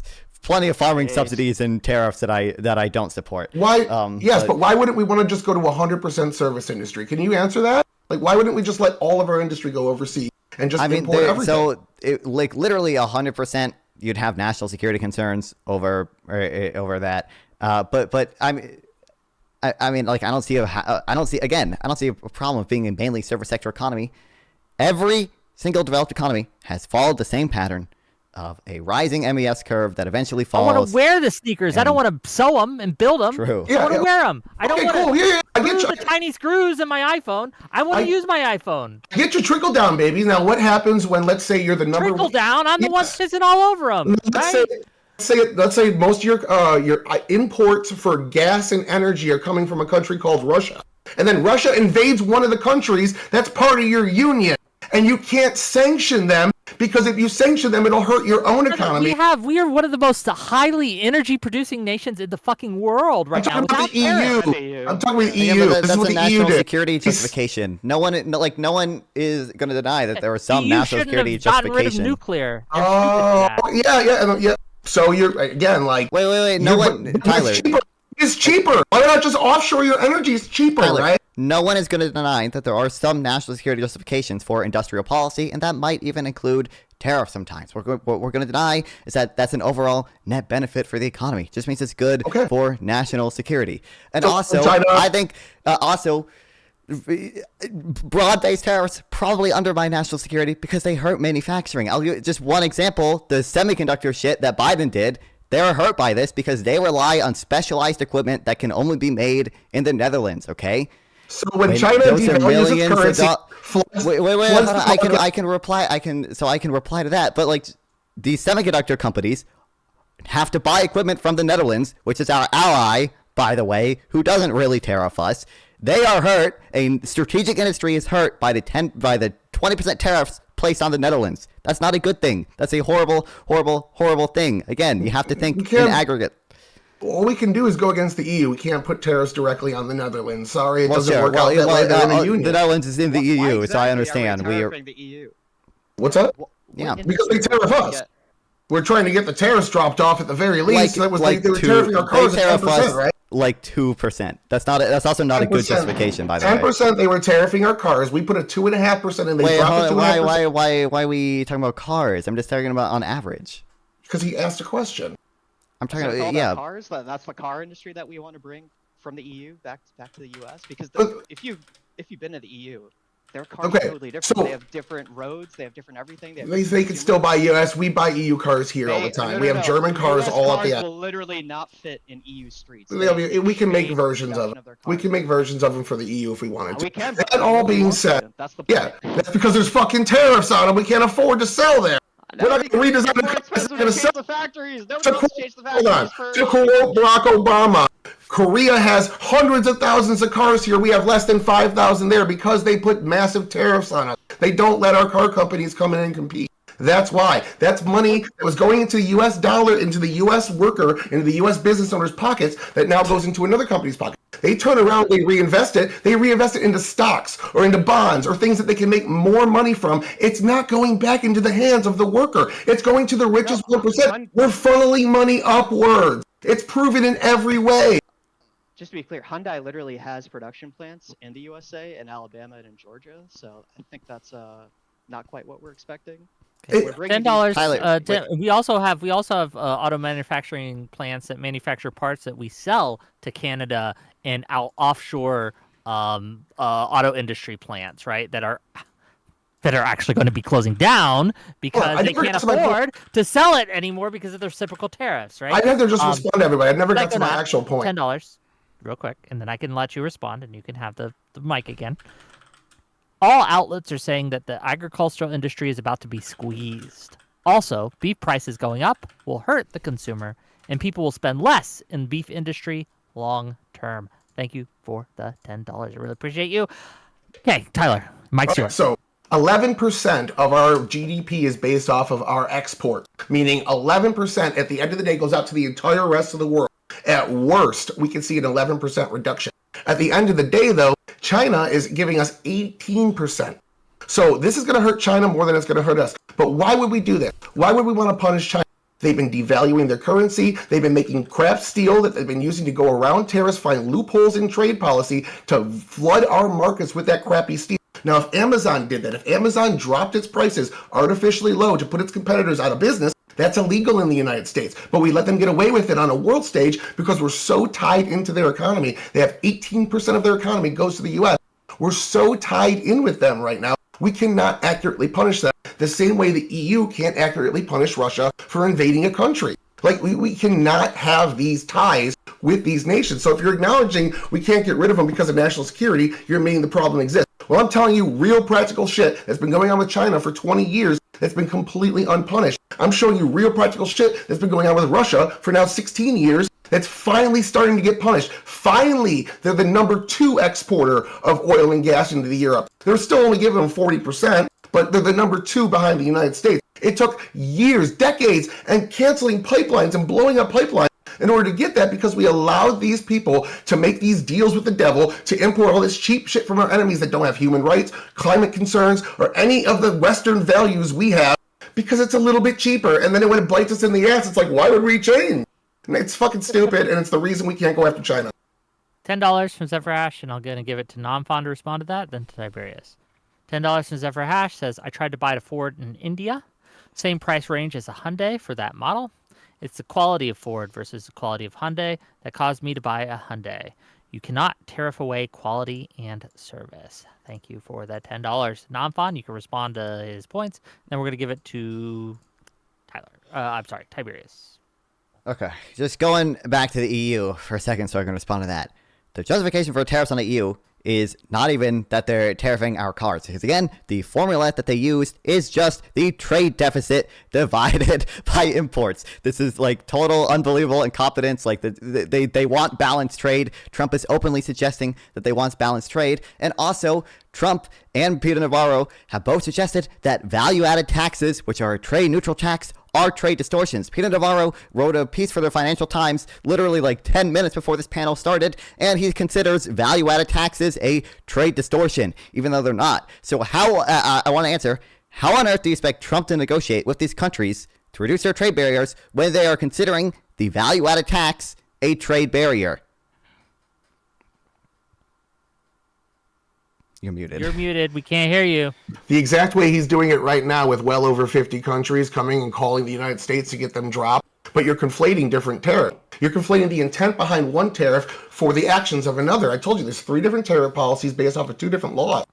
But like you're taking the reasoning for one and applying it to another. When I broke that down, very all of them except for there were tariffs added earlier on like steel and things, but those were all used with the same formula and the same justification that we want balanced trade, right? Yeah, the way that they came up, I gave you that point. The way they came up with the reciprocal is a little bit stupid. But at the end of the day, I think what Tiberius said. Can you provide me a list of these countries, by the way? The 50 countries you keep citing. Can you provide a list? That document I linked in chat is with all my citations in it, is so we can avoid that specific question. It's in there, page 5 or so. So, fuck, I got derailed there. But yeah, no, with Canada as well, I think there's something more going on. He can't say what it is. It's abuse of power. At the end of the day, it's abuse of power. He's lying for the reason he's doing some of these tariffs. I have to concede that because otherwise I'd be lying. It absolutely is. And for those ones, you have a right to be mad about them. Okay, I see a link to 50 nations have reached out to Forbes article, but that doesn't cite the nations. You do have a list of 7 nations here. 7 nations were the ones I found independently. Yeah. I mean, so again, I'm asking specifically for the what 50? Like there's 7. I couldn't tell you offhand. The White House just says 50 nations. Okay, no, so the White House said it. That's your source? I understand that. Yes. I'm not denying that countries have reached out. To clarify, my question is, how the fuck do we expect these negotiations to go when Donald Trump is coming in with the position that a value-added tax is a trade distortion when these countries all rely on value-added taxes? I don't know the fine details and nuances of what they're going to be discussing behind closed doors. I can't answer that question for you. Like, I don't know. I mean, just like for the audience and, everyone, almost every country in the world has a value-added tax. Europe relies on value-added taxes. In some European countries, it's like 40%. It's just a way to tax consumption. It is a trade-neutral tax. If Trump is going into these negotiations expecting them to lower their value-added tax, that negotiation is getting nowhere because these countries are not going to lower their value-added tax, nor should they, because, again, it is a trade-neutral tax. I'm sure there's a way that they can worry about that I'm not sure, value-added tax is set in stone. You can't do anything for it in trade negotiations. I think this is speculating a little bit past our merit here. We don't know what they're actually talking about behind closed doors. We'll just have to see. Do you know what a value-added tax is? Generally, yeah. Can you explain it? What he just said was an accurate enough summary. I want you to explain it. It's a consumption tax. Generally, for a consumption tax, that turns into a government piggy bank for whatever you want to use it for. The different countries do different things with it. Okay. Tiberius, go ahead. Yeah, a couple of things. I'll just hit the VAT thing real quick. I'm not going to get into what it is or why. I just would say that we probably should issue one. Doesn't have to be very big, but it would very much do well to cover roads and bridges. Moving goods and services from A to B is a really good idea if you want to tax that, especially when shit's going to EVs. The gas tax needs to be expunged. Number 2, to answer your question, my good friend Wick, is that you're like, hey, where can we cite really strong examples of where tariffs are good? Problem, we don't have a really good case study. And I think this is kind of the issue here. But largely since the post-imperial or the post-imperial era, where you basically had all the first world nations stop killing each other. The tariffs have been on about the 1800s. No, I'm talking about since World War II. Okay, since World War II, gotcha. Yeah, I consider World War II the end of the imperial era. Okay, but anyway, I was just trying to get the dates correct. Yeah, after gotcha. World War II, gotcha. So number 1 is that the general norm has been less tariffs, right? So having a goods citing criteria for when it's good and when it's bad. Kind of hard to find because we haven't really been doing it. And I know Non-Fan and company will probably say, well, this is a great example of their successes, but I don't necessarily agree. Largely, the first world had a increase of standard of living and also an increase of productivity and consumption all at the same time until about 1975. And that's when the third world started getting involved. This is where it's not just an American thing or a Canadian thing, but it's also French, British, German. We're having consistent issues to where if you're not building shit or you're importing a shitload of stuff from other countries, you were all seeing the wealth inequality in our countries increase. We're all seeing a massive economic bleed-off effects for people that we don't really like. I'm really with Tyler on this one. We have too many T's in this conversation. But I'm really with Tyler on this one. Why are we emboldening our enemies by trading with them because we say it's a few good extra dollars? I will take the political hit. I'll take the economic hit to not trade with China or Cuba or Venezuela because they're cunts. Particularly, fuck the Saudis, by the way. When it comes to where we are, is that I think, unfortunately, we're only in a special place where the United States can even try this. And granted, economic theory, if people do not want to risk this, I don't blame them.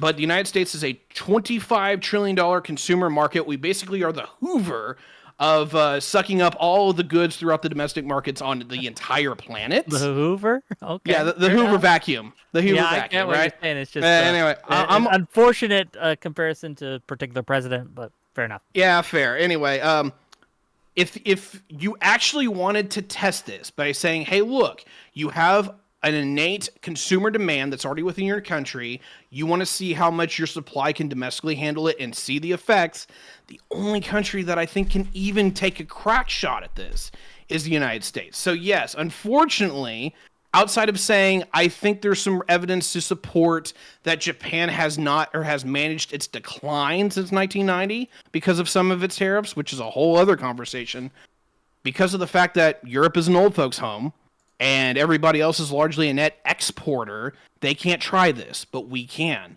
because we are the importer, because we buy everybody else's shit, is that we can actually say, hey, what is the economic repercussions of us building our own stuff?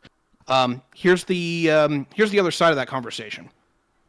If we do this, and I'm right, the United States would be richer, and you, the average person, would have a bigger paycheck, and the rich people would have a lesser paycheck. But anyone that we cut out of that system we said we weren't buying from would be poor and destitute. And that looks like what Trump is actually trying to do with Canada.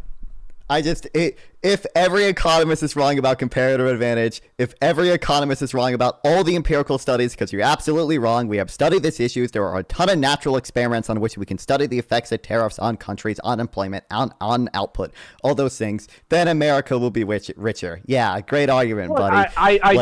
Yeah, I know. I totally understand that I'm literally the 3% that's like in favor that global warming isn't real. Like, I totally understand where I'm kind of like coming from here.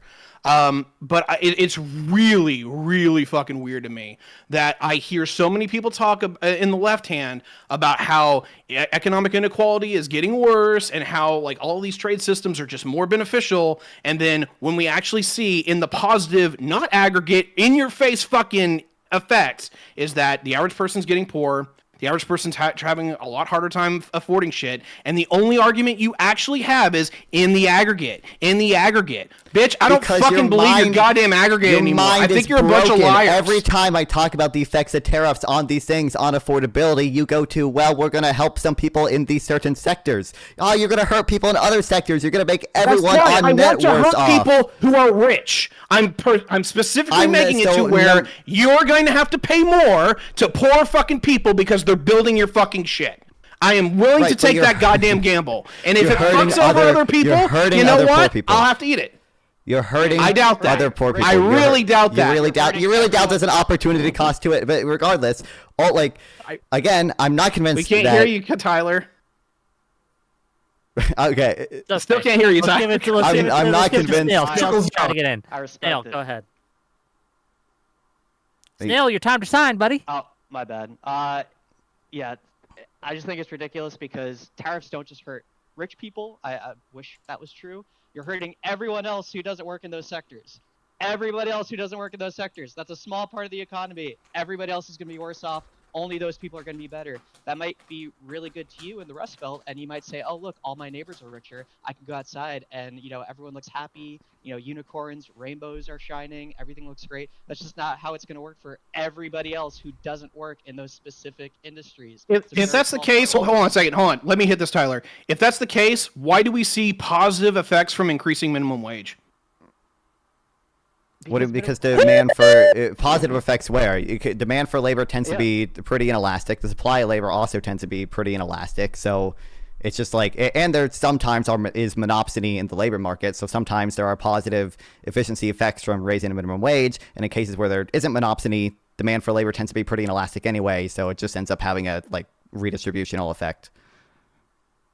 So what I'm wanting to do is I'm literally giving you a different effect. I'm sorry, I'm giving you a different cause that would do the same thing to the labor market, and yet somehow that's stupid and ass backwards. Like I don't get this, guys. I don't. No. I'm not convinced it would do the same thing for the labor market. Again, also you cited empirical evidence that minimum wages just don't have a big impact on unemployment.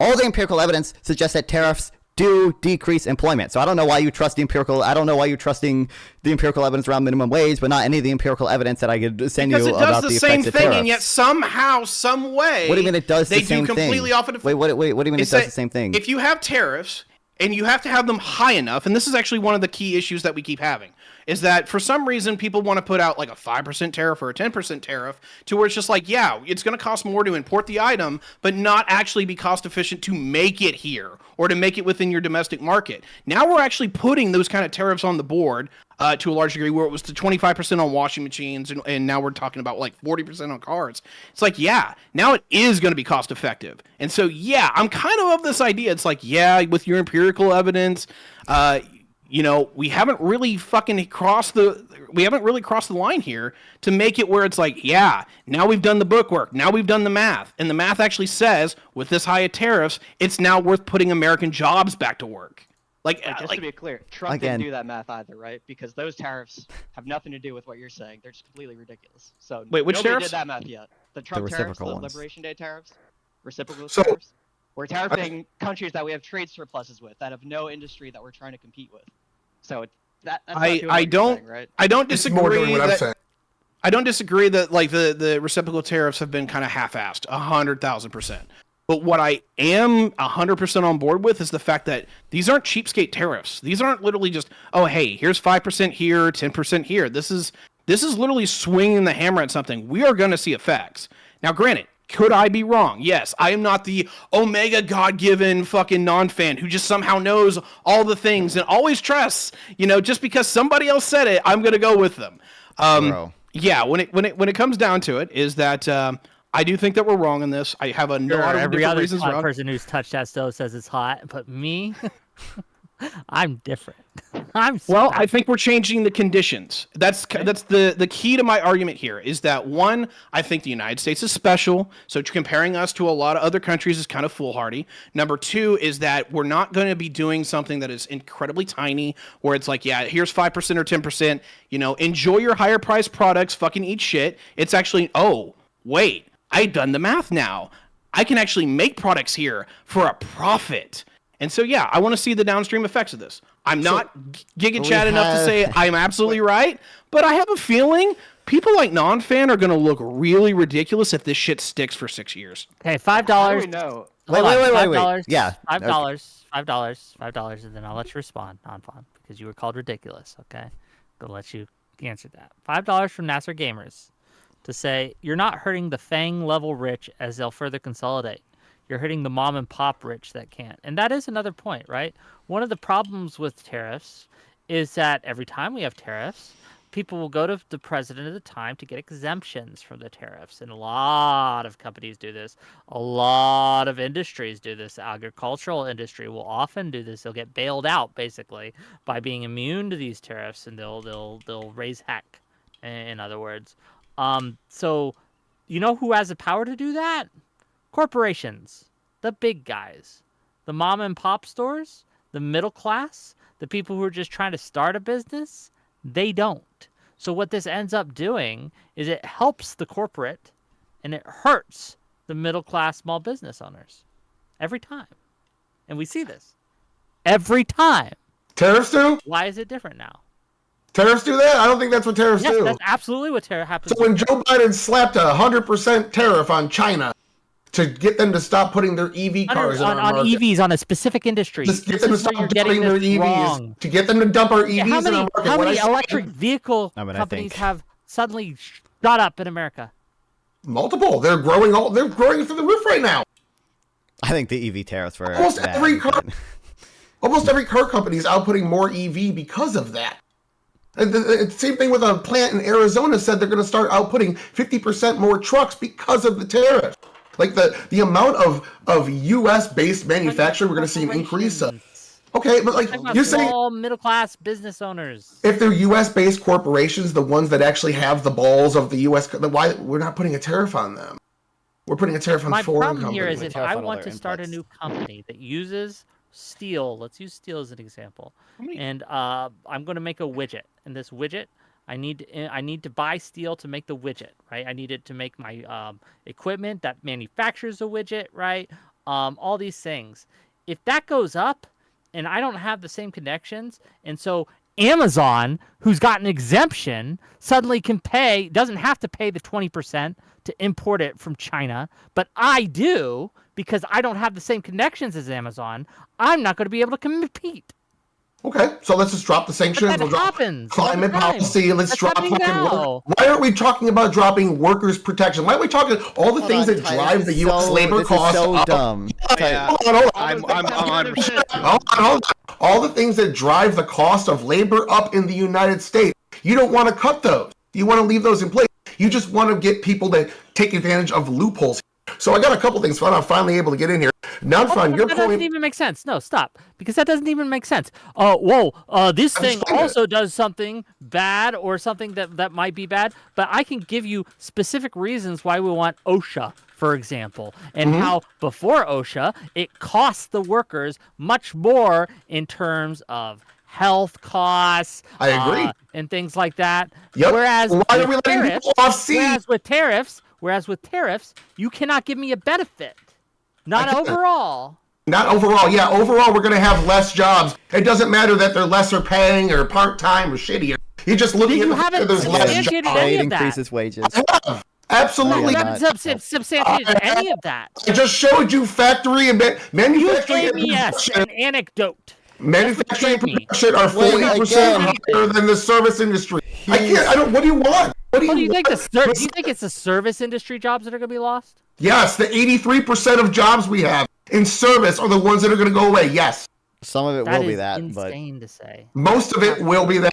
A large amount will be that. So, you're making the same point.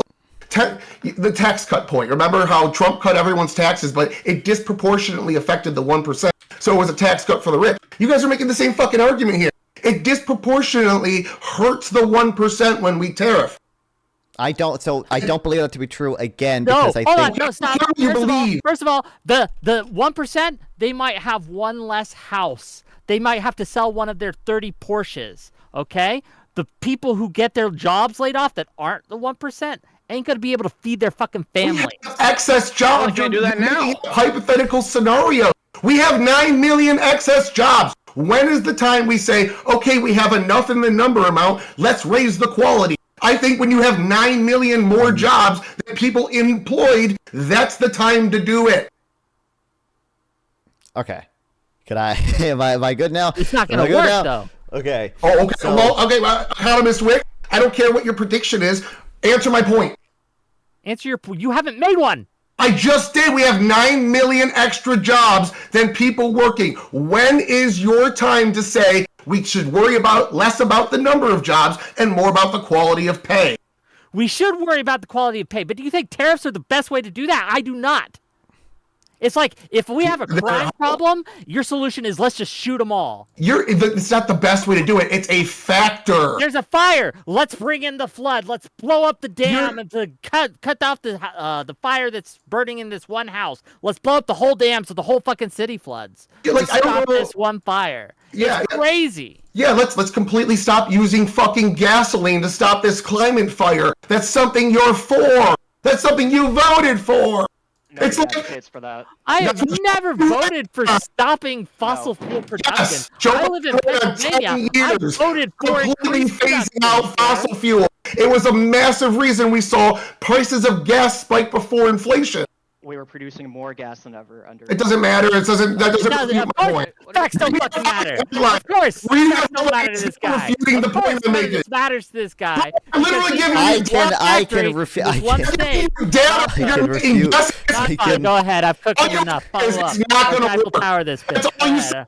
Nonfon, go ahead. Look, okay, so there's a couple of points out there that I have to respond to now. One, guys already gave you the reasons why it doesn't seem like trade reduces wages. Trade makes people specialize in industries where we are more productive, and therefore they get paid higher wages. There's good reasons in theory to believe this, and there seems to be empirical evidence that trade increases income as well, and trade's benefits are a lot of times disproportionately felt by poor people who buy a lot of imported goods. It is good for poor people. That is my position. Obviously, by the way, I already explained to you, Tyler, there are certain taxes are pro-growth. The reason I'm in favor of a lot of these carbon taxes or whatever is because I believe they are pro-growth. I don't believe tariffs are pro-growth. There are plenty of ways to raise revenue that is pro-growth. There are also social objectives that we might want to achieve. We might want to make the quality of work better, and that might involve some dead weight loss in some reduction in output in exchange for that social goal. And there's some cases where that trade-off is worth it, some cases where it's not. I think it might actually be the case that OSHA is pro-growth because workers stay healthier and are therefore more productive. But I'll grant you that worker protections are negative growth. It still could be worth it for achieving the social goal. I don't believe there is a good social goal here for these tariffs. So obviously, I think that. And also, one last thing again, I want to answer. It's all your guys' feelings. You're telling me I'm the one not bringing facts, and all you're saying is I don't believe it. What do you mean? We have here. This is better. We have no good reason to believe it. I have data that shows that I provided a theory. I provided the comparative advantage theory, which it indicates that people will specialize in what they are more productive in, and therefore that's going to increase their wages. And there's evidence as well. I can send you studies that trade increases income, and there's evidence as well. I can send you studies that, guess what, poor people buy more imported goods and therefore benefit disproportionately from trade. There are evidence for all those things. There's no good reason to believe otherwise. I also want to know, I was told I would look ridiculous if these tariffs stuck around for 6 years. I want to know, what is the outcome where I look ridiculous?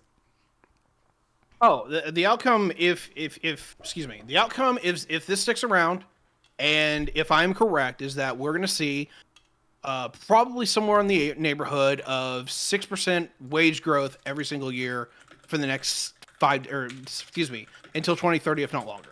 Because we have more people that are going to be investing within building these jobs that people need. 2 points here that I want to make following this up. Number one, Wick was talking about, hey, are we eating jobs across the board, yada, yada, yada. We have more people employed than we ever have. At this current point, it's about 160 million people who are working. As of that, we have about 8.3 million people who are in construction jobs. That's the highest it's ever been. So, we are seeing growth in this sector, and we are seeing growth in the overall economy. So, there's a level where it's hey, if the first round of tariffs that we're already dealing with is trading jobs, someone's got to find me the sector that they're eating it out of. And if it's taken out of some shitty service sector jobs that people are coming from into to construction, fucking win, baby, all day. I will happily advocate that these people are getting paid more. Second of all, cheaper goods are not always better. I am tired of this fucking argument because it is bullshit. Stop giving me cheap Chinese vacuums that break after 6 months. Yes, I will take the American one that's 30% more in cost, but actually lasts 5 fucking years. You can talk about it with sneaker shoes, general appliances, the whole 9 yards. I can go into depth when it comes to just your average tools that you buy, is that if you get something like Right Tools, which are made in the United States, they're a higher quality, they're usually warranted, and they actually will endure damage. You'll have the fucking half the shitty ones that are made in China. They'll break on you when you're trying to torque a wrench. Where's the value in that? Okay, cool, I got my fucking cheaper wrench, but I have to replace it now, consistently. I've had a lot of American companies that are also trash, right? Fair. But there are a lot of American products that, again, there's a reason that other countries don't buy American products is because the quality isn't there. That's not with every product, obviously. That's not with every company, obviously. But that's why we allow free trade so that consumers can choose. And we don't have the government pick winners and losers like we do in a tariff situation. But Nonfon, go ahead. Do you guys have evidence that trade increases wages in aggregate? If you send me some shit about partial equilibrium thinking, okay, I'm going to crash the fuck out. No, I'm not trying to challenge you on the GDP argument at all. Then why do you guys keep bringing up this point about wages? You're like, I want American workers to be paid more. So do I, motherfucker. That you realize GDP is equal to income. It's not 1-to-1. No, it's not. Yes, That's it is. the Literally, fucking wait, take wait, I wait. hate. No, GDP It's not is 1-to-1. literally That's- equal to income. Look at everyone. Yes, but it's not. Everyone, That's go. true. Everyone in the audience, go to ChatGPT. Ask, is GDP equal to aggregate income? This is That's trickle down. Reaganite economics. I don't give a You're fuck exposing if our far-right-wing economics. I don't give a fuck if our GDP is 10 times greater if that means all that 10 times went to the top 1%. I don't give a flying fuck. Okay. That doesn't help me. That doesn't help my neighbor. Fuck off. I've already told you that I believe trade is also beneficial to the poor. More beneficial to the poor than protectionism. I heard you. That's not You've trickle said down. that That's a about 4 or 5 direct times now. benefit to poor people. First of all, even if even if it was trickle down, if the evidence supports it, then call me a trickle down or whatever the fuck. But I don't believe it's trickle down. It is a direct benefit for poor people to specialize where they are more productive and therefore earn higher wages. It is a direct benefit to poor people to not tax them with a regressive tax. It is a direct benefit to poor people to let them import goods. You're right. You're right. I agree. You're right. So that's not trickle down. How is that trickle down? These generous corporations that are making all this money just naturally pass it on to their workers, right? Because they're just, good people. Do you disagree that wages are largely determined by productivity? Hold on. Because if that's the case, why don't we just get rid of the corporate tax? No. First of all, yes, get rid of the corporate tax. Wholly based. 100%. Second of all, no other taxes to take its place. Just get rid of it. What? Sorry, I support replacing the corporate tax with something called a DBCFT. But no. Just get rid of it. It's more productive to the economy. So I would say it might have pro-productivity benefits getting rid of corporate tax, but I would say the loss in revenue and increasing deficit spending would probably it might. Yeah, but you just told me gas tax is pro-growth. Taxing the #1 source of fuel in the world is pro-growth to you? Did I? I don't know if I said a gas tax. I don't think I said a gas tax was pro-growth. I said. When did I say a gas tax is pro-growth? He said a VAT tax. He said gas tax. The gas. Oh, maybe he did say that. Maybe I just said the carbon tax. Yeah, I might have said a VAT. I might. Yeah, I said carbon tax is pro-growth. I do believe carbon tax is pro-growth because carbon. So taxing the output of carbon for the biggest industries in the world. Do you not understand his argument with the carbon tax? I don't know if I agree with the argument, but I understand it, right? It makes companies spend more money so they can get better output of whatever. Yeah, but it's a negative. It stops them from emitting carbon, a negative externality. I agree, it does, but it doesn't pass it. They pass that cost on to consumers. It makes it cost. That negatively hurts negative growth.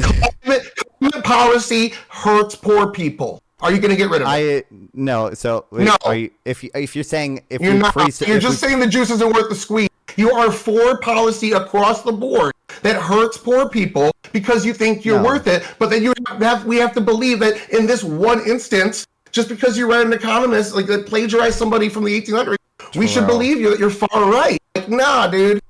No. Look, so I don't know, like, if we're presuppose, I don't believe that climate policies, for the most part, like, hurt poor people, at least on net, because if the counterfactual for the poor people is a destroyed fucking planet, it's probably better for poor people that they pay a little more for the carbon that they emit. Like, so it's more important than GDP. I think that's a good thing. No, GDP is #1. GDP's got to be #1. Sorry, the planet gets destroyed. GDP is higher this way. Tyler, I have explained this to you multiple times. I've heard you. I don't think he's being contradictory here, Tyler. Like my general issue is the GDP is 0 if we all die. Right. Exactly. So one, the counterfactual is worse, and two, the GDP is 0 if we put all of our manufacturing into China, and then they fucking sanction us for being capitalist. Sure. If we put all of our manufacturing into China, that would be true. But and then they sanction us for something. As soon as they become the world power. Wait, what do you mean if we put even if I grant you, we put all our manufacturing in China, what they're going to sanction the service sector? People, there's still domestic demand for service sector goods. Now all we have to do is flip a switch and your entire fucking country shuts down. You've admitted a national security argument already. Yes, and now you're fighting against it? I have already told you that I believe this policy undermines the national security thing because you're fucking up all our alliances and tariffing our allies, and you're tariffing all the intermediate goods that that businesses use, that manufacturers use. Half of all the fucking goods we get imported from Canada and Mexico, who I understand weren't tariffed with this tariff round, are intermediate goods used to produce other goods. When you tariff those goods, You hurt manufacturing. You hurt the strategic industries. I gave you the example, semiconductor manufacturers, a very strategic industry, import goods from the EU that can only be made in the EU. The tariff is actively undermining... What, sorry? The tariff is actively undermining our ability to produce semiconductors. Today, and then in a month it won't, because they're building companies in the United States. This is high again. So I'm going to say opportunity cost. I know your brains break when I say opportunity cost, but I understand. But right now it's actively undermining our ability to produce these things, and there's no reason to. There's no, in the long term it will as well, because we're not as efficient at producing these things as the Netherlands is, which is why the Netherlands produces these things. We're not as efficient today. As soon as we tariff them the same way we're being tariffed by the European Union, it'll cost cheaper. No. I don't understand what your argument is here. Like, they pay their workers just as much. They have just the same protections environmentally and such. Why can't we? Are you saying Americans are inept and they can't do it? If we're building these facilities here right now, we're doing Operation Warp Speed 2.0. I'm saying the opportunity cost for America is higher because we have other advanced sectors that Europe doesn't have. Most of the tech shit that contributes to our GDP takes place in America. The only like big tech company in Europe is like fucking Spotify. Okay. The opportunity cost for America is higher. That's why the Netherlands should be building these things. They also have all the fixed cost built out already. They benefit from economies of scale. There are benefits from economies of scale, and because Netherlands has the economies of scale built out already, they benefit from that. Sunk cost fallacy. We build it here, that's suddenly out the door. Who's gonna hold on? Wait. No. It's not sunk cost. It's fixed cost. Yeah. I understand, but infrastructure is a fixed cost. Infrastructure it's a sunk cost fallacy is what you're exposing, is what I'm saying. No, I'm saying, like, for something that has very high fixed cost, it's more efficient to only build out that fixed cost once and have like one facility producing that thing. It's not more efficient to have two facilities producing these things. It's not a sunk cost thing. That's a fixed cost thing. That's a You're saying it's a sunk cost fallacy is what's saying that. If that second thing is over here, then it's different, because then you can go get your products over here. Okay, so we understand that with these higher end things, you can't just come out of high school and start working there. You need training, you need experience, you need higher education, you need these things. We have a very limited supply of that in America, especially since we've stopped immigration pretty much, and we're just snatching people off the street and deporting them to the torture prison, right? That's not even close to true. And I mean, people are advocating right now for getting rid of the H-1B visa. You just said right? stopped immigration. Hold on, stop. Let me make a point, okay? And then you can respond, okay? But here we go. We have a limited pool of workers who can work in these things. So they are already employed gainfully, right? In a lot of cases, the ones who are actually good at their jobs, first of all. And when we make a new plant that requires these things, like, unless we import them from other countries, right? We just don't have the base. We don't have the educational base. We don't have the ability to have both where they were working before and where they are working where we want them to work to happen. So it's cheaper, easier, better to get it from the Netherlands. You understand? Right now, yes, right now. I've said this multiple times. Right now it is. And then you build a facility here. They still have all the climate regulation. They still have higher taxes. They have all sorts of shit. There's no way it should be cheaper to build something in the Netherlands than here if we have the same output. We just don't have these factories built. They're being built right now. That doesn't care what because you keep giving me your feelings and what you think, despite the fact that I'm meeting you with evidence. I don't care. I have provided way more evidence than you have. What do you mean? You keep saying that, but you keep repeating the same point over and over. I feel like you basically made something up. I've caught you keep shit up about opportunity cost, and you keep forgetting. No, I literally caught you making up something about debating about how they can't negotiate when there's a value-added tax. I showed you negotiations that took place with the value-added tax where I you said could limit it to certain I didn't even say anything. I asked you, how well do you expect negotiations to go when Donald Trump is going to these countries with the mindset? If I literally said it was impossible that these countries lower their value-added taxes, then I apologize. It's obviously not impossible for these countries to lower the value-added taxes, but these countries rely on value-added taxes for a lot of revenue. So it's unlikely. They do, but it could be adjusted. They also rely on the tariffs that they have on us as well. It's common practice. Wait, but no, yes, no, Rick, no, you no, are no, correct. no, no, no, no, Right come on. now, it is cheaper for us to do that. Tariffs are not a major revenue generator in any of these European countries. Shut the fuck up. What do you mean, dog? Nowhere near the value-added tax. Yeah. No, they're not. They're not generating revenue. What they're doing is they're taking away our competitive edge. So what Tiberius was saying earlier, a 10% tariff is just a competitive edge adjustment. It's not actually like a tariff to incentivize anything to come back here. It's just a competitive edge adjustment to try to make our products or worth the same amount as the people importing. So like that's not a huge deal. But yes, they are not making money off the tariff. They're reducing sales with the tariffs, selling it to their own companies, and then making money off the taxes from the sales of their own companies because their own companies are allowed to scale up due to these tariffs, making it not wanting to buy U.S. products. The same idea of what's going to happen here. We put tariffs in, U.S. companies start selling more, they get to scale up as opposed to people over there scaling coming back in and investing in stocks, bonds, and all sorts of shit that only make rich people richer. This money is going back into the pockets of the workers, not overseas, and then back in the form of more investment to make the rich richer. You keep missing that and just saying, look at the aggregate amount of money. Who cares who's getting it? Because again, I think that trade helps poor people too, better than protectionism helps poor people. I do too, but unfair trade practices are happening, and you seem to just want to let keep going. I don't understand what this unfair trade practice thing is. I believe that the optimal thing for poor people is to engage essentially in unilateral free trade. Hold on, what unfair? Can you give me an example of an unfair trade practice between, let's say, Israel and America? Israel? No, I can't. They put like a 10% tariff on us and kept it quiet. What about as soon as the U.S. said something, I'll they give you slapped another. it up. I'll give you another example. Netherlands and America. Netherlands doesn't have their own tariff policy. They go through the EU. It would be the EU generally. Okay, well, give me one of those. I did already in this debate. It was their 10% tariff on our cars. As soon as Trump put in a 2.5, they dropped theirs at 2.5. Okay, how is that unfair? Adding an extra tax to an import. If adding a tariff isn't unfair, what the fuck is this discussion about? We're not talking about fairness here. We're talking about... Like, again... Do you not understand? Like, this isn't about fairness. This is about what works and what doesn't. Yeah, I don't see tariffs not working. I see them working exactly as intended. They work exactly as intended. Quick, what's it going to look like if tariffs work? Like 5 years from now, is that what we can safely say? Well, Tiberius would probably be better for that, but he was saying like 2.5 million jobs out of the 8 million that we have extra right now that we're missing, and we start seeing a higher quality of job come in at a pretty low rate. Let's say it's only a 2% increase in manufacturing jobs. That's a slight bump up in wages when you're looking at wages versus inflation.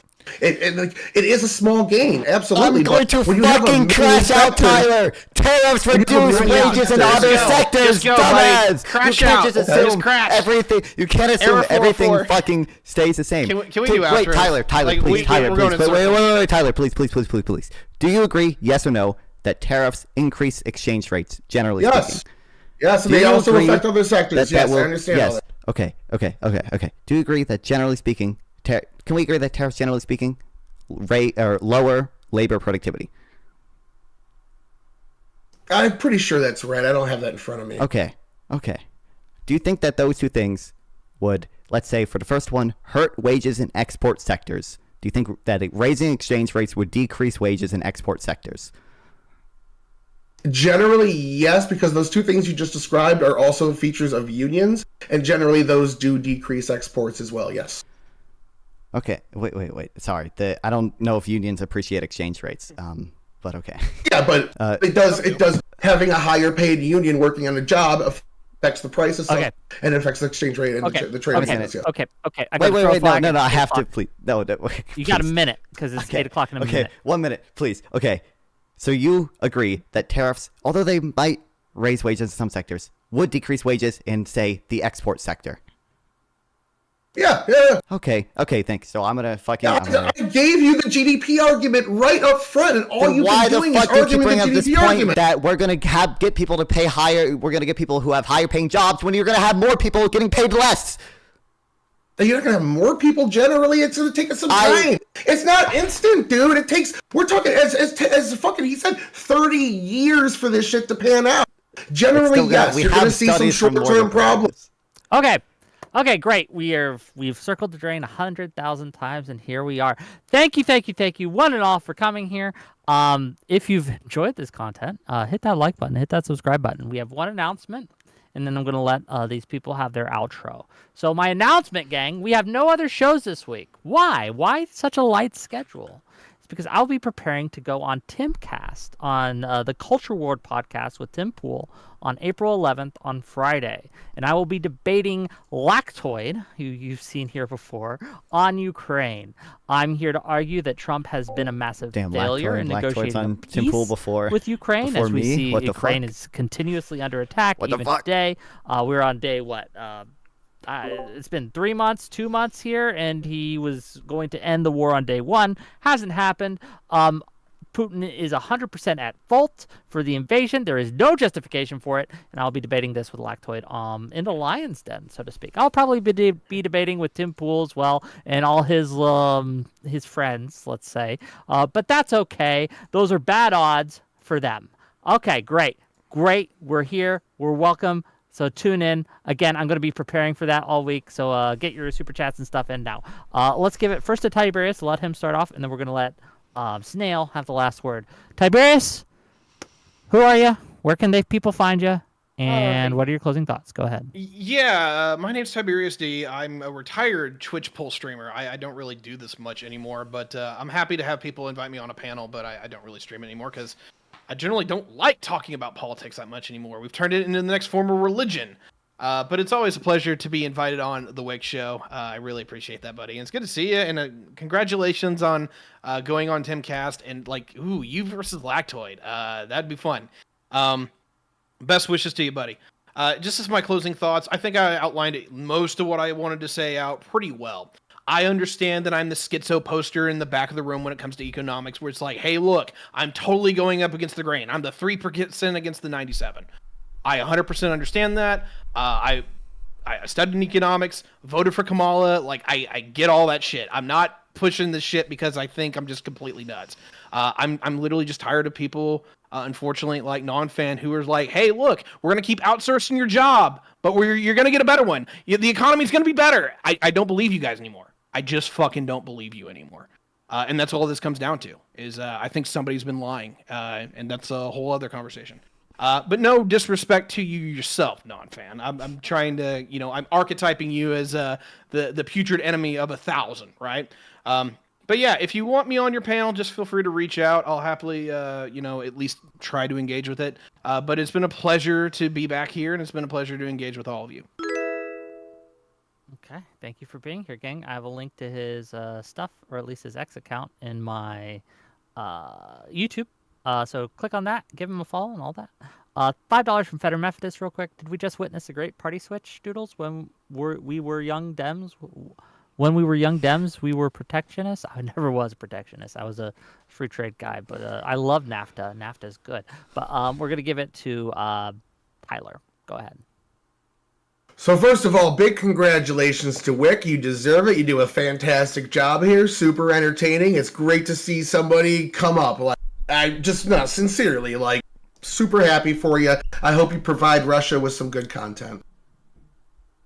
Where can people find you? Average Debate Enjoyer, YouTube and Twitch. Av Debate Enjoyer on Twitter. And again, the only left-winger on this panel, maybe Tiberius a little bit here, because everyone else is basically a Reaganite. Yeah. Okay, well, thank you for going, and links in the description, gang. Non-fun, go ahead. Yeah, first of all, I know things got heated, but I love all you guys. I really enjoy talking to all you guys. We're all chill. What you saw here today, though, was the mind of sane-washing tariff defenders, okay? Trump's policy has none of their goals behind it. He's totally incompetent. His team is incompetent. That's why their formula is so fucked up. These people, the minds of tariff defenders, cannot think in general equilibrium. They cannot think in aggregates.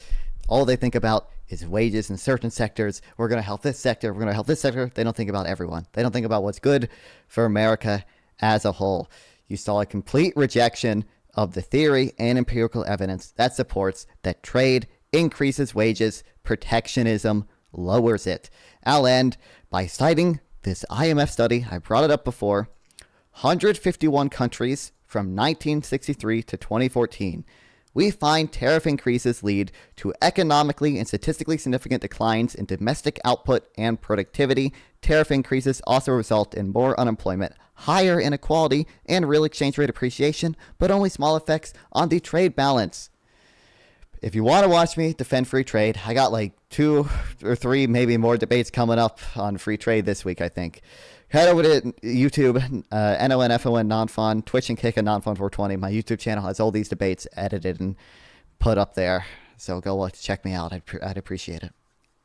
Check them out, gang. Links in the descriptions. Really appreciate you, buddy. Lastly, Snail G. Go ahead. Yeah, basically, we saw none of the pro-tariff people defend Trump's tariff policy. They gave a bunch of arguments about other things some mythical tariff policy might potentially accomplish. None of that will probably happen. Like Tiberius mentioned, it's basically just vibes. People feel like, the economy's bad because of vibes. So, fuck it, let's try something crazy. Let's put a bunch of tariffs on everything, see what happens. Chances are we're just going to get a bunch of inflation, which, 6 months ago was the worst thing ever for poor people, was literally the, Satan of the average person. Now we're going to get a bunch of inflation, and that's good somehow. In practice, we're probably just going to see a bunch of automation come back to the jobs that do actually come back to the U.S. It won't actually be proper jobs. It'll just be high-skilled jobs working on robots and factories, which will make nobody happy. And yeah, that's basically it. As we saw, we really had no arguments for Trump's tariff policy, just this mythical, magical tariff policy that's not happening. Okay. Thanks. He didn't give me any links to link, so I didn't link him. But yeah, I have no links. You can catch me weekdays on Nickelodeon on a show called SpongeBob SquarePants. Okay. Thank you for being here. We're gonna raid out. We're gonna raid into Prime Kai. Make sure to tell him that this is a hate raid. So I will see you guys Friday on Timcast, I guess. So wave bye everyone. If I get bored and I feel like I'm prepared enough, I might do a call-in show or something. But yeah, wave bye everyone. Bye. Bye. What the fuck?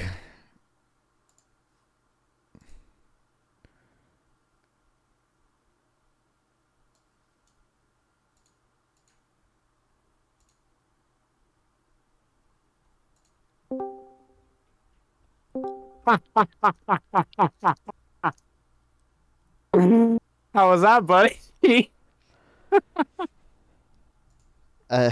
Good, I guess. Jesus. New levels of stupidity being reached every day. Soon chemtrails and debates and flat earth. True. Oh, Jesus. Do you think if Tyler yells your position back at you enough times, he'll finally understand? Surely. Surely. Ah. Good job, buddy. I need to make these things more intuitive or something. Jesus, what the fuck? Wait. You're 19, right? Okay, never mind. You don't need a drink. Not until you're of legal age. But I need more caffeine. Oh, true. Gotta wire it up. Non-fan. Oh, that one guy, yeah. He got called non-fan, non-fiend. Like... Someone put like non-fan like the bread. Yeah. What's hey, up? buddy, what's going on? I just got out of the shower, so I don't know. Were you watching the debate? Yeah. No, I mean, look. So the optimal strategy is just to like cite the IMF study over and over. So it's like, this low-IQ inebriated retard is like, oh no, it's in 30 years we're going to see the effect. Like, good thing I got a study of 50 years here. Oh wait, it doesn't work at all, and you're retarded. Like, that's what you should say, right? Like, you should just repeat the IMF study over and over and over. It's perfect. And like, these people don't know anything about statistics or anything. They could not like critique it for like using an instrumental variable over other causal mechanisms. Well, Tyler might though. Tyler is one of those guys that gets really in the weeds. No, I debated him on Twitter, and I cited the study a bunch of times. He couldn't respond to the point about exchange rate appreciation, and he just repeated a bunch of stuff about like specific specific sectors, like retail. Like, he doesn't know what he's talking about. Oh, I stand corrected then, shit. Dude, it's fucking insane the amount of times that we're like talking about things, and we're like, "Do you have evidence that like this is good, like on net?" And they're like, well, you know, if we put Wait and see in tariffs, like 6 years, bro. what? But they would always just say like in People 6 years, characterize your you know, position as- they were like, we're gonna have these, you know, manufacturing plants again. I was like, just like, wait. You acknowledge it's at the cost of other sectors, right? Like that diverts investment away from other sectors. But Jesus, No, I mean, you can, yeah. So you gotta love it when people like just instead of critiquing your position, they just characterize it. So it's like, oh, you're trickle down. Suppose like I was a open Reaganite. Like, does that mean I'm wrong? No. So like, who cares? Who gives a fuck? Yeah, good on you for just saying like straight up if that's where the fucking evidence leads. Like I don't Yeah, know why they it's kept like- throwing that at you like a dirty word or something. I know. I was just like, yeah, it's like the evidence supports that trickle down's a good thing. Then call me a trickle downer or whatever the fuck. Like, I obviously don't think it is trickle down because I'm listing like a direct benefit to poor people. And Pivoting that, is crazy. It's like, oh, you think I tariffs like are what going Wick to said. support a fucking carbon tax and externality tax? Like, what the fuck? Whoa, the pivot is crazy. well, yeah. I mean, well, his point is like, you say tariffs are bad for GDP, but X thing is good and it's also bad for GDP. And it's like, one, I don't really know if a carbon tax is bad for GDP because it's internalizing an externality. And also the counterfactual there is like the planet being fucking destroyed, right? But also, like, I mean, I said this too, like, there are cases where there might be some social goal we want to achieve, and, like, the deadweight loss is worth it. I'm just not convinced that's the case with tariffs. He brought up, like, OSHA, too, and it's like, one, I'm not convinced that OSHA is actually net negative GDP because workers... I guess you could do the same thing with like minimum wages, where it's like, okay, I see you support this policy no matter what. You're a minimum wageoid, and to the extent I am too. But it's like, ask them, okay, what would be your argument against a $100 minimum wage? What could be your argument? And then they're like, oh, well, it would affect unemployment. It's like, okay. So how did you determine that a $20 minimum wage would not affect unemployment? It's like, you see, they have nothing. So same way, ask them like, okay, if Trump announced 100% tariffs, because they misapplied their own formula, but let's suppose they didn't. And let's suppose they proposed 100% tariffs. What would be your arguments against that? And don't give me just, oh, I think that's too high. Give me like an actual reason. Yeah, Jesus. Yeah, so I think you're a good debater. I think you definitely improved, but you gotta let people cut you off way less. You gotta call them out on their pivots way more. I like that you did like GDP is incomes, retard. GDP is incomes. I like that. But you gotta like cite a specific thing they're clueless about, because if they disagree with you, you are clueless. I mean, this is pretty basic. And so just ask them like, okay, do you concede the IMF study does like say exactly what I'm saying and the opposite of what you're saying? Do we concede that? We can see that that's what it's saying. If you can tell they're dancing away, Wick is a good mod. If you say hold them, like I need them to answer that question, he generally will like kind of hold them to the question. Yeah. And it's not even a question about if it's true. Just say, do you concede that this study says exactly what I'm saying? Not even if it's true. Do you concede that's what it says? And then, okay, what's your evidence that it's on the level of this study or above that shows the opposite? That's how you should be very linear. Yeah. Is the IMF study published? Well, I mean, I believe it's the IMF published it.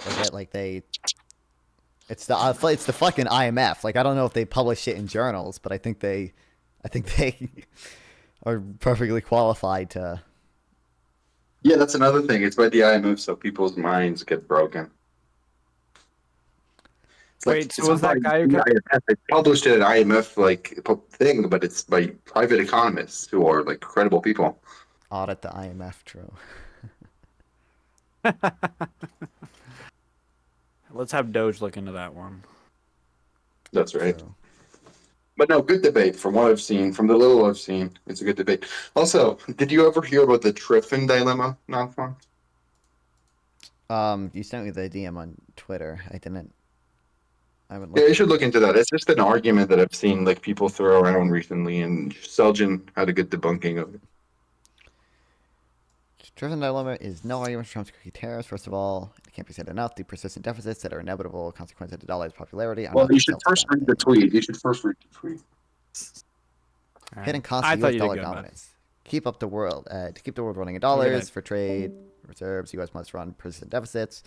That's how dollars get into the global system. I've read Krugman talk about this a little bit. I mean, it's just like not. It's like most of the capital like outflow of the U.S. or whatever is like not the short-term securities used for reserves and stuff. Like a lot of it is just people investing in stocks and stuff because we're such a good place to invest in. Like it doesn't seem like it's that big of a deal, but these have to undermine faith in the dollar itself. Too many IOUs, too much debt, not enough discipline. It's a paradox. U.S. has to weaken its own economy to keep the global economy strong. On the contrary, they're supplying the world's principal reserves with trade invoice considered an exorbitant privilege. It means we get to import real goods and services from the rest of the world in exchange for mere paper and digital assets. Very true. There's no inherent risk by supplying the world with dollars.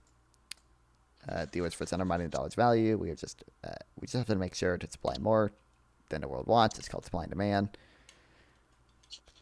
Yeah. I don't know. Krugman talked about it in his like balance of payments primer thing. So. Yeah.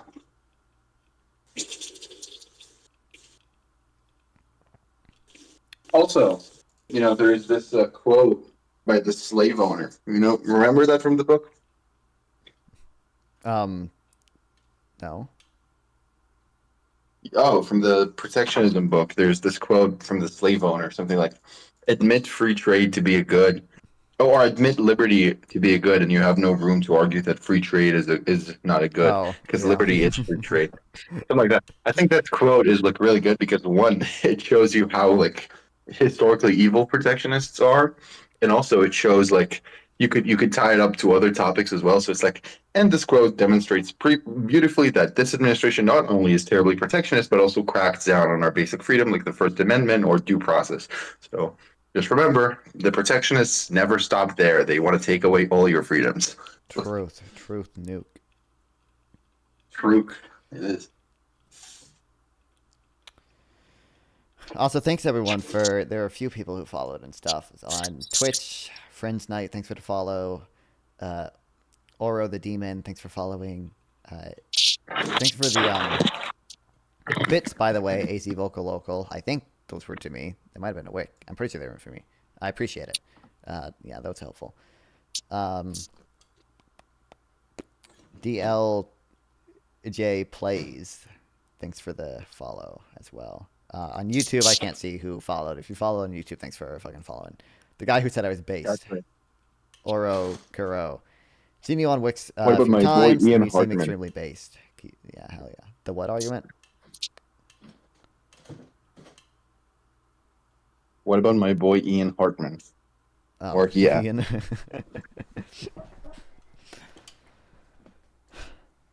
Jesus.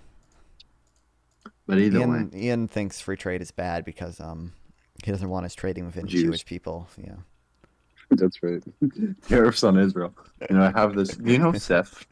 Probably not, right? No, I don't think so.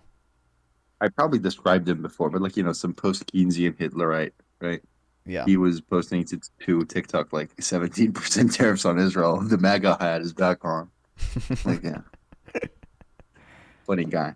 But he has China in his name, the Chinese flag, and I'm like, wait, what about the Chinese tariffs?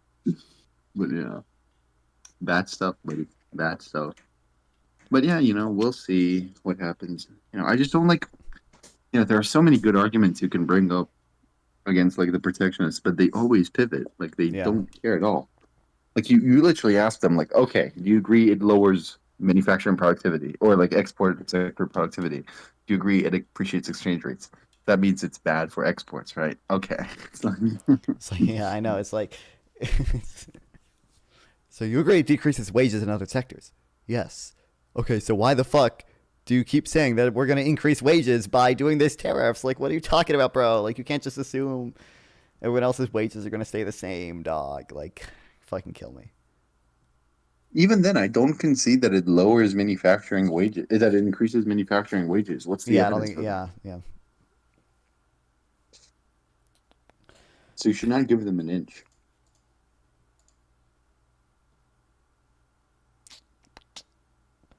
Kill me. All I wanted was the fucking TPP, bro. Why are we doing this? Yeah, I don't know, that too. The the whole like we're gonna get these deals, zero tariffs for zero tariffs. It's like one, he's already rejected deals like that from like Israel and from Vietnam, and I think from the EU didn't have that exactly, but the EU did offer something. And I mentioned this as well, like they think value-added taxes are tariffs. Like, what the fuck do these negotiations look like? Yeah, not only that. I mean, Trump already rejected the TPP, right? And yeah, I said that too. I was like, he pulled out of the TPP. Like, he clearly just doesn't like free trade. Like, I don't know what we're talking about. And the equation I mentioned as well. Suppose, again, suppose it was the case. You know how stocks work. Suppose it was like we're gonna get like long-term benefit. You know how stocks work. They price that in, and they don't. It's not positive. And if it's so far into the future that it's not positive, then that means it's bad. If the discount is lower, then like you shouldn't do it, right? Like if I could get $1 million in like 30 years, but I'm sacrificing like, something like $1 million right now or something, whatever. I don't know. Then I shouldn't do it, even if it's like more money in the future, which I don't grant in the first place. Like you just have bad policies. Did he cite anything? Kinda. I have his document, I think. But I think it was just I don't know, there was like one thing where he's like, well, manufacturing jobs are higher wages or whatever.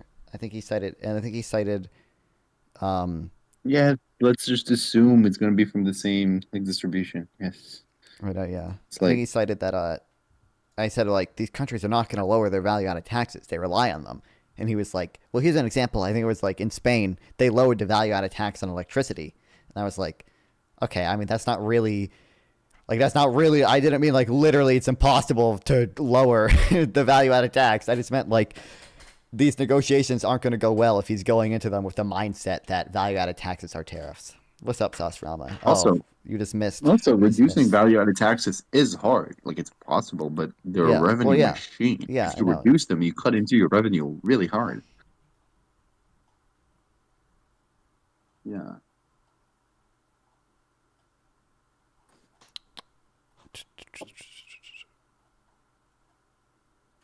On page, he has this, that's just employees. Oh, wait, does he not even have a thing? Wages.